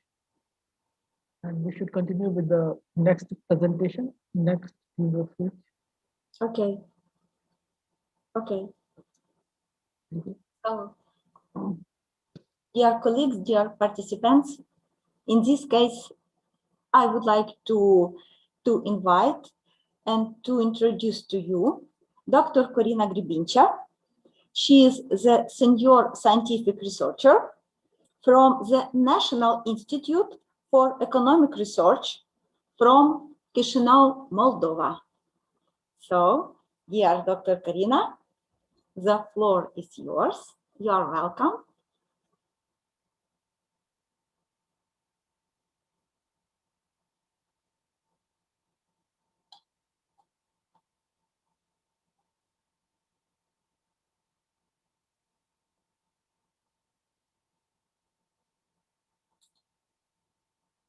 Karina. Do you hear me well? Yes, yes, yes. Okay, thank you very much. I hope my connection will be better than the previous one. Just let me a few seconds to open my presentation. Yes, of course.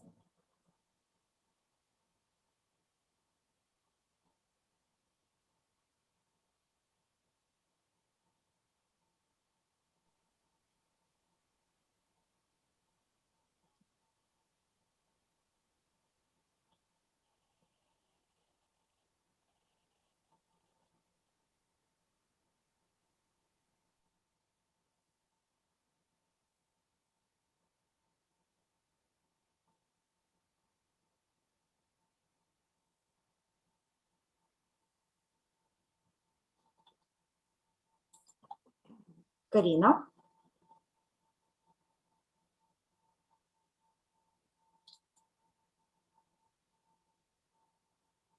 Karina, can you hear me?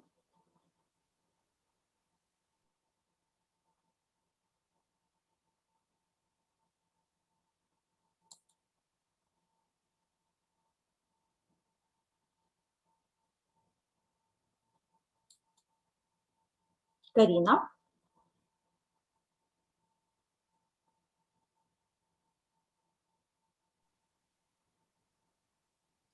Okay, Oksana, I think we should continue with the other keynote speech because Karina is facing the same technical issue. So who is the next who is our next keynote speaker? Okay. Okay. In this case, I would like to introduce to you Professor Dr.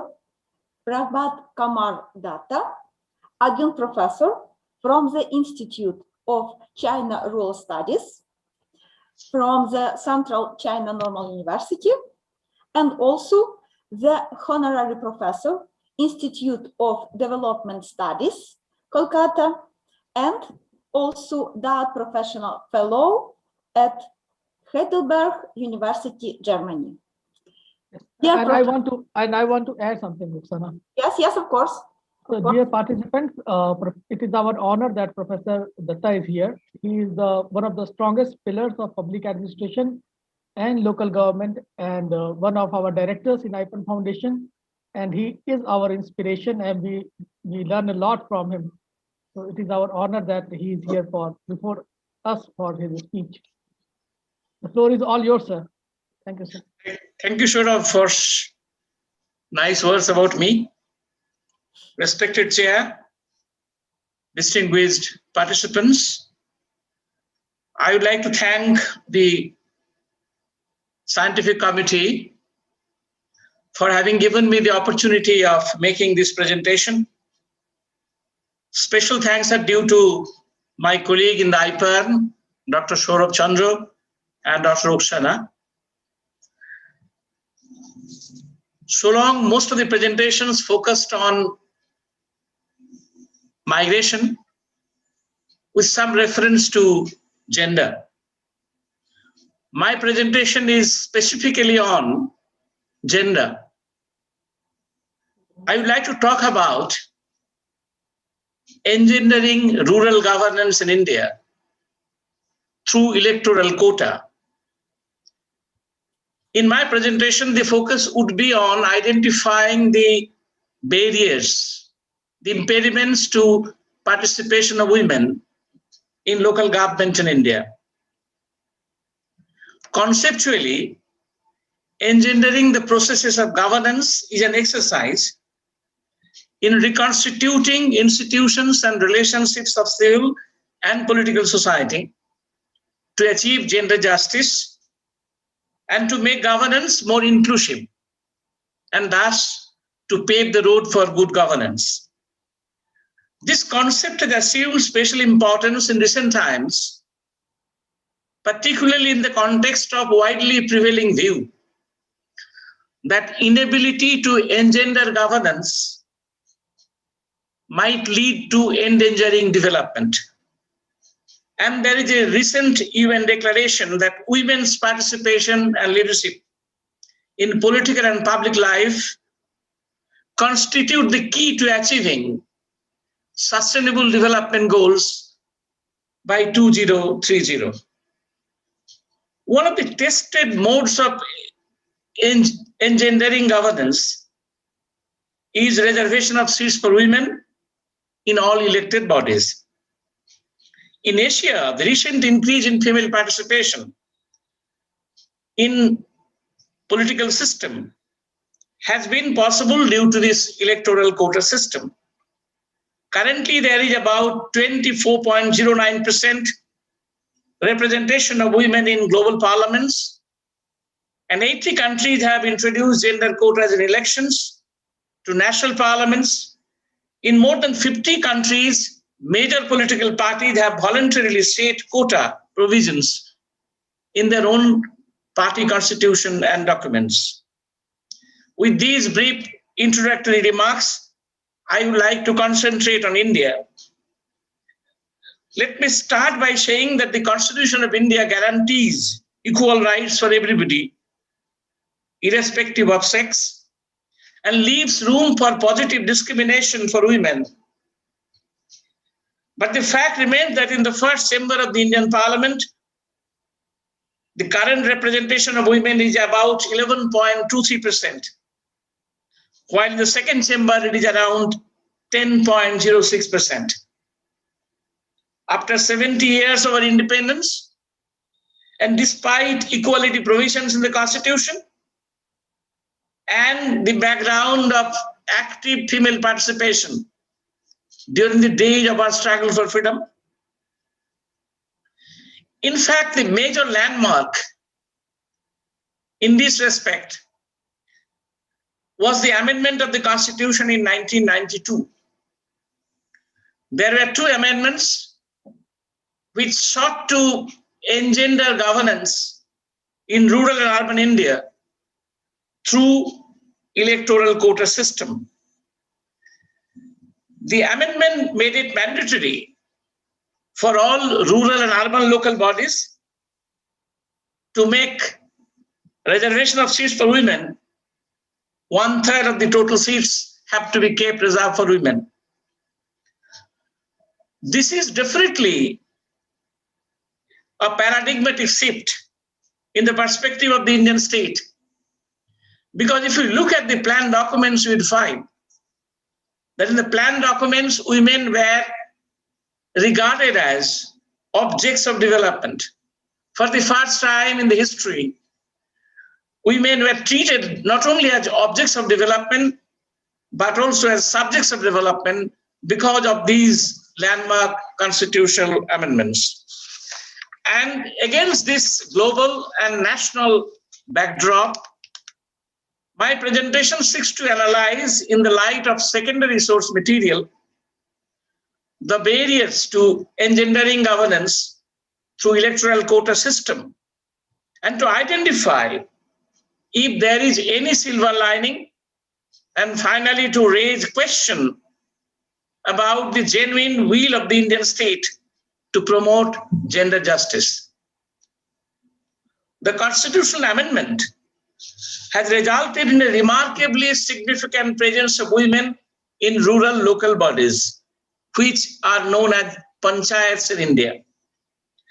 According to the latest available data, the village bodies have 37.8% women members.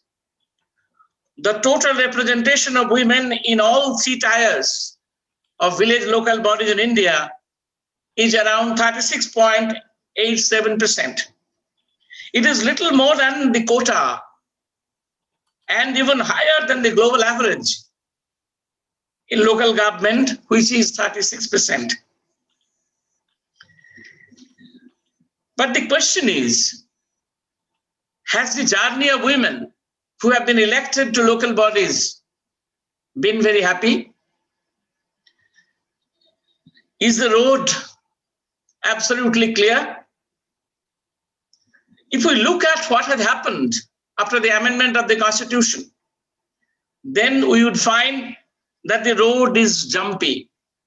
There are many crossroads where they have to slow down the speed.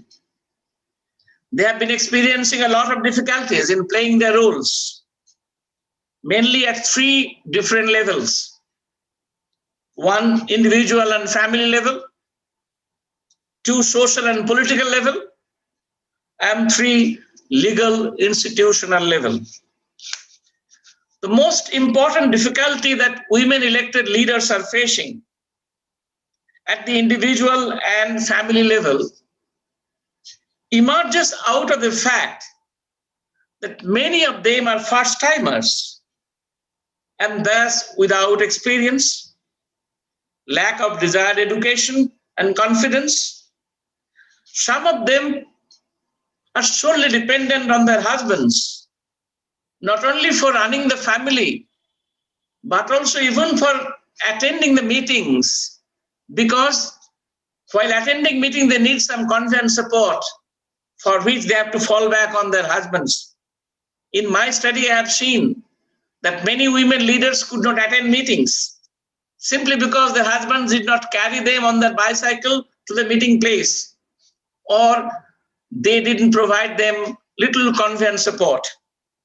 Therefore, the point that I'm arguing, that this is the problem that women, despite being elected on electoral quota to the local bodies, are facing. Added to it is the problem resulting from unaltered responsibilities of women in the family. In our country, women have to play a very important role in the family. Women are expected, as researchers have revealed, that their family load would be reduced once they were elected to local bodies, once they were given the charge of running the institutions of governance.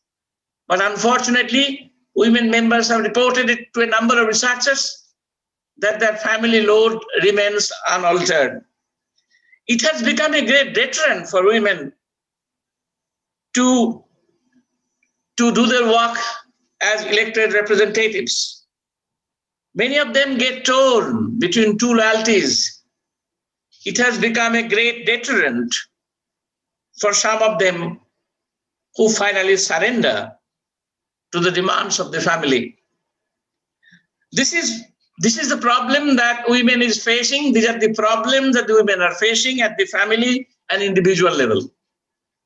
At the social level, women are genuinely constrained by the existing social norms, traditions, and customs, which are all rooted in patriarchy. As you know, in India, there is a very strong patriarchy.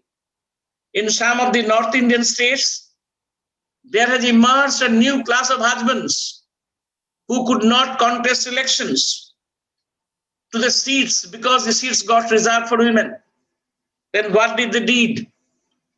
When their wives got elected in the seats through which they had earlier contested and elected, they tried to make their wife proxy representatives. One scholar had studied a number of visiting cards which had shown the names of their husbands rather than the elected representatives of the people. Again, the general social perception about women in India, particularly in the villages, carefully nurtured by patriarchy, is that they are not competent to run the institutions of governance. They are more capable of running the family. They are more capable of managing the kitchen, but they are not capable of running the institutions of governance. At the political level, the grand old tradition continues unabated. What is that tradition? The male politicians who encourage them to contest elections because of the compulsion of quota disappear and re-emerge as ones who would like to control them from behind the scenes. At the legal institutional level, women have to fight against the male non-cooperation expressed in various forms. For example, they are often not allowed to speak in the meetings. Sometimes they are ridiculed in the meetings when they speak, as many of them cannot deliver speeches properly because they are the first-timers. Meetings are sometimes held at a time which is not convenient for women to attend. Care is taken to ensure that the important information do not reach out to them in time. Scholars have reported cases when the males arrive at consensus and women have to consent. Allocation of portfolios, important portfolios, is not made in favor of women. This is how the women are discriminated against, despite they are there because of the electoral quota system.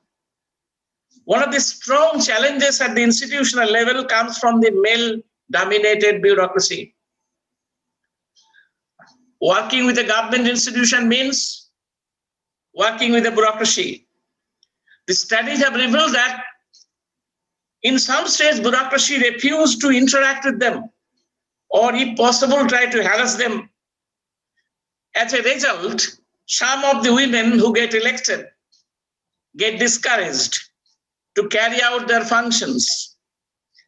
They sometimes the studies reveal that the bureaucrats used to furnish wrong information to them, render illegal advice, so that they find difficulties later. This has happened in those cases where the women leaders do not have adequate education. There is a view that as India is a union of territories, we have a central government and there are many state governments in our country. Each one of the states has a government. Therefore, there is a view that the state governments which are supposed to implement the constitutional provisions relating to engendering governance have not been adequately supportive. For example, there are parallel bodies. Like in India, caste is a very powerful social arrangement. And in India, there are many states where caste panchayats are there. It was thought that the caste panchayat would not be there once the constitutionally mandated panchayats are in place. But unfortunately, caste panchayats continue to exist despite the constitutionally mandated panchayats being there, which is not legal. Therefore, what has happened in caste panchayats, which are popularly known as khap panchayats in India, women are not allowed entry. Therefore, the caste panchayats wherever they are very strong, stand in the way of engendering governance, stand in the way of empowering women through electoral quota system. And this caste panchayat continue to exist because of historical legacy and because of their political clouds. In the elections, during the times of election, the caste panchayats play a very important role as they are sometimes what is called vote banks. There are some states in India where legislation has been made for the purpose of ensuring that one who has more than 2 children would not be allowed to contest elections. This is a dangerous legislation because it has been seen, researchers have brought out that it has been immensely harmful for women because while men are avoiding disqualification clause by resorting to divorce, women get trapped.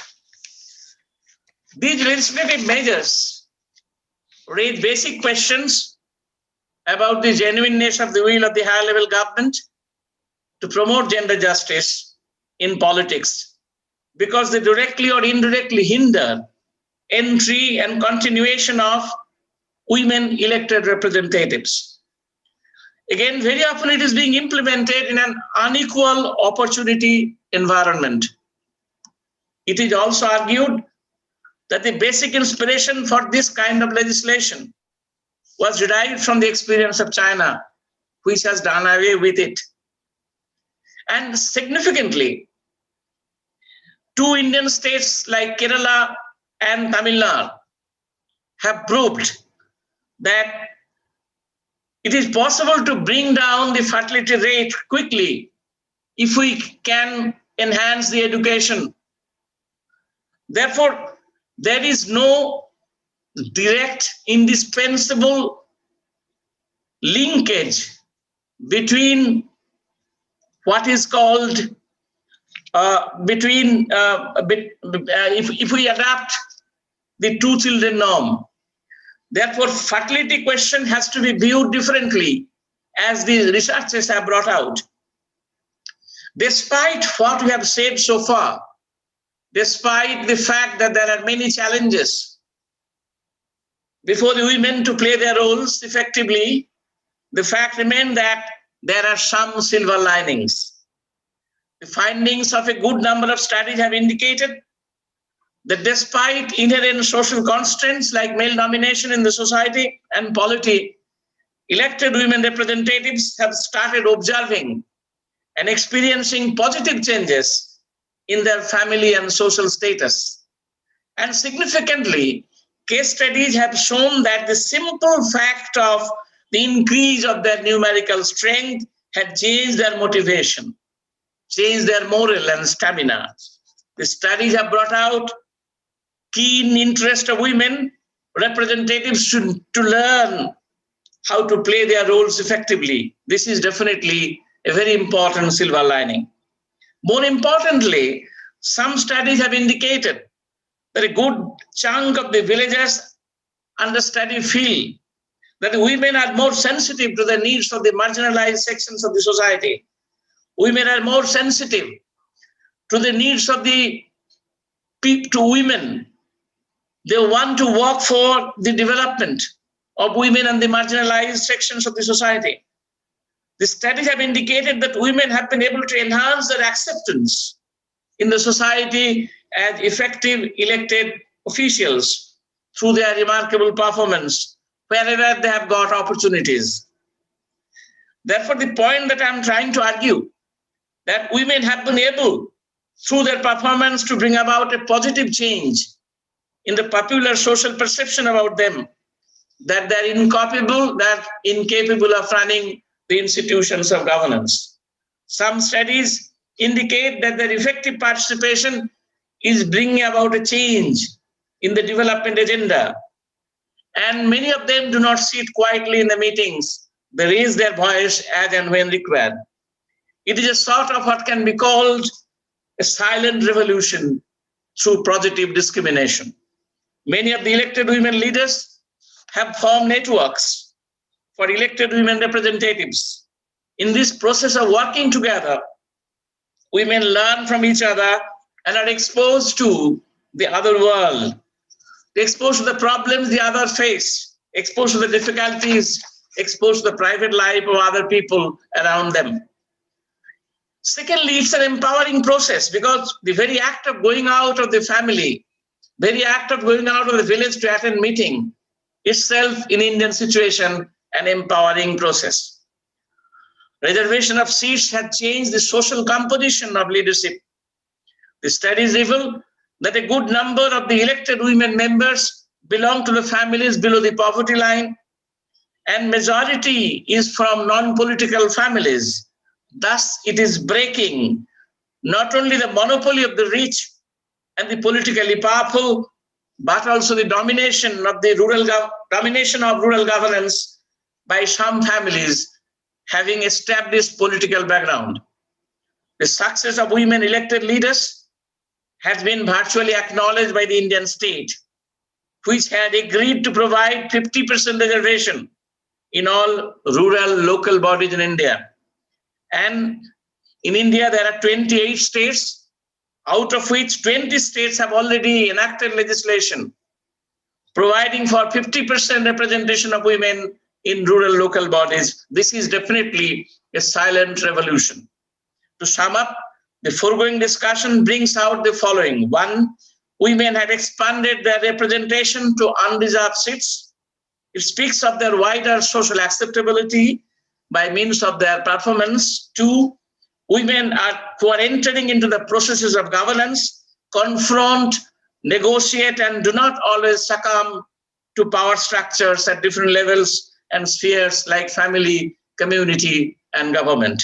Third, women are keen to learn the art of governance and have realized that they have to form network for themselves to fight against patriarchy. And fourth, women have largely been able to prove their competence to run the institutions of governance. To conclude, the electoral quota system for women is not an end in itself. It helps breaking the hard rock of patriarchy. The key problem was indicated by Virginia Woolf in 1929 in our country by Rabindranath Tagore in his novels. Virginia Woolf, in the novel in 1929, the novel called A Room of One's Own, had argued that women have to be given a house of their own. I would like to argue that the constitutional amendment is a gift of the state to women for the construction of a house, which the women need, as Virginia Woolf had hinted at. And the question is, for the construction of the house, the plot is there. What is required is the construction material. The bigger question that comes before us is, will the Indian state come forward to provide the construction material for the construction of a house on the plot that has been given by the Indian state to women in our country? If the Indian state fails to provide them necessary construction material, then the house will not be constructed. And in that case, the very dream of women empowerment through electoral quota system might face a challenge. There are scholars who would like to argue that the entire thing would turn into a sort of tokenism if the state fails to extend its strong hands to the women in their struggle against patriarchy and in their attempt to strengthen the system of governance. Thank you very much for giving me patient hearing. Thank you very much, Professor. Thank you for your warm words about women in general. Thank you very much. And I would like to ask our dear participants. I have a question, Oksana. I would like to ask something. Yes, of course. Thank you, Professor Datta, for the wonderful speech and the enlightenment on the women empowerment in context of the local government. Now, I have a simple, it is a query that came in my mind while listening to your speech was that what is restricting the Indian state from providing the construction material? What is restriction? And second thing is that, do you think that in the patriarchal settings in the northern part of India, where it seems that the women are less empowered than the southern part, so what is the solution? How women can be empowered at the grassroots level, and how the ideal of gender justice can be attained when the Indian state is not willing to provide the construction material for the women empowerment at the grassroots level? So this is my question. Thank you so much. Thank you, Saurav, for asking two very important questions. In response to your question, I would like to argue that women have to make the state work for them. And the only way for the women to make the state work for them in terms of giving them what is called construction material, women's movement have to be strengthened. In our country, women are divided. Women are divided along the lines of caste, along the lines of community, along the lines of party. Time has come when women have to network themselves so that the dividing lines which are there get obliterated and women get united to fight for their rights and to impress upon the state that they have been able to prove their competence. Time has come to give them much bigger hands. And that is the only way of forcing the state to come forward to extend their helping hands to women. State has already come forward by providing for reservation, but the next step has to be, the state has to take the next step. For that purpose, the women leaders, I mean the women's organizations, women's movements have to be reorganized in terms of bringing women of different castes, different religions, different political parties together. This is one. Secondly, therefore, the empowerment process of women, given the patriarchal situation in our country, is not one-shot affair. It will not be happening overnight. Ball has started rolling. Women have been able to break the hard rock of patriarchy by proving that they are as competent as men to run the institutions of governance. The more and more, the increasing social acceptance of women as elected officials will be helping them to move forward. Therefore, women, the way women have started playing their roles, the way women have started moving forward, the way women have started networking themselves, this is a process which has to be carried on further to strengthen the process of empowerment of women and to make sure that the state extends its helping hands to the process of empowerment of women. Thank you so much, sir. Thank you. Thank you, Shoda. Thank you. And I would like to invite Wilfred, my favorite student. He would like to ask Professor Datta about. Please. Yes. Please. Yes, Please. Prof, please. Please. Prof, please. Yes. My question, I want to use an example from Ghana. So in Ghana, since 1998, we've been trying to pass the affirmative action law.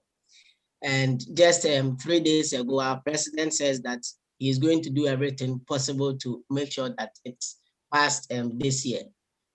But in the absence of that, women are given some sort of advantage, as in they relax the entry requirements to tertiary institutions.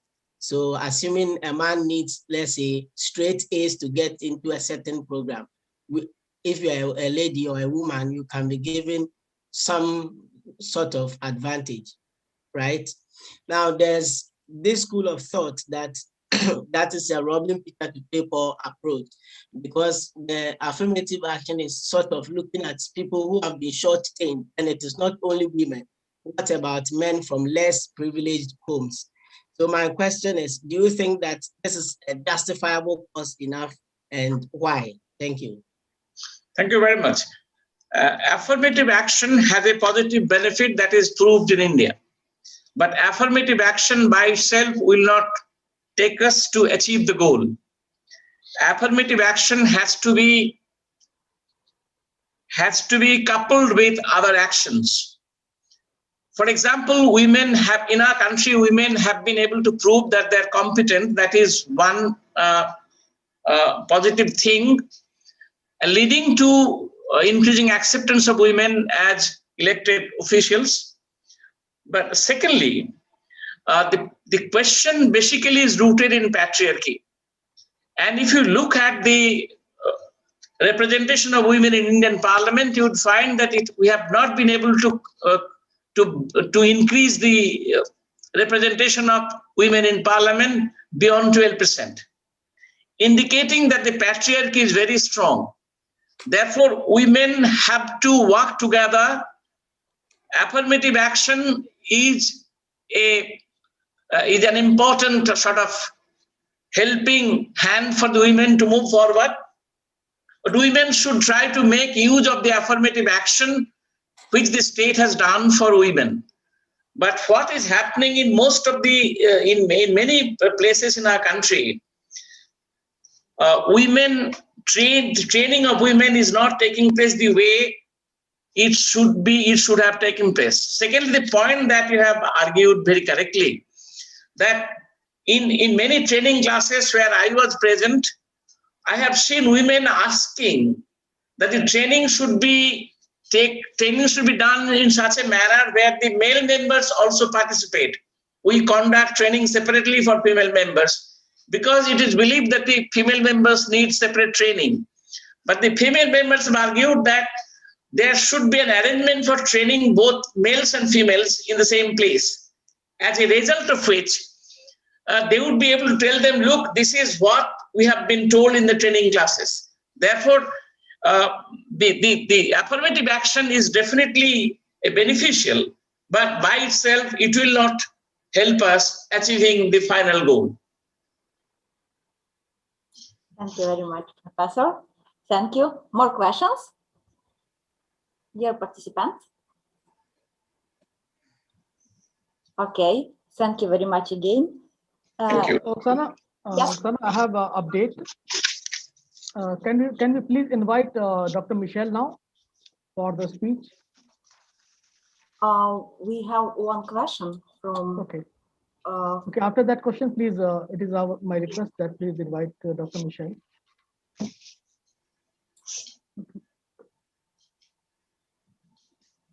Rina Kumari, do you want to ask or not? Rina Kumari, do you want to ask Professor Datta or not? If yes, please ask. Any question? Yes, please. Okay. Rina, please unmute yourself. Rina, please unmute yourself. Rina, you have a question? It seems not. Okay. In this case, I would like to invite. Okay, she has unmuted. Sorry for interruption. Okay, of course. Okay, Rina, please ask your question. Professor Datta is here. Please. Please, Rina. Yes, sir. So my question is, you are saying women should be given helping hand through affirmative action. Women should be given helping hand through affirmative action. Sorry, I couldn't follow your question, Rina. I said, my question is, isn't it better to break the patriarchal values first of all? There is need to break how to break patriarchal values instead of giving affirmative action just only. Okay, sir. I understood her question. Sir, her question is that in such a patriarchal setting, we are talking about the women empowerment. So should we not focus first on releasing the barriers of the patriarchal society? Then we should proceed with the women empowerment. Talks on the women empowerment. Yes, she's very right that values of the society will not change overnight, because values are transferred from one generation to another through the process of socialization. But the starting process, I mean, as a result of the successful performance of women, society has started realizing that they are competent to handle the institutions of governance. They are competent to run the institutions of governance successfully. And that is how the changing process of values will take place in course of time. You cannot bring about a change in values overnight. That would take a much longer time. Beginning has been made, and women have been able to make the beginning by ensuring that they can perform. Okay, Saurabh. Yes, sir. Thank you, sir. I think she has got a good answer. Okay, Oksana, please can we invite the next participant, next keynote speaker? Yes, you can invite Saurabh. Okay, thank you so much, Dr. Oksana.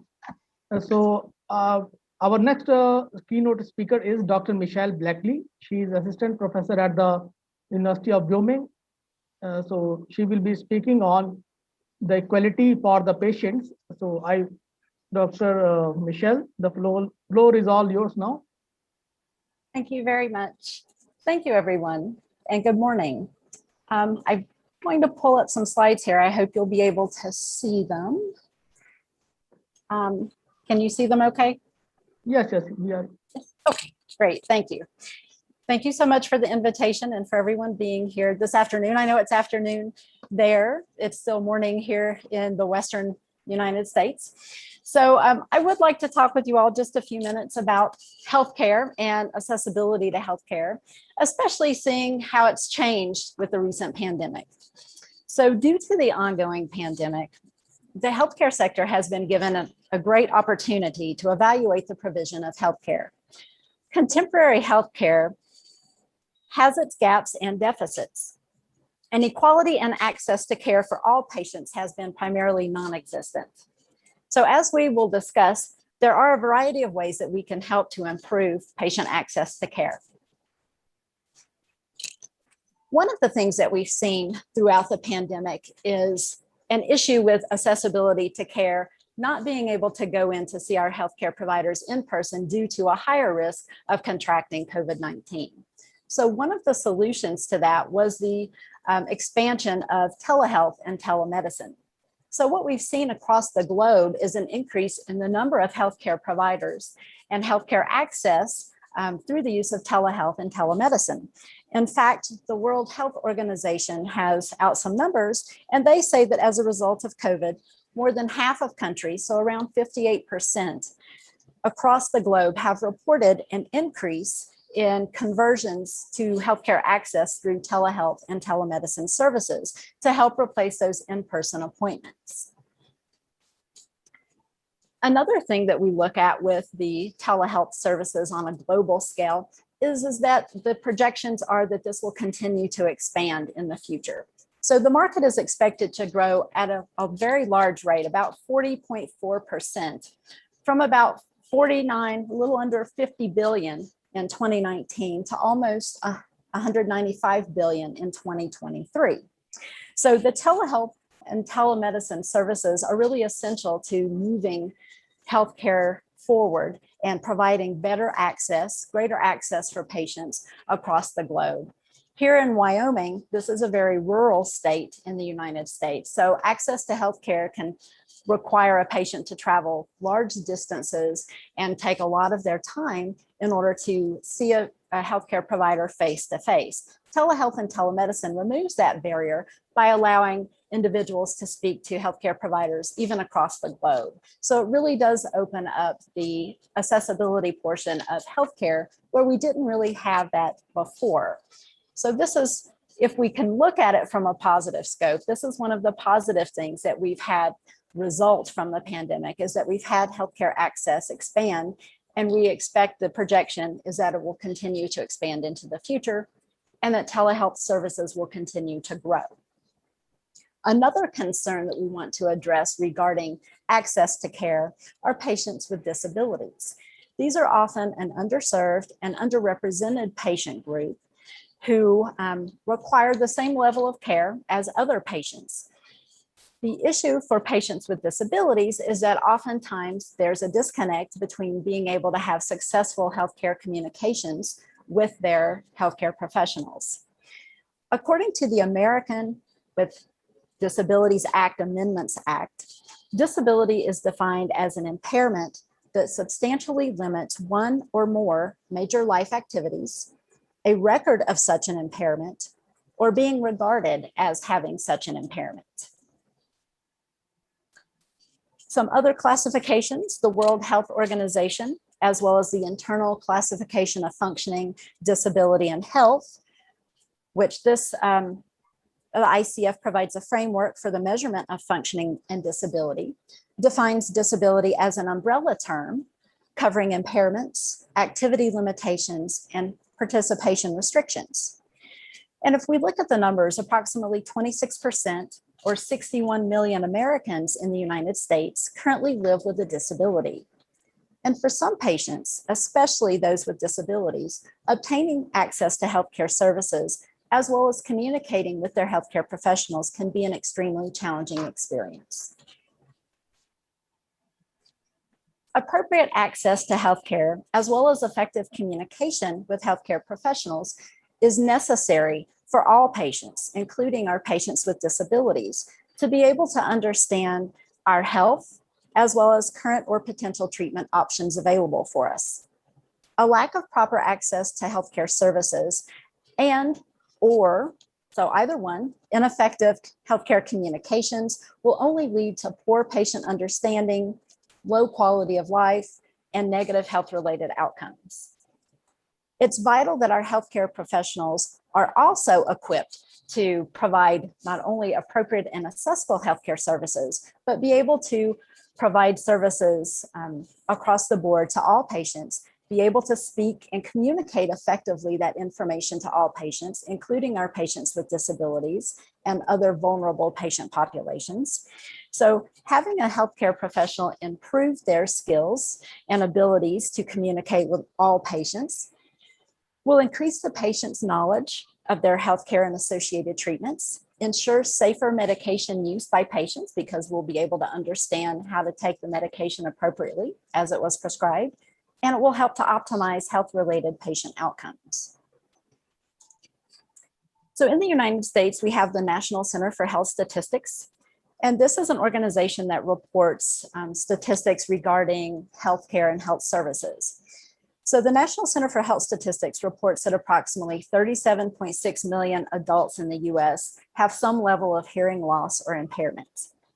Hearing loss or impairments can be especially difficult and can present barriers to effective healthcare delivery by healthcare professionals. Research has shown that healthcare providers are generally not equipped and are not prepared to understand or meet the needs of patients with disabilities. Deaf and hard of hearing patients have reported feeling uncomfortable during their healthcare interactions with healthcare providers. They've also felt fear, anxiety, as well as mistrust towards the overall healthcare system due to a lack of effective communication with their healthcare providers. Insufficient communication between healthcare professionals and deaf and hard of hearing patients will definitely serve to hinder the establishment of rapport. Rapport is required to be able to have an effective healthcare relationship with a healthcare provider where you feel trust and where you feel comfortable confiding personal information about yourself regarding your health and your personal situation in order to obtain optimal benefits for your health. A strained healthcare patient relationship can lead to the widening of healthcare disparities and an exacerbation of negative treatment outcomes, or it can result in a lack of knowledge of important health issues, or a patient may decide to avoid care altogether. So because of all of these reasons, reducing or eliminating the barriers to healthcare access for deaf and hard of hearing patients, as well as for all patients, is crucial for successful and effective healthcare interactions. In order to effectively communicate with patients with a disability, one recommendation is that the healthcare provider first ascertain the patient's preferred mode of communicating. Then, to the extent possible, the healthcare professional should seek to honor the patient's request to communicate with that mode for the duration of the healthcare interaction. Oftentimes, this may be difficult because there are a variety of modes that patients may prefer as their communication method. Patients may prefer to use pen and paper. If a patient is deaf, he or she may prefer to lip read, to use visual demonstrations when applicable and when able, a communication app or any other type of assistive technology to help increase or make the healthcare communication more effective. So there are a variety of different modes of communication for patients with disabilities, and being able to identify and use the one that the patient prefers will help to facilitate a more successful patient encounter.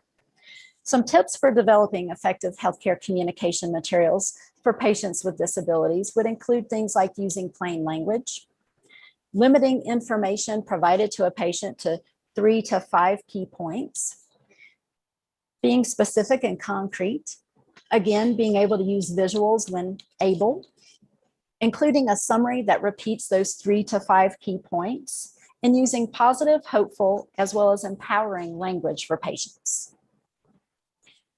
So as you all know, these aren't the only barriers that we're facing in healthcare. And with the pandemic, we face new ones every day, including the shortage of the vaccine and having it roll out into communities across the globe. So these aren't the only issues that affect equal access to healthcare, but often these are overlooked populations. So I felt that it was important to include them in our conversation. Conversations about reducing and eliminating barriers to access to healthcare are required to initiate the change that is needed across the globe in order to have equal access to healthcare and in order for that to become a reality for patients. This hopefully is a step in the right direction. And I want to thank you all so much for your time this afternoon.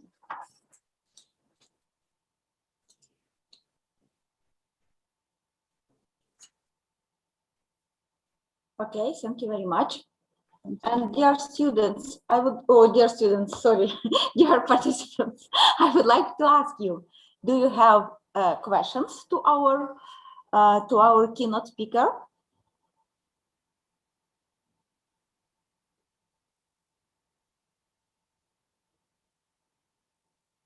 Yes, yes. If you allow, Oksana, I would like to ask a question to Michelle. Yes, of course, yes. Okay, hello, Michelle, how are you? I have a question that how teleservices can solve the issues of gender in different countries during this era of pandemic. What do you think? How they can be helpful?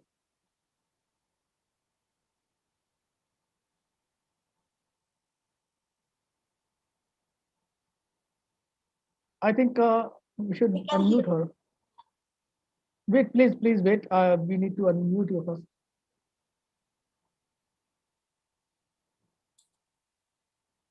Michelle? Yes, thank you. Sorry about that.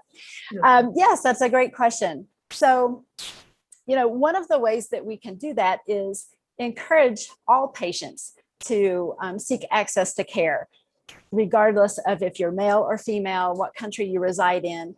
We're hopeful that the expansion of telehealth and telemedicine will allow that expansion and allow more patients access to healthcare. So patients with disabilities, patients who normally don't seek healthcare services, women patients who might not go and seek healthcare otherwise. So that's one of the things that we're looking at, is being able to expand access to healthcare through technology, through certain things such as telehealth, telemedicine.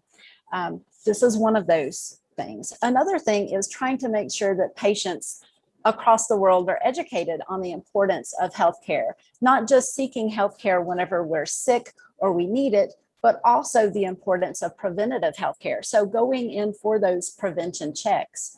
And what I like to tell my students is that I think of prevention kind of like how we view our vehicle or any other thing that we want to take care of and have it last for a long time, is that even though we're not experiencing any problems with our vehicle, we still may take them in to be maintained every once in a while, to have certain things happen so we can ensure that they last for a long time. It's the same thing with our bodies, with ourselves, is that even though we may not be sick, we still may want to go in and have that checkup just to make sure that there aren't issues that will come up along the way later. Okay, thank you so much. Yes, thank you. Thank you. And now I would like to invite Dr. Corina Rybincha. Corina, the floor is yours.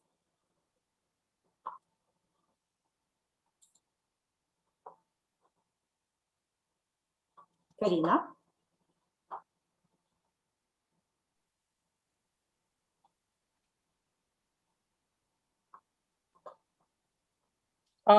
I'm trying to upload. Yes, we can hear you, Corina. You can.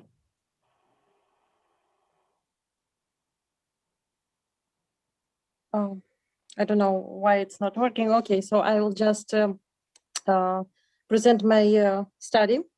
It's related to the gender-specific consumption patterns and also about the behavior insight and circular economy in the Republic of Moldova. So mainly, my research is related to the research that we are running in a project related to the circular economy in the Republic of Moldova. So as we already discussed with my colleagues, the studies on the circular economy have largely focused on the environmental and also business aspects regarding the circularity, with a little aspect on the social implications and especially the role of women in driving the necessary transformations in the circular economy, also skills and impact. Also, as to target the gender roles and also behavioral preferences in the consumption, changes in the marking of consumer goods about the expiration date, for example, of consumption and also waste generation.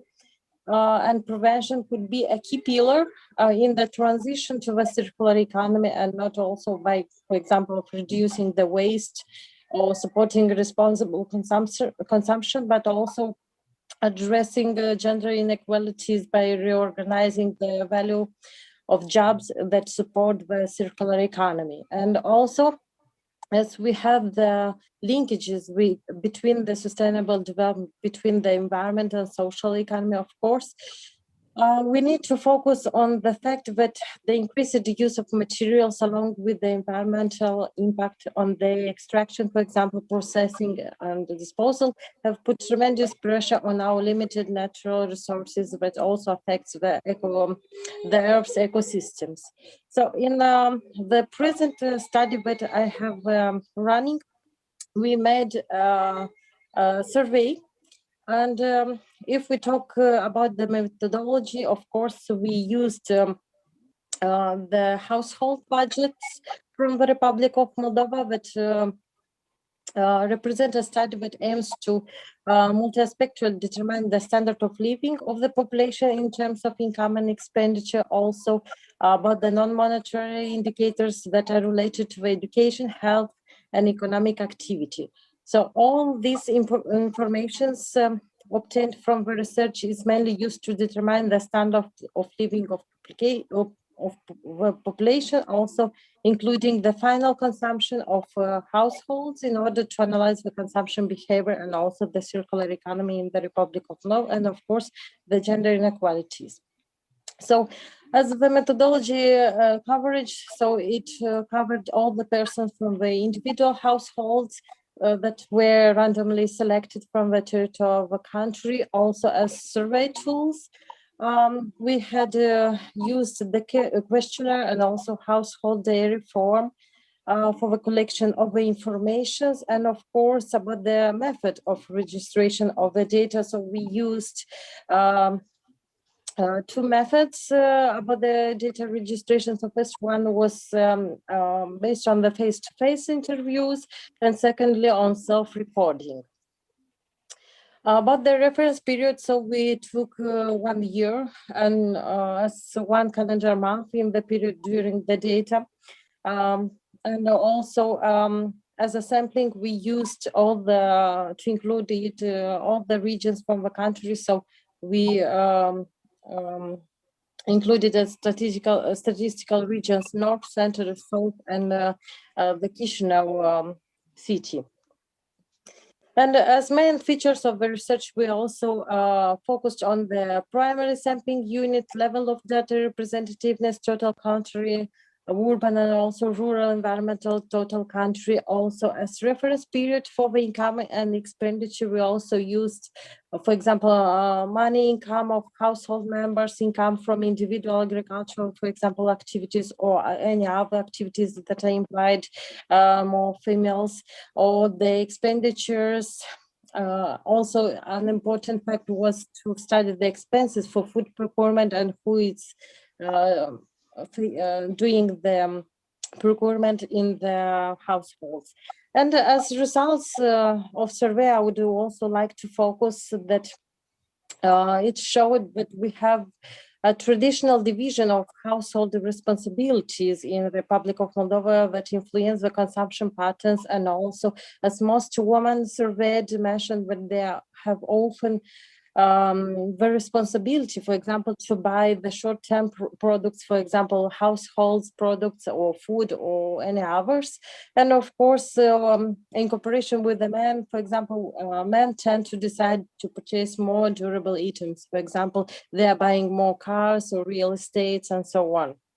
And as the second, we'll say, a result of a survey, it showed that Moldovan women tend to be more likely to have a consumer-oriented behavior, for example, pattern, and to be more sensitive, for example, to environment and also health issues. And they are preferring sustainable recycling patterns, and they are focusing also on reducing excessive consumption, advocating for products certified ecologically.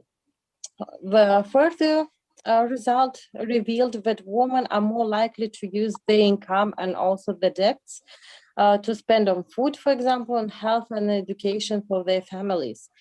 In comparison, men are more likely to use the money for things that benefit them personally, for example, for restaurants, leisure, or any other luxury items. And of course, the housewives that we surveyed in Republic of Moldova, they mentioned also that they are carrying the double burden of paid and also unpaid work, and they are led to time-saving options, for example, and advocacy for disposable or, for example, semi-finished products, which ultimately generate a lot of waste. And also in my presentation, unfortunately, I could not open it. I had some slides with the figures in comparison, for example, distribution of households by size and area of residence, urban and rural ones. So we have, we'll say, biggest share of 5 persons and more in the urban area. And if we are talking, for example, in comparison with the rural area, we are having share of 36.6% of households, and that have more than 5 persons in the family. And of course, I had another figures related to the distribution of the households by social economic status of household. So we have a bigger share of pensioners. It's around 42.4%. Followed by the employees in the non-agricultural sector. And of course, we have a lower percent of the farmers, it's around 5%. And of course, self-employers 0.1%. So as we can see, we have a bigger share of pensioners. So we are also talking about the demographics in the Republic of Moldova. Also, if we talk about the structure of disposable income, so mainly if we talk about the wages and salaries, so it represents around 43%, and followed by, for example, social payments that covers 23%. Self-employed in non-agricultural sector, so it's less than 5%, and property income less than 1%. And of course, about the structure, for example, of consumption expenditure, so a lot of money, mainly that a woman have the expenditure, so they are going to the food. So it's around 43%, and also on households maintaining, it's around 18%, and also clothing and footwear, it's around 10%. So we are talking about the more on the behavior of focused on the consumption. And of course, if we are talking, for example, of the dynamics of activity on non-banking lending organizations, so we also saw that many women in the Republic of Moldova, so if they are focusing, for example, on food, on clothing, or in other very small expenditures that they are doing daily, so we have an increased activity of non-banking lending organizations. All the also many of the women that we are having in Republic of Moldova, so they are going to these organizations for some small credits, and they're taking. So that's why we have in the pandemic area, so in this period, a lot of demands for these products, non-financial products. So if we're talking about the alternative to commercial lending, so it's currently products that are offered by the microfinance sector, which are intended to lend to, for example, small businesses or mainly to rural areas, facilitating access to financial resources such as, for example, to stimulate the private initiative, but also are supported by the women, because we have a lot of organizations that are supporting the women activities in the Republic of Moldova. And of course, as results of a survey, if we are talking, for example, about the cost of linear economy in the Republic of Moldova, so here, they have led to environmental degradation that are particularly heavy for disadvantaged groups in the Republic of Moldova. And of course, the poor people here, they tend to live closer to the polluted waters, for example, factories or transport centers, suffering more directly from the negative consequences of pollution and climate change. Also, the women tend to be more affected because their income level and social norms are here, and also the other factors that also were highlighted and derived from respondents' responses that influence, for example, the transition to the circular economy model included as, for example, environmental degradation, waste management, inadequate working conditions, and behavioral patterns. And if we're talking about the demographics, so rapid population growth and industrialization in developing countries will for sure intensify the social and also environmental challenges as we put additional pressure on natural resources while the impact of climate change materializes. Women also can for sure be a key players in involving and also in moving consumption to a more sustainable models. About the public policies that we are promoting in the Republic of Moldova. So, for example, new approaches to influencing consumer decisions, such as, for example, behavioral perspectives should take into account the gender perspectives. And of course, the concept of circular economy is indispensable to achieve a sustainable management of resources and also the reduction of carbon emissions in Moldova through fundamental changes in the way we produce and also we consume. Thank you so much. Thank you very much, Dr. Karina. Thank you. Thank you for your patience. Thank you for your wonderful presentation. Thank you for everything. And dear participants, I would like to ask you, do you have questions to our wonderful presenter and keynote speaker?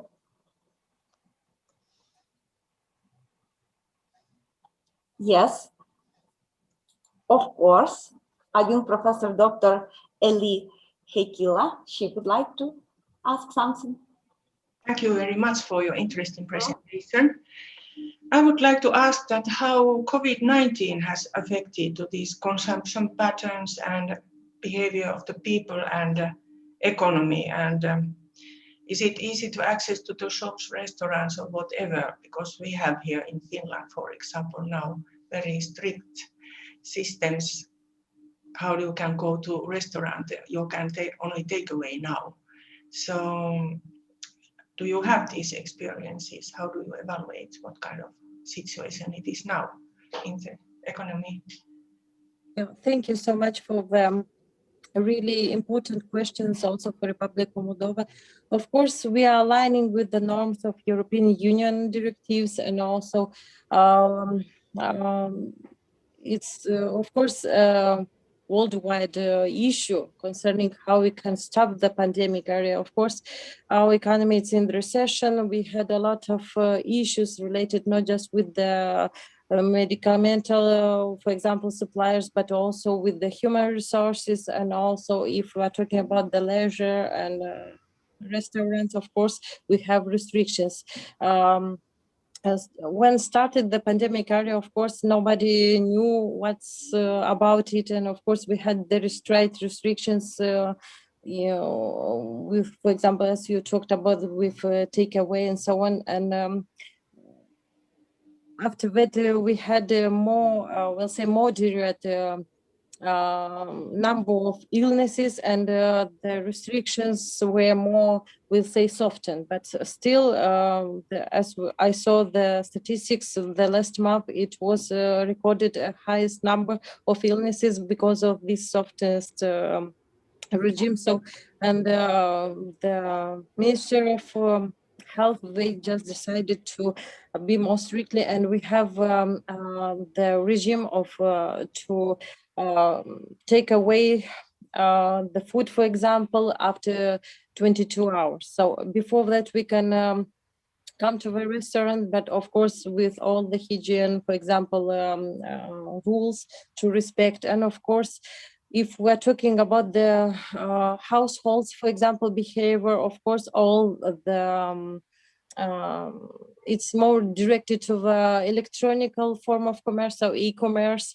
And of course, it raised a lot of questions because we didn't had a lot of, we'll say, platforms for it. And with the pandemic area, most of the traders or suppliers that we have in Republic of Moldova, they focus to develop their platforms for it. So nowadays we can easily buy something from the internet, and of course about the household behavior. So most of the people are focused still on buying the most primary needs, so as clothes, food, and so on. And nobody's thinking about the, for example, leisure or the other things.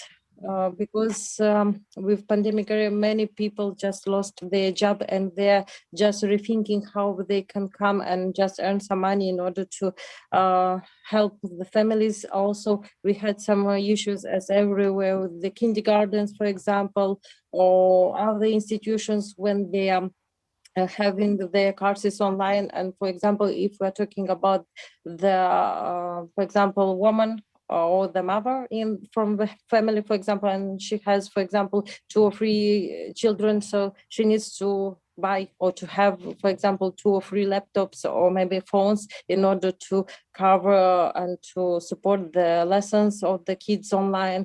For example, me, I'm also working in the science and also university, so I just focus all my efforts in online learning and providing my online lessons and also materials. And of course, it's a very difficult situation because it's uncertainty. So we still don't know when we'll end this and how we can stop it worldwide, because of course, it not just depend on the national efforts that are taken, but also worldwide. So I think still it's a huge issue for all of us, and including further actions that need to be taken.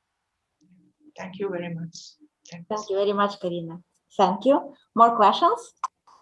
Dear participants? No questions. Thank you very much, Karina, again. Thank you. And now I would like to introduce to you Professor Dr. Alexander Gaborsky. He is the head of the Project and Analytical Center of the Ternopil Volodymyr Gnatyuk National Pedagogical University. So, dear professor. Thank you very much, Oksana. Do you see the presentation? Yes. Yes. Okay. I will be very short today because as Oksana, I think I have a lot of lectures for today, and this is the last event for this day. But I want to explain you the statistics of Ukrainian migration officially and our experiment, which we published in our previous article. And you can see here some statistics about Ukrainian migration. You can see that, wait a moment. You can see that the population just now in Ukraine is around 42 million people. 71% is urban population. A very high level of literacy rate in Ukraine. Human Development Index 1.7. It's 88 among 189 countries, and also very high level of just now GDP growth according to last statistics. But you also see the differences in population, how our population GDP growth changes. And just now, according to official statistics of our statistic office, Ukrainian population decreased from 1990s from 52 million people to 42 million people. And this problem, of course, also depends on standards of living, which we discussed as the previous presentations. And also you can see here a number of Ukrainian migrants during the years, a number of EU first residence permits and valid residence permits at the end of the year. Of course, the most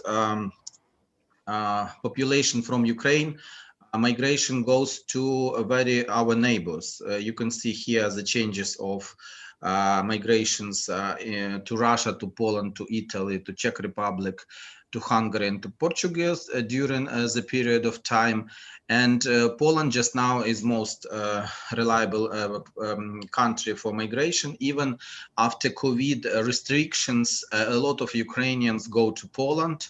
They receive work permits and they prefer to work abroad than in Ukraine, because we have different level of salaries and standards of living. And you can see the dangerous statistics that a lot of respondents for the question as regards intentions to go work abroad, statistics shows that the number of such respondents increased from 13% labor migration experience people have to 25% in 2018, and also intention to leave to work also increased during this period of time. In our experience, and here you see a number of Ukrainian students abroad, because also we have a lot of students from Ukraine which study not only in Poland but also in other countries of Europe. And around just now 80,000 students studied abroad, and we lose this amount of students from Ukraine. In our experiment, we try to understand is this official statistic, how this corresponds to our experiment. We try to calculate number of phone calls during night of New Year. And to different countries, from Ukraine, from different Ukrainian regions to abroad, and to see how many people call to their relatives, in what countries their relatives live. We used Vodafone Ukraine statistics, and it was we received such amount of percentage. You can see that around 68% called to Russia, only around 10% calls in night, New Year night was to Poland, also Italy and other. But also we built such maps. For example, we tried to show the statistics of number calls from Ukraine to Poland, and you can see that west part of region have the huge amount of phone calls to Poland. Of course, it's Lviv region, it's Ivano-Frankivsk region, also it's Zakarpattia, Ternopil, and we of course we should understand that this west part of our country have strong connections with Poland and other European countries, because we have a lot of relatives, friends, and workplaces in these countries. But if we compare statistics of phone calls to Russia, we can see that Lugansk region and Donetsk region have the huge amount of phone calls into Russia, and also like other west regions of Ukraine. And we can, from this experiment, we can demonstrate that this experiment explains why we have so different visions of Ukrainian development, why a lot of people from west part of Ukraine don't understand west part of people from Ukraine, why we have such different visions of Ukrainian development, because this experiment show the also very different directions of visions of Ukraine, and very different visions of population who live in different territories, because Ukraine it's really big countries and big country, and a lot of different visions of this country also doesn't support European integration in this way which we expected to have.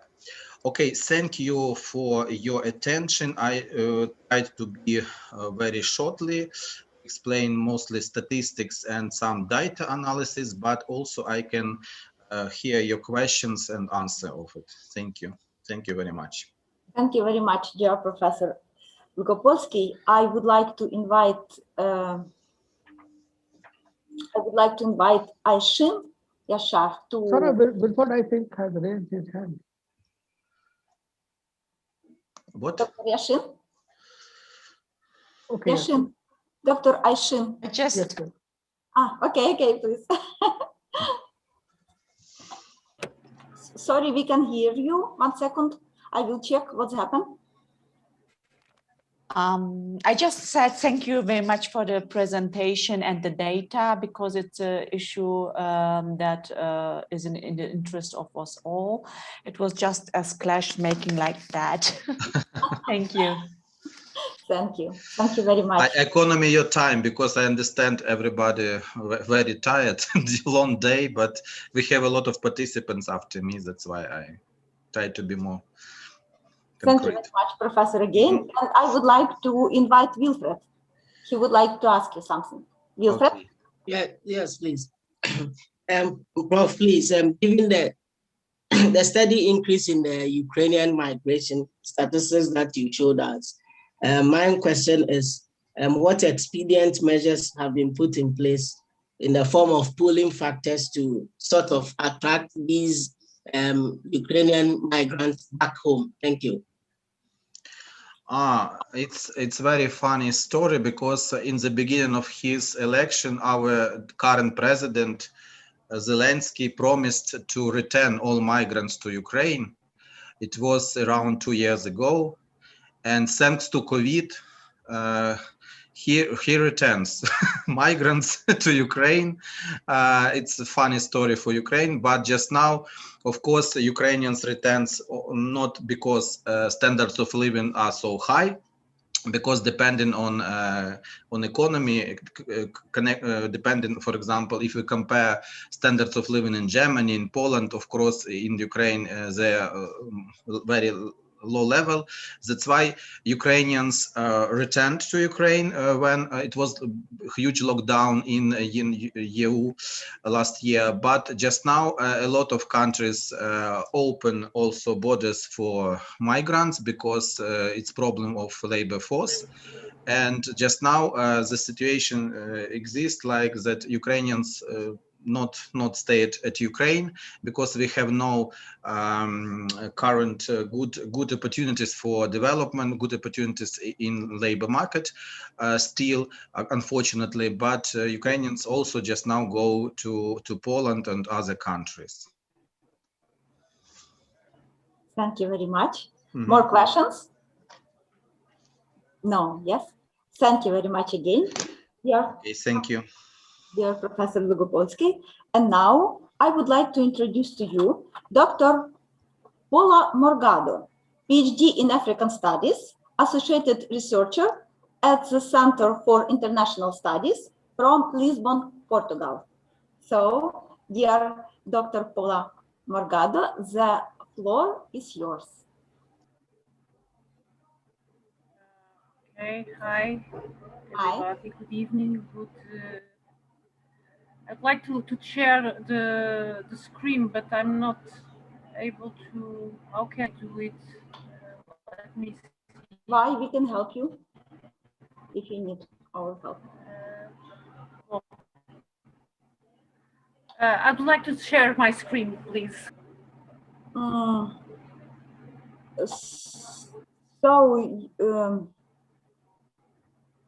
You can do, because I already allowed you to do it. Okay, let me see. You can click on that share screen button on the bottom bar of the Zoom. There is a green button. Yes. Share a screen. Green button. The green button. Okay. Yes, absolutely. Yes, but nothing is. It's here. Okay.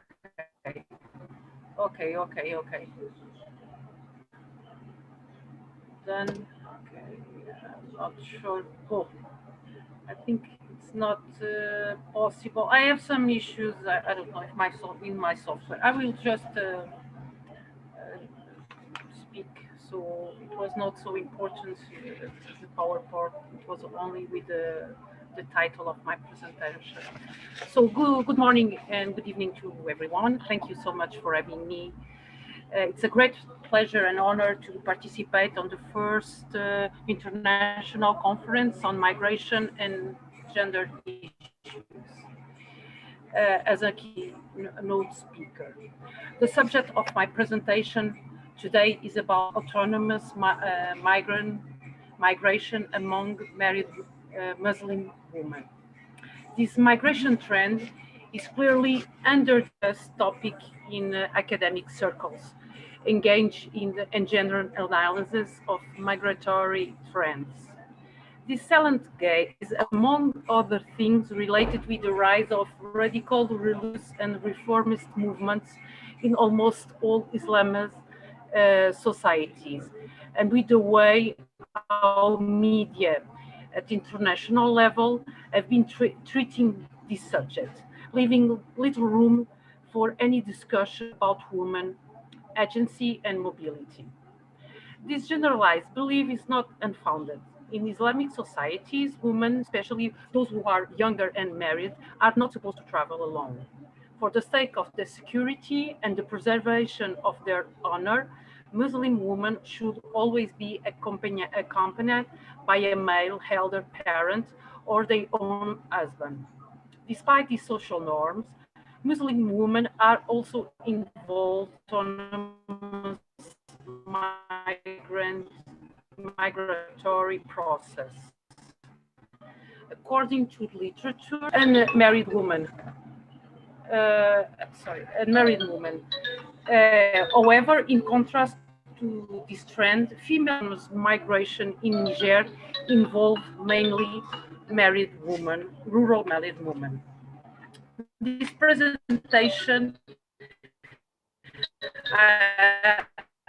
in this presentation of Nigerian married women from an gender perspective in order to bring some insights concerning the rising of that phenomenon among married women that thoroughly Islamized societies. Female autonomous migrants are not an homogeneous group. Difference can be observed depending on several identity markers such as age, socioeconomic status, place of origin, or ethnicity. However, in the context of this succinct exposure, intersectional categories will be explored. Ethnographic data use came from primary and secondary sources. The Republic of Niger is a long country situated between Algeria, Libya, and Mali, where almost 99% of the population is Muslim. First academic works concerning autonomous migration of Nigerian women date back colonial times. At that time, autonomous migration was usually performed by marginalized groups of women. This trend remained until the 1980s, involving especially sedentary, divorced, and widow, and nomadic, non-Muslim women. There are also female autonomous migration related with academic formation or public servant allocation, but their numbers are so small that it becomes irrelevant for this study. From the 1980s onward, the composition of female autonomous flows has gradually changed for accommodating a growing number of unmarried young girls and especially of married women. Despite of being socially condemned and stigmatized by society, all the international projects put in place to curb these migratory flows, autonomous migration of married women did not stop of growing in Niger and of diversifying its local of destination. As happened in other African countries, autonomous female migration of unmarried young girls and married women in Niger is deeply related with the economic crisis that has ravaged the continent in the 80s and 90s, with the devaluation of local currencies and structural adjustment imposed by IMF, which intensified the process of monetization of African economies, which have been initiated by the colonial powers. The increasing need for cash flow in everyday survival has impelled a growing number of women to leave their home town in search of income-generating activities in national or international urban centers. Female autonomous migration in Niger affect especially rural women in almost all regions of the country. Until recently, women usually migrate to near urban areas where their native tongue was spoken, namely the main city of the region or foreign urban centers across Nigerian frontiers. It is not known when the phenomenon starts across the country, but what concerns the capital city, Niamey, ethnographic data collected between 2011 and 2030 showed that rural women from the west of the country start to migrate to Niamey in 1984 as a response to the food crisis that devastated Sahel region between 1968 and 1975. And they usually travel during the dry season with their children and husband. But over the years, the composition of migratory flows have gradually changed to accommodate a growing number of female autonomous migrants, especially of married women and their offspring. Many unmarried young girls are also compose these flows. They used to travel with their mothers to help them with the young sibling care. Many of them also migrate under to work as domestic workers.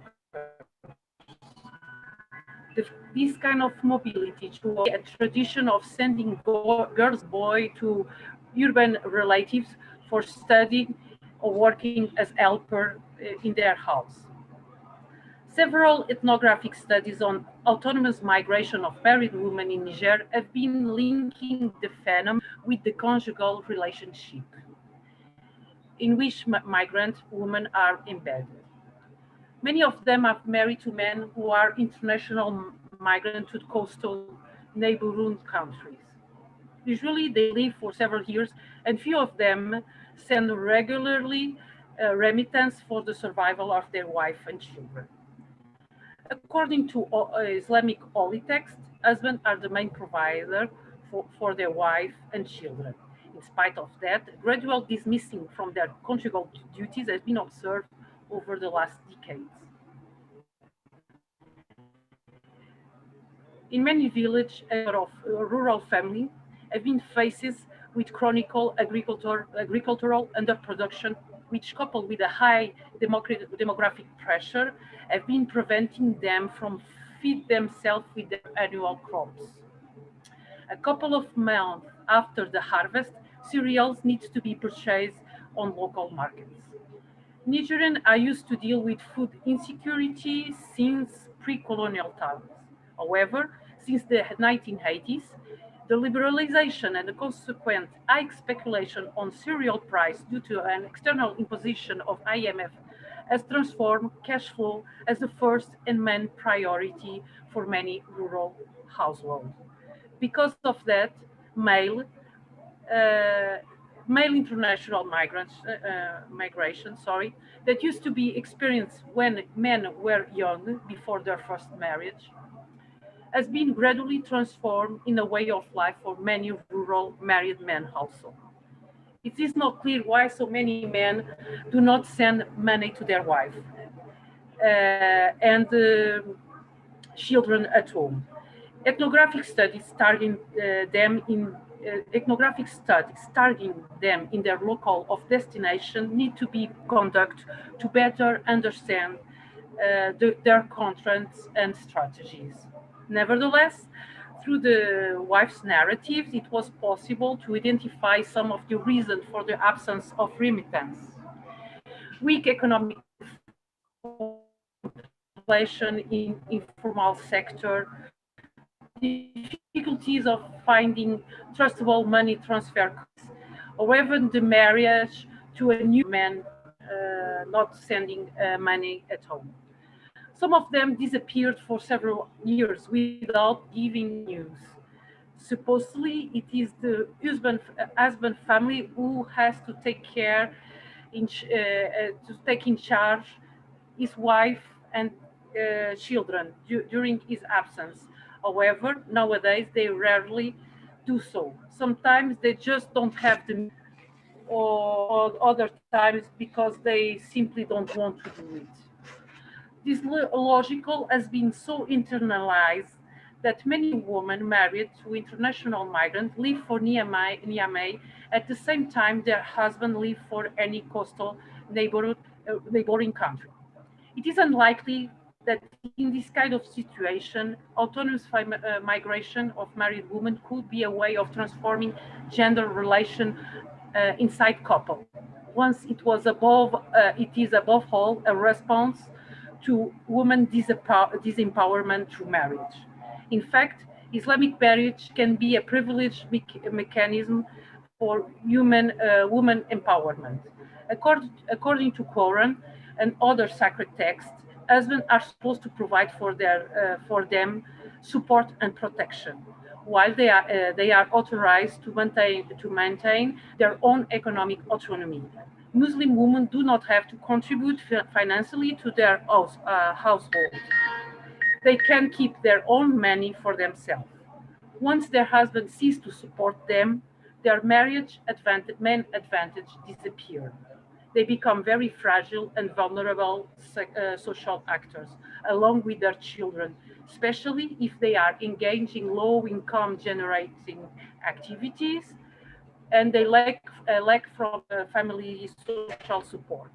In face of that, leaving for the nearest urban center for working, where people speak the same idiom and have some social networks, appears a natural steps in order to assure their family, and sometimes their family survival. In this case, autonomous migration is undoubtedly a solution to fight back their economic and social vulnerability in countryside. It can also affect women whose husbands are in the village but do not provide for them and their children properly, normally because they have too many wives or they are too old for working. Despite all of that, many of them remain married with their absent or omit husbands. And as long as they still married, they cannot transform gender relations inside their couple. In recent times, a new trend has been observed. Autonomous migration of married women seems to have become a way of life. Women who migrate to Niamey do not necessarily leave their for survival, but cumulative material purpose. Purchases goods that will enhance their social position when they return to the village, especially among other women. Despite this kind of dynamics consuming a lot of their purchase, they are purchased of the impact of the economical life of the. Some of them are so attached to this mechanism of accumulation, they prefer to get divorced than being banned from migrating. Some of them established previously agreements on female autonomous migration with their fiancé before getting married. It seems that a shift is happening among Nigerian couples regarding migration. Women are traveling alone instead of men who prefer to stay at home. The source of their empowerment is the remittance they regularly send. Different from migrant men, migrant women usually send regularly money to their own family and husband, who sometimes use the remittance to start a local business. Married women who choose autonomous migration as a way of life have enhanced their decision making in regard to their own family and house in their own family and at household level, but it's still not clear what transformation are going on at conjugal level. Besides being free to travel when they want, migrant women usually also decide where and in what their money must be applied, even if their family and husband don't always respect their will. For example, it has been reported that sometimes husbands use remittance for paying the bride wealth of another wife. even if migrant women tend to believe that autonomous migration can prevent them from polygamy. Despite the reconfiguration of economic roles inside their households, they still are levels of decision their husband may not share with them, even if all the scriptures say otherwise. Husbands also tend to divorce them when they come back pregnant or with newborn illegitimate children. Even in this case, divorce can be prevented through the payment of a financial compensation to their husband, showing by this way new forms of negotiating gender among conjugal relationships. At community level, gender dynamics are also changing. Since migrant women are assets cause great admiration and jealousy among other women, many of them end up starting to migrate too, with the aim of purchasing the same goods with their family support. Female autonomous migration become a conscious, consensual social practice generalized at village level against the opinion of religious leaders. Some social mutations are coming along with autonomous migration of married women in Niger. In fact, over time, it seems that women have learned to take advantage from their economic migrants. Unlike international migrant men, they make efforts to send regularly remittance to several, giving the importance of cash flow for everyday survival and personal assets for social prestige. Their community in them is despite social and moral transgression that may occur. Once they spend long periods away from home, it's difficult to assess transformation in gender relations among couples. One thing is clear, there are few possibilities of being transformed if husbands choose to repudiate their wife instead of coming to understand with them. More research needs to be conducted on that topic in order to understand, in this context of autonomous migration of Muslim married women, how gender dynamics are constantly reshaped and local forces in transformative process that sometimes reinforces and sometimes challenge inequalities. Thank you. Thank you very much. Thank you very much, Paula. And I would like to ask our participants. Now I see someone would like to ask you. Sabina, I will invite you to. Please, Sabina. Hello, I was just actually applauding. I think it was a fascinating presentation. What I find incredibly interesting is how vulnerable really those women are, especially as you portrayed them, how they are really left without no means to live, and how they choose this path of migration to find a way out of a situation which seems incredibly limiting. I'm just wondering, you mentioned ethnography as a data collection. Did you actually, was it mainly ethnography as a methodology that you have, or as a method for data gathering that you have applied? Okay, all right. So yeah, I'd be just really interested to hear a bit more about that, but I guess maybe that takes it out of this conversation. But yeah, wonderful presentation. Thank you. Thank you very much, Sabina. Yes, thank you, Sabina. It was a very encouraging words. Thank you so much.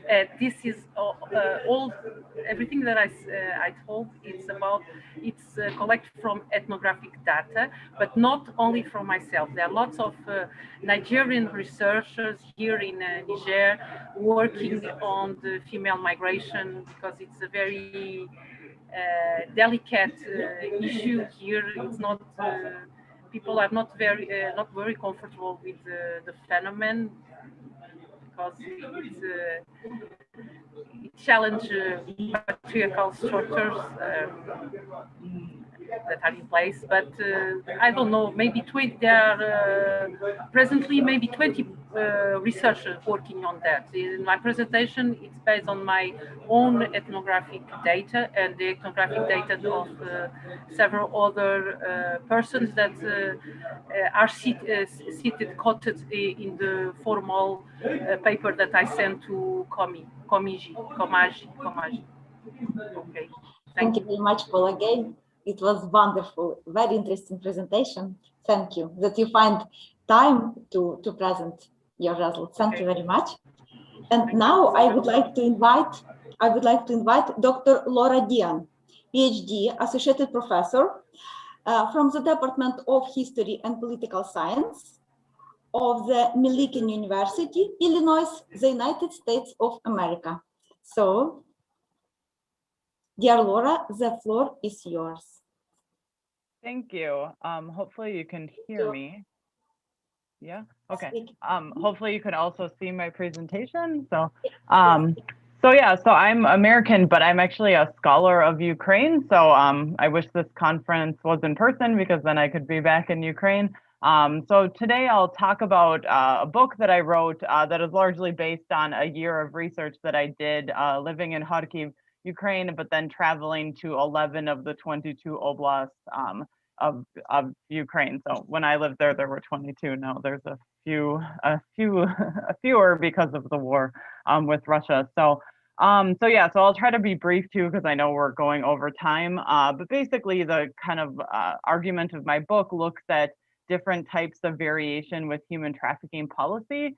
So as migration scholars, many of you probably know about, forced migration, human trafficking. You've probably heard of the Palermo Protocol, which is the international convention, for human trafficking. And that convention said that countries around the world have to adopt legislation to be able to, implement and adopt different types of legislation to make trafficking illegal and then to help victims.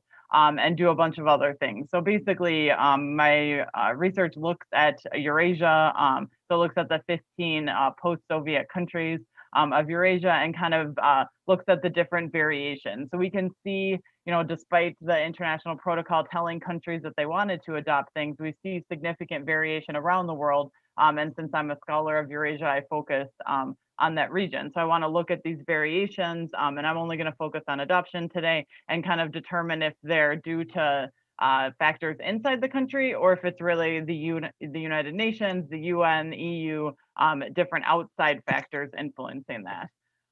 So this is a little bit, I'm not going to talk about the theory a ton, but basically the theory in the book kind of looks at like different factors from above influencing policy adoption and then different factors from below influencing policy adoption. I mean, you can ask me about this if you want. You can also send me an email and I'll send you a PDF of my book if you're interested in learning more.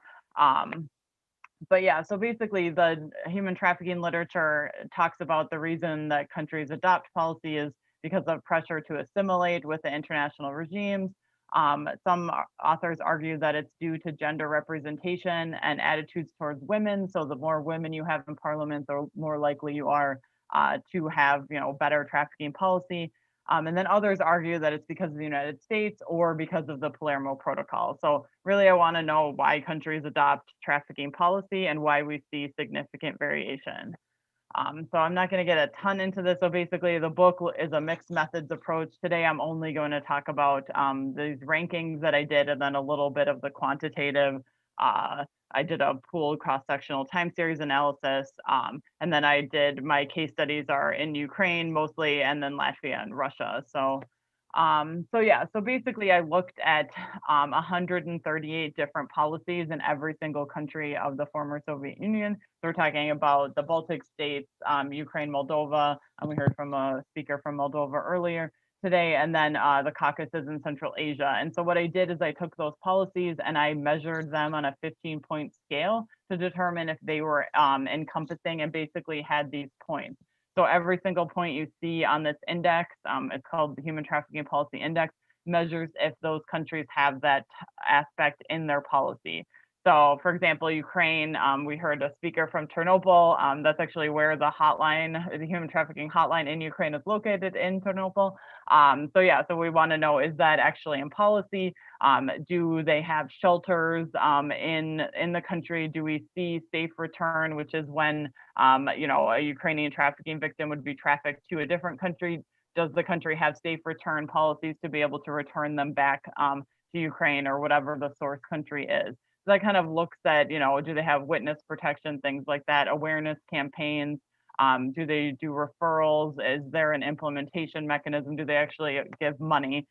So yeah, so you can ask me about that in the Q&A if you want to more, but basically it's 15 points. And so every single country, so I measured it from 2003 to 2015, and every country gets a point for every year that they have this in their policy. So yeah, so this is the region that I'm examining. So this kind of looks at the scope of human trafficking policies in Eurasia. So the countries that are red are the countries with the worst policies. So Russia in the region has the worst policy. Ukraine is a high country. So Ukraine actually has really great policies on human trafficking. And then I also went to Latvia and did my research. So Latvia was kind of a middle of the road. And so what I did is looked at, you know, the rankings from 2003 to 2015, and then I averaged them. And so this kind of shows the significant variation. So just because the international community is telling these countries to adopt them, we still see very significant variation on what types of policies they actually have on human trafficking. And I'm just looking at policies. I'm not really looking at like what the government is doing beyond that. I'm just trying to see, do they have policies? And then later in the book, I see, do they actually implement them? So yeah, so this kind of gives us a little bit, shows us the variation. And again, if I did this in every country of the world, like we've heard speakers today from many other countries, we would see significant variation across the world. So yeah, so this kind of, so this is, I broke up the index. I basically look at how we see this variation over time. So let me see. So yeah, so this is showing Eastern Europe. So we can see Ukraine is in the dark blue-ish. So you can kind of see the growth. So again, like looking at over time and then the numbers on the index, you can see how, you know, we see countries increase, we see countries decline in this index. So again, because policies can, national action plans can be adopted and then not actually, you know, renewed. They have a sunset clause. So we kind of see significant variation in Eastern Europe. And then this shows the Caucasus and Central Asia too. So, so yeah, so we see, you know, different aspects of variation with this policy. And that's what I was really interested in examining. So, so yeah, so I looked at that variation and then I did a quantitative analysis kind of trying to look at why is this variation there. So I took that index and that index is basically my dependent variable for this model. And then I looked at, you know, does the commitment of the state, does the amount of money that the country spends on it, do we see lots of women in parliament that can influence this adoption? Is there a lot of bureaucracy? Do we see, you know, lots of issues happening in the media, things like that? And then looking at the influence of the Palermo Protocol, the US, the Council of Europe is a big influencer in trafficking policy, and then the EU. So basically in my statistical analysis from 2003 to 2015, I determined that there are lots of things that influence it. So state capacity or state commitment, policy entrepreneurs, bureaucracy all influence it. State capacity is negative. And then when we look at Palermo Protocol, United States, Council of Europe, so we see all of those things influencing policy adoption. And so so the literature really says that, you know, it's maybe one thing or another, and my research is trying to argue that it's actually a lot of different things and facets kind of working together to be able to influence policy adoption. So, so yeah, so that's kind of my statistical analysis, and I wanted to make it quick because I know people are really strapped for time today. So yeah, so if you have questions or anything, or if you want me to send you a copy of my book, I have it in PDF, so I'm happy to share it with scholars, and yeah. Thank you very much for wonderful presentation, wonderful information for us. Thank you very much. And now I see someone would like to ask you something. 1 second, I will see who would like to. Alexander. I will. Yeah. And I think Okay, Sasha, please. Hello, Laura. Thank you very much for your presentation. It's very interesting. It's not even question, it's just our proposition to collaborate in our future research, because I think the human trafficking, migration issues, and you interested in Eastern Europe also, we can collaborate in our future research together. And thank you for your presentation, and maybe send us your materials, your article, which you proposed to share, because it was really interesting. Thank you very much. Sure, yeah, send me an email and I'll send it to you. Also, hopefully, I mean, if COVID gets better, I plan to go to Ukraine last summer to do presentations in Kharkiv and Kyiv, and maybe Lviv, so which is close to Ternopil, yeah. Ternopil, it's very close to Lviv. That's why you are welcome to visit our cities also. Yeah, I've been to Chernobyl, but anyway, so yeah, so I can also email you if the Ukrainian government starts letting Americans in, and I can actually go to Ukraine. So okay, thank you very much. Thank you. Yeah. Do you see, Laura, 15 minutes and you have a lot of friends here. So, you are welcome always. And Dr. Aishin would like to ask you something. Aishin, yes? Well, thank you very much. It was an applause again. I'm really sorry I didn't raise the hand. It was an applause, and thank you for the data and all the information. Thank you. Yeah. A lot. Thank you. Thank you very much, Laura. And I would like to invite Professor Dr. Injerit Singh Sodhi. He is Vice Chairman of IPARN Foundation from India, the head of the Department of Local Governance of the Rajiv Gandhi National Institute of Young Development from India. So, Professor Sodhi, the floor is yours. Professor Sodhi.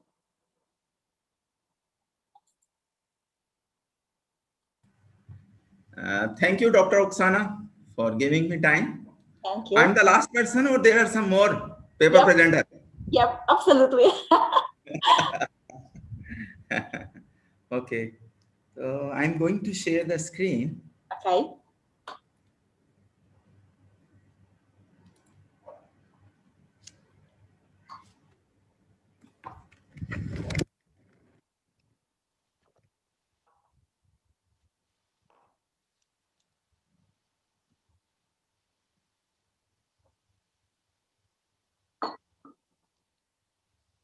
Okay. Thanks. I am thankful to the organizer for giving me time for presenting the paper. The title of the paper is Reverse Migration in Pandemic India, Emerging Issues and Challenges for Development.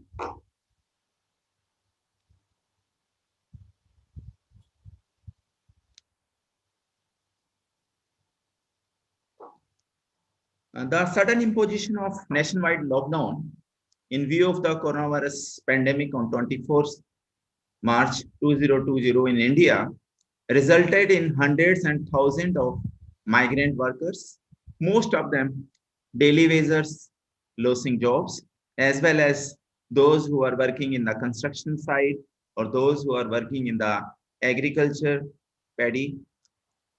They all were returning to their native villages. That means reverse migration. Earlier, long back, they have migrated from rural area to small cities or big city, but due to Corona, there was a reverse migration. And it has triggered a massive migration, and it could be called as second largest mass migration in the history of India after the partition. In 1947, India got independence and it was divided into two, India and Pakistan. There was also at that time lot of, you could say, exodus of migration of people from those part of Pakistan to India, particularly Punjab and other area like Pakhtun and Peshawar. My maternal grandfather parents also shifted in that time period from Pakistan to India.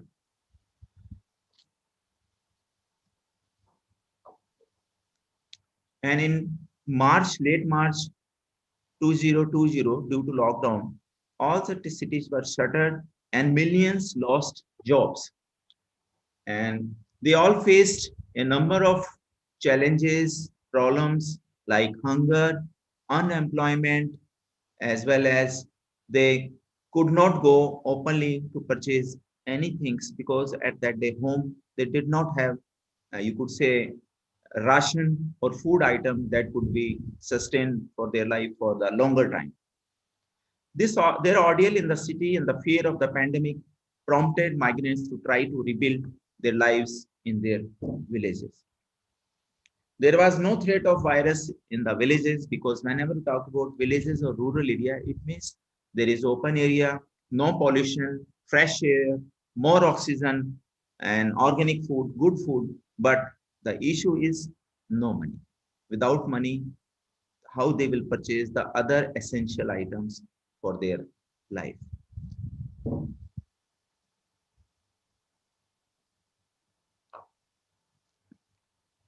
There are some rough figure that approximately there are total 450 million migrant workers in India. They are moving from one place to another place since independence. That means 0.45 billion people. And several state governments were counting their return migrants and mapping their skill, how they can utilize their skill in the right way. But that was not possible because there was a sudden reverse migration. So that is the biggest threat that was, you could say, experienced as well as felt by all the state government and central government as well as the local governments. Reserve Bank of India, the Central Bank or Federal Bank of India, it also through data shows why the home faces its challenges in providing relief to migrant workers. And according to budget of Reserve Bank of India 2021 latest, 40 million interstate migrants were forced to return to home from working state, particularly these states like Gujarat, Karnataka, Maharashtra, Tamil Nadu, etc. They are known as prospering states. Most of the workers or laborers from Bihar, Uttar Pradesh, Jharkhand, Odisha, West Bengal, they regularly moving to these prospering states to get better ways, better employment facilities so that they can run their life, their family in a balanced and sustainable way. If you talk about census of India, every 10 years census of India is conducted. The first census was conducted in 1891. And the latest census report 2011 census, India has 449.9 million interstate, intrastate, and interdistrict as well as intra-district migrants. So we can think of during this corona pandemic, how many actually has migrated, reverse migration. There is no actual figure, no authentic figure. There is different reports, different data, but as per census, the total number of migrants 449.9 million. That means 0.44 or approximately 0.45 billion migrants. Similarly, if we talk about informal sector, India, the informal sector comprises of close to 81% of the employed workforce, with 77% coming under the category of vulnerably employed. A significant proportion of this category is comprised of seasonal agriculture migrants. The Economic Survey of India 2017 estimated an annual 9 million interstate migration in India between 2011 and between 2016, while the 2011 census put an estimation about 13 million, accounting for both interstate and intrastate movements of the people. There have been massive exodation of millions of people accompanied by acute distress, hardship, and hunger. And this was marked by starvation, death, and pursuit by police and sequestration in quarantine center, often without the basic facilities and amenity. Incidents of death mainly also happened due to starvation, exhaustion, and people spiraling into a death trap. You can see by one photo, you can understand how many people are running to catch the train or buses or any other transportation. Even the government of India, no doubt, made some efforts like special labor trains were started by the railway board, but they were not sufficient because no government agency or body expected that there will be mass exodus of people, of movement of people. So according to railway official, around 80 people died on the labor trains, which were specially run. And further, trains provided services which took longer time compared to the earlier regular time to reach their destination. Even some train could not reach to their destination. Some people moved 700 kilometers from by foot after while training the moving through the train.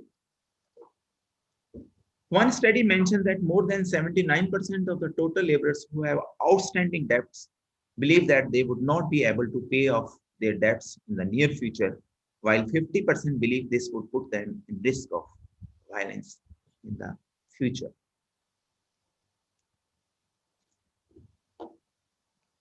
And another study say if there was no proper livelihood facility for more than 3 weeks for some people, and for those who had a dependent of 2 to 5 dependent family members.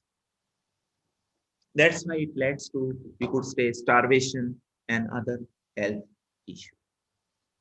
Mostly the person who have been affected, they are workers, those who are working at the construction site or those who are in the industries. Reverse migration has led to increased demand for jobs, particularly in their native states or native villages or rural area.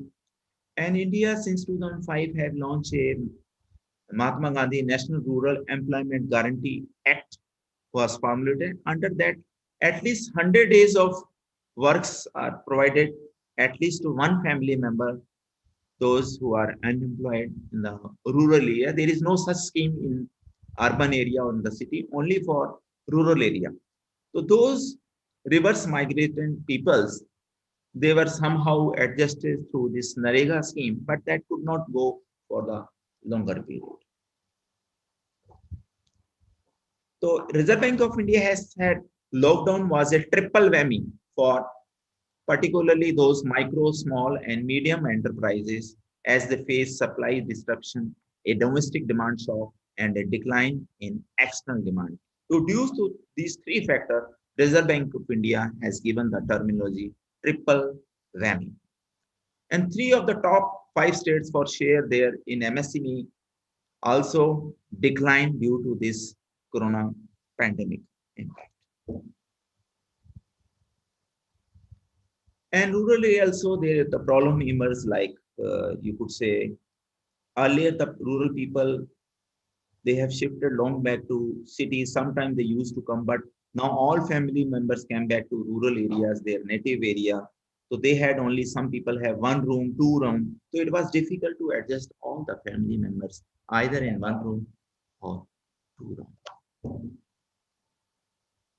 There was another problem like food related crisis, particularly those who are lower income and more mouth to food. That means those who have more family member dependent, like some have 6 members, some have 7, some have still 10 members in this 21st century, particularly in the state of Bihar, Uttar Pradesh, Jharkhand, Madhya Pradesh, Chhattisgarh, etc.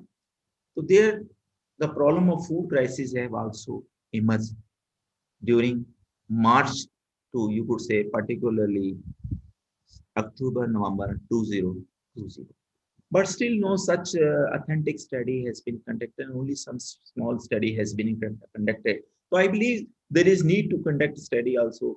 How many of reverse migration? One was migration, then there was reverse migration, then there is another terminology, reverse of reverse migration. Those who have reverted to migration to their native place. Again, how many has come back to their city where they was doing job? We also have to look into. There is, I believe, there is need to conduct some more study, deep study is needed that could be conducted through some international organization, national organization, or in collaboration with some government or private sector agencies and bodies. There are some issues and challenges. How the woman has been affected, we have to look. Earlier, the male members, they were working in city, and if they had some agriculture or other area, or even they were not having agriculture, their women or female members, either their wife or sister or mother or cousin sister or sister-in-law, they all are working, suppose agriculture. But now, after due to reverse migration, male members were engaged in agriculture, due to which many women in rural area, they lost their some job. So that means earlier they were having some independence or autonomy, but due to this reverse migration, they lost their independence. That has become a very challenging issue before the, you could say, rural people as well as before all the government agencies. And also we have seen there have been some expensive option, particular in state like Punjab and Haryana. Due to reverse migration, those laborers who are working in the agriculture area, farming area, particularly in Punjab and Haryana, now there was no labor or very less labor. So those owners who were having large tracts of land, agriculture land, farming land, they were unable to find the labor. Labor cost increased too much beyond their imagination. Also, one issue emerged that is called social protection due to this, you could say, reverse migration. Question also arises whether this reverse migration has led to societal crisis, economic crisis. Definitely, yes. But how far still there is no figure, is how many economic loss. Some data are there, but not at the whole India level, is no data is still there. Whether some structural changes have been initiated by the central, state or local government for the welfare of the migrants or for the reversal of reverse migration, that we have to look into.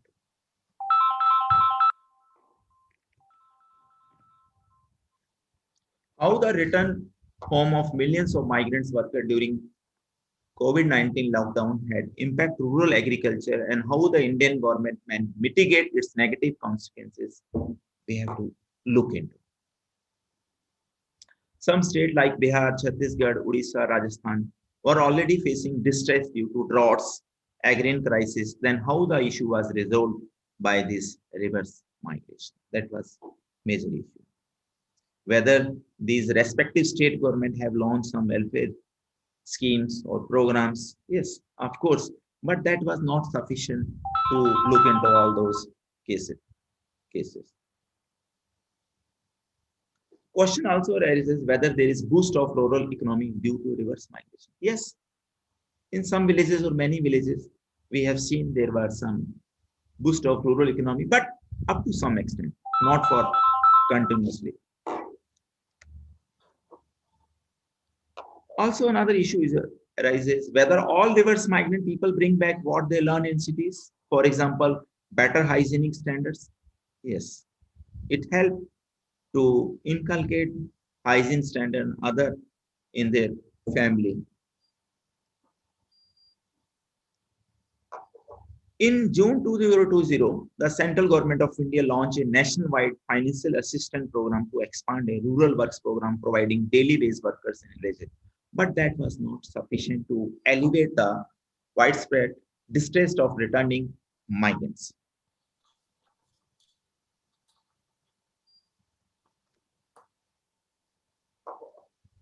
Similarly, a significant number of migrants who returned home were expected to enter local labor markets, but that could not go for the longer time.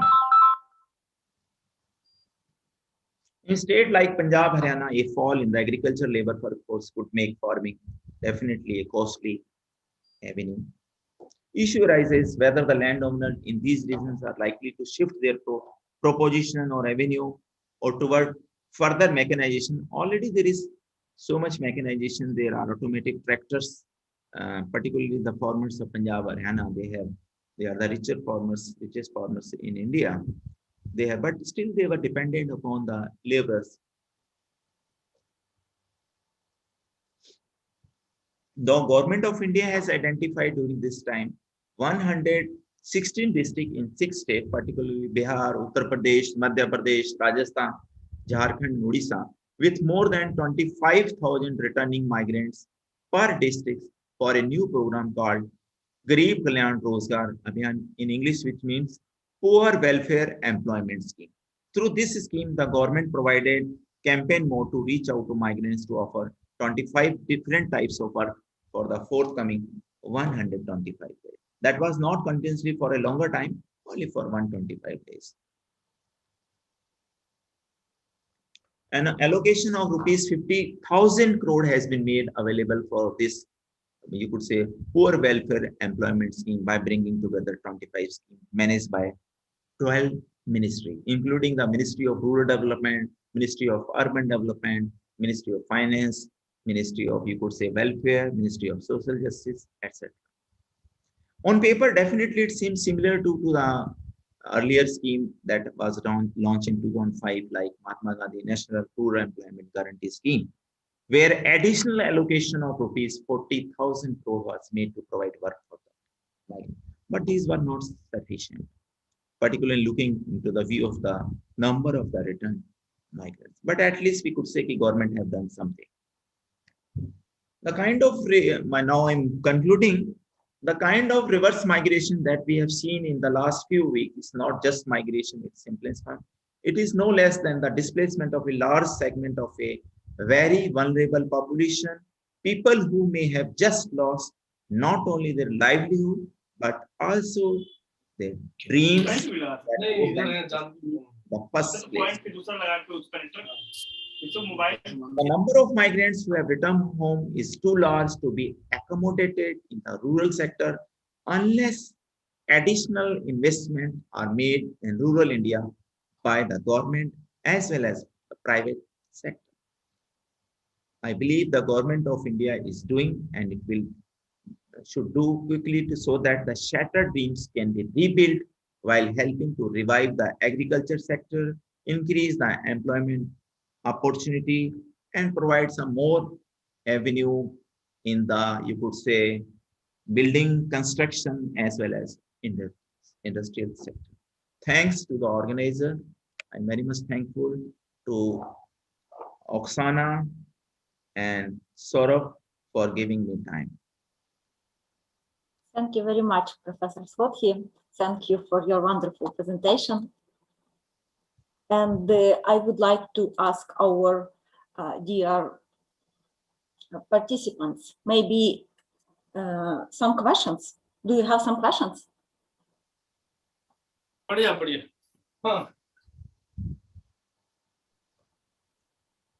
No questions, yes? Okay, thank you very much. Thank you very much. And I would like to summarize, to tell a few words. And then I would like to invite our chair, Professor Manoy Dixit, to tell a few words too.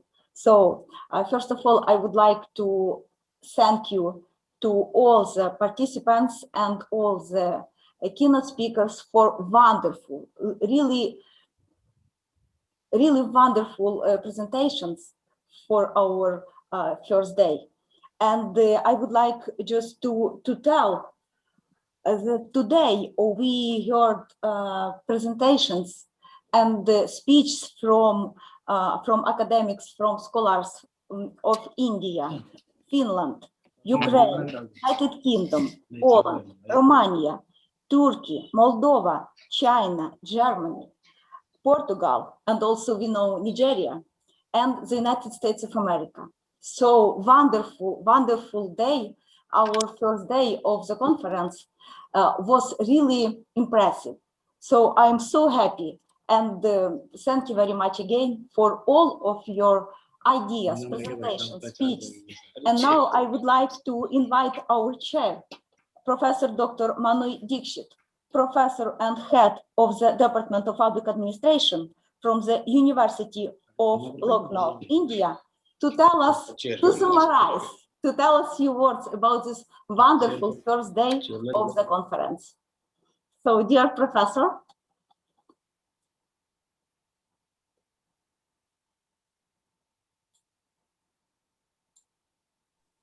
Thank you, Dr. Oksana. It's been a long, very fruitful and quite enriching session today. It's now around 9 p.m. in India. So we have spent about a good 7 hours listening to the papers and presentations. I think more than a dozen papers have been read and reflecting upon divergent issues relating to migration and gender issues, including health issues, of course, in the United States. I would say as a chair that it's been a fairly enriching and very wide and encompassing issues being discussed. My submission would always be, as it was in the beginning,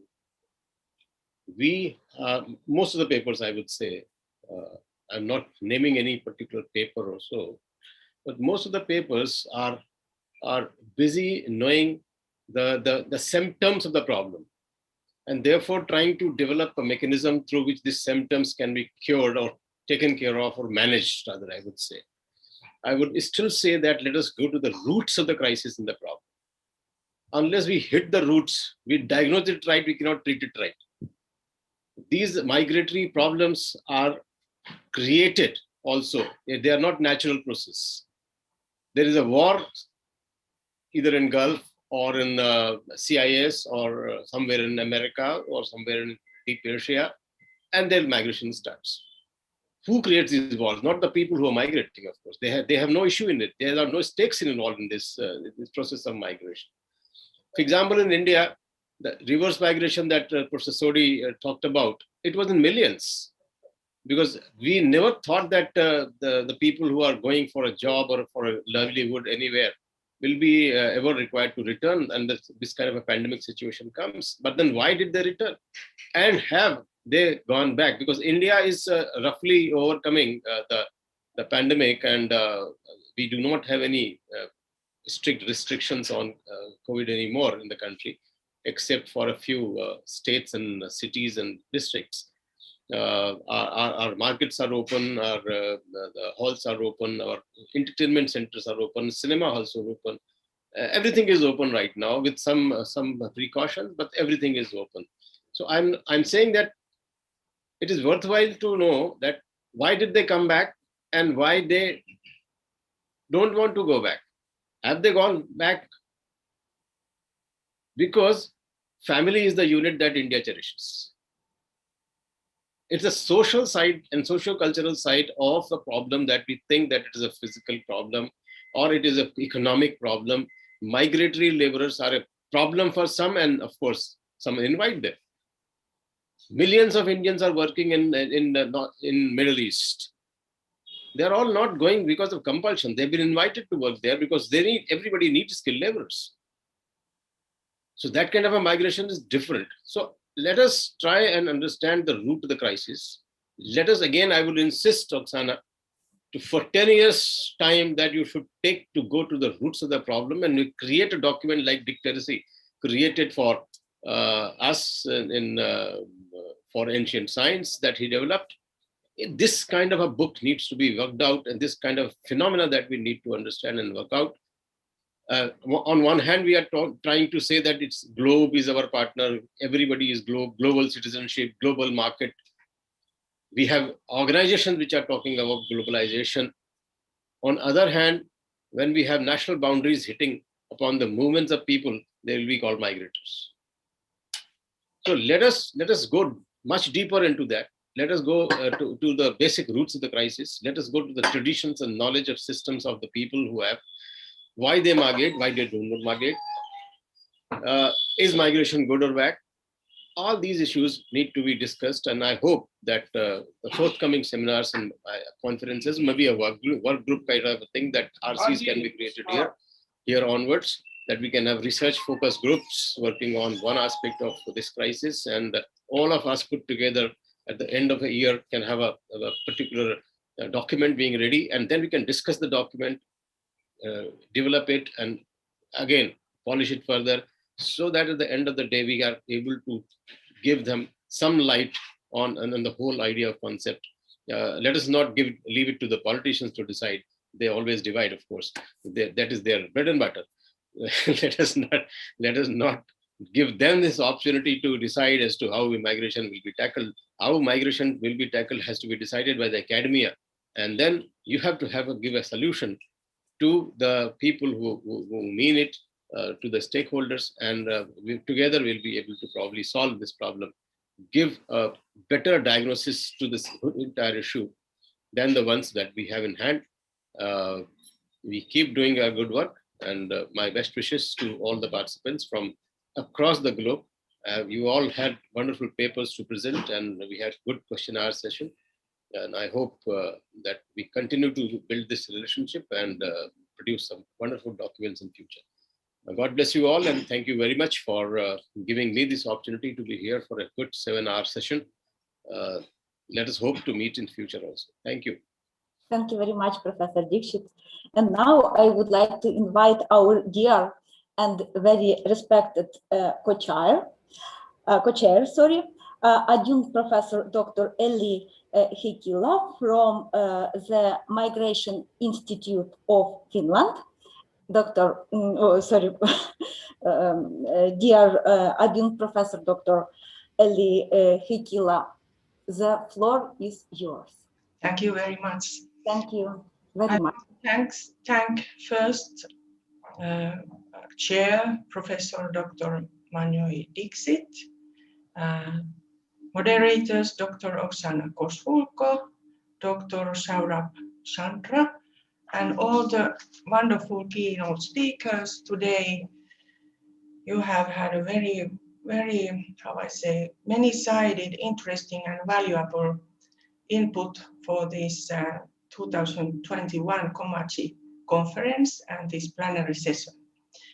What I want to rise up here and listening to these very interesting papers and what we have been discussing today is that what we all know now, that this global migration is an increasing phenomenon, and there is for surely need for more research, and we need also, for example, more migrant statistics that we can study, but we also need this qualitative analysis.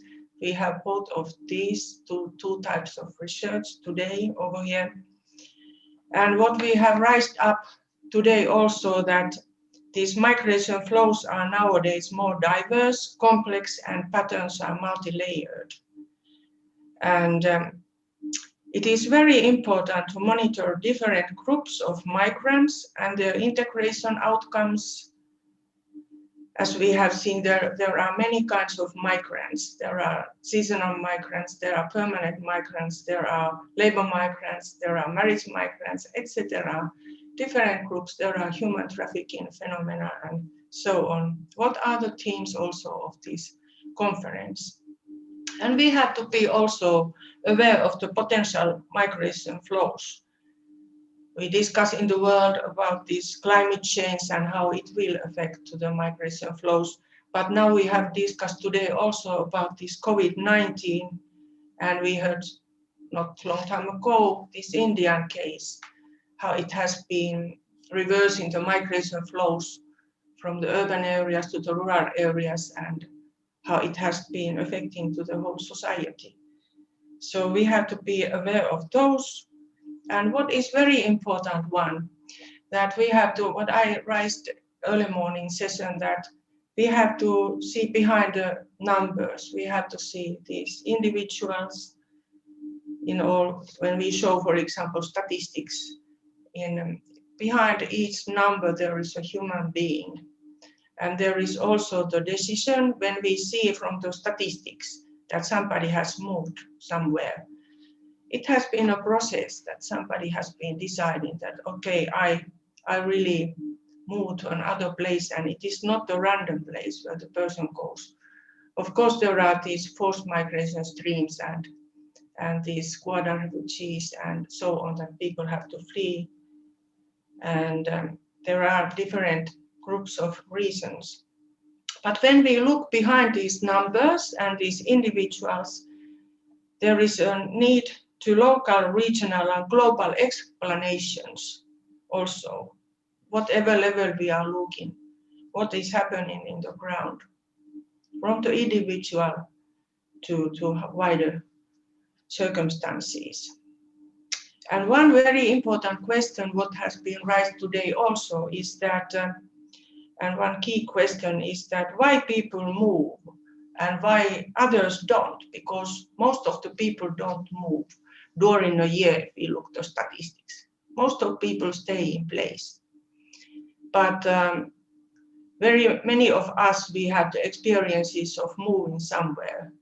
But in single years, there is a certain percentage of people who are usually moving. But of course, there are these changes year by year. And what was also interesting today, we saw this Ukrainian case, these phone calls. And it is also this access to private level data.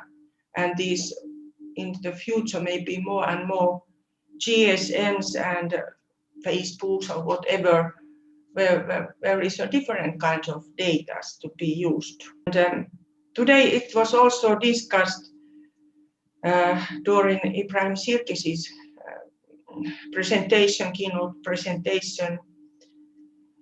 He had these examples of migration, forced migration, and so on. And it is like when we look at like households, and within a household there can be one person a target migrant and another one can be forced migrant in a sense.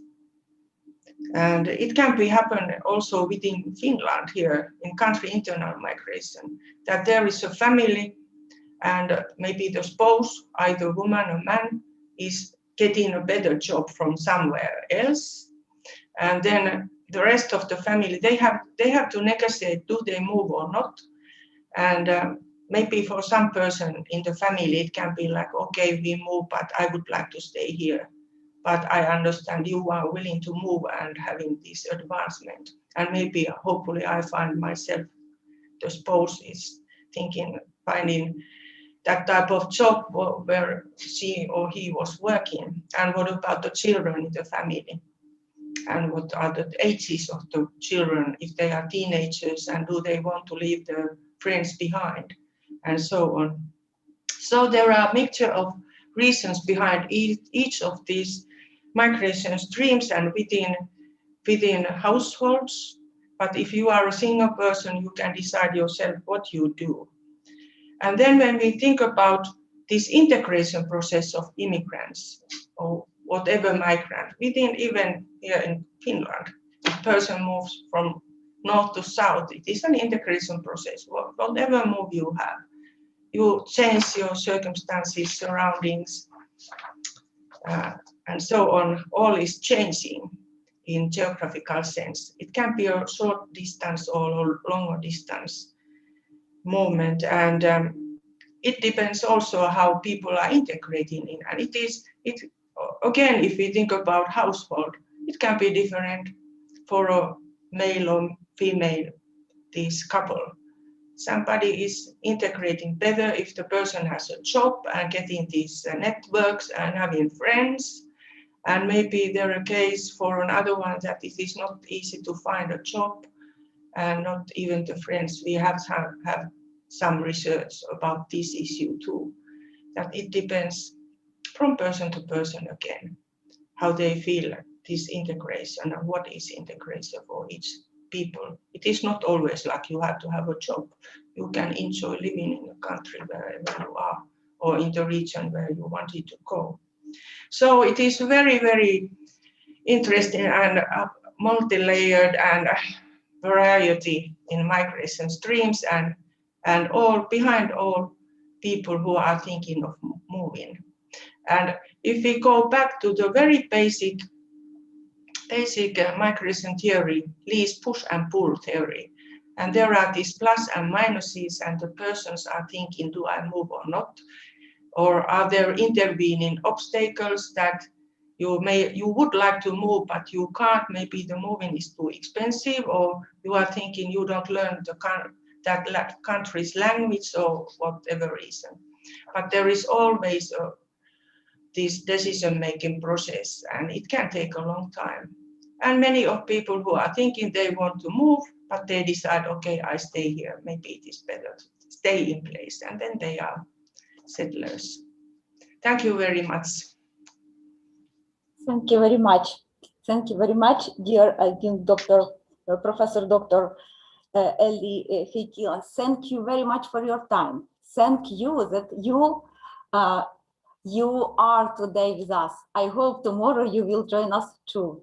And now I would like to invite my colleague, Dr. Saurabh Chandra, to summarize our first day. Thank you so much, Dr. Oksana, for inviting me. It was a wonderful session. Thank you so much, Adjunct Professor Ellie. It was a great honor for us that you have created time for and accepted our invitation. You are very kind of, it is very kind of you. So Oksana, should we conclude this session? Yes. Okay, thank you so much, all the participants. It was a wonderful experience, and I hope that we have learned a lot from all the keynote speeches and from all the wonderful speeches of the chair and the co-chair. So please take care of yourself during the pandemic, and we will meet next in the tomorrow's session. So stay blessed. Please take care. Bye. Take care. And please, few additional words. I would like, dear participants, I would like to invite you to our second day tomorrow, and I will tell you tomorrow we will listen speech from scholars from India, Poland, Ukraine, United Kingdom, Germany, Australia, Romania, Nepal, Canada, United States of America, Iran, and Liberia. So please join us tomorrow. Thank you very much for your time, for your participation. Thank you, and see you soon. See you tomorrow. Thank you. Thank you. See you tomorrow.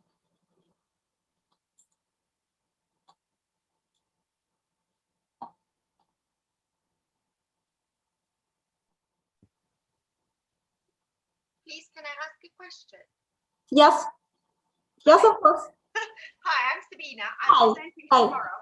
I've never used Zoom for a presentation before. Okay. So, do you need our help? Yes. Well, I can see the share screen button. So when I click on it, if you want, we can try it today. Would you mind? That would be very, very helpful. Yes, please. Yes, of course. Okay, So you can try. Please, please use the bottom, the green bottom. So yes, Right but now. it tells me the host disabled participant screen sharing. Yes, yes, and then in the below you can find two options to share it for everybody. So please try it.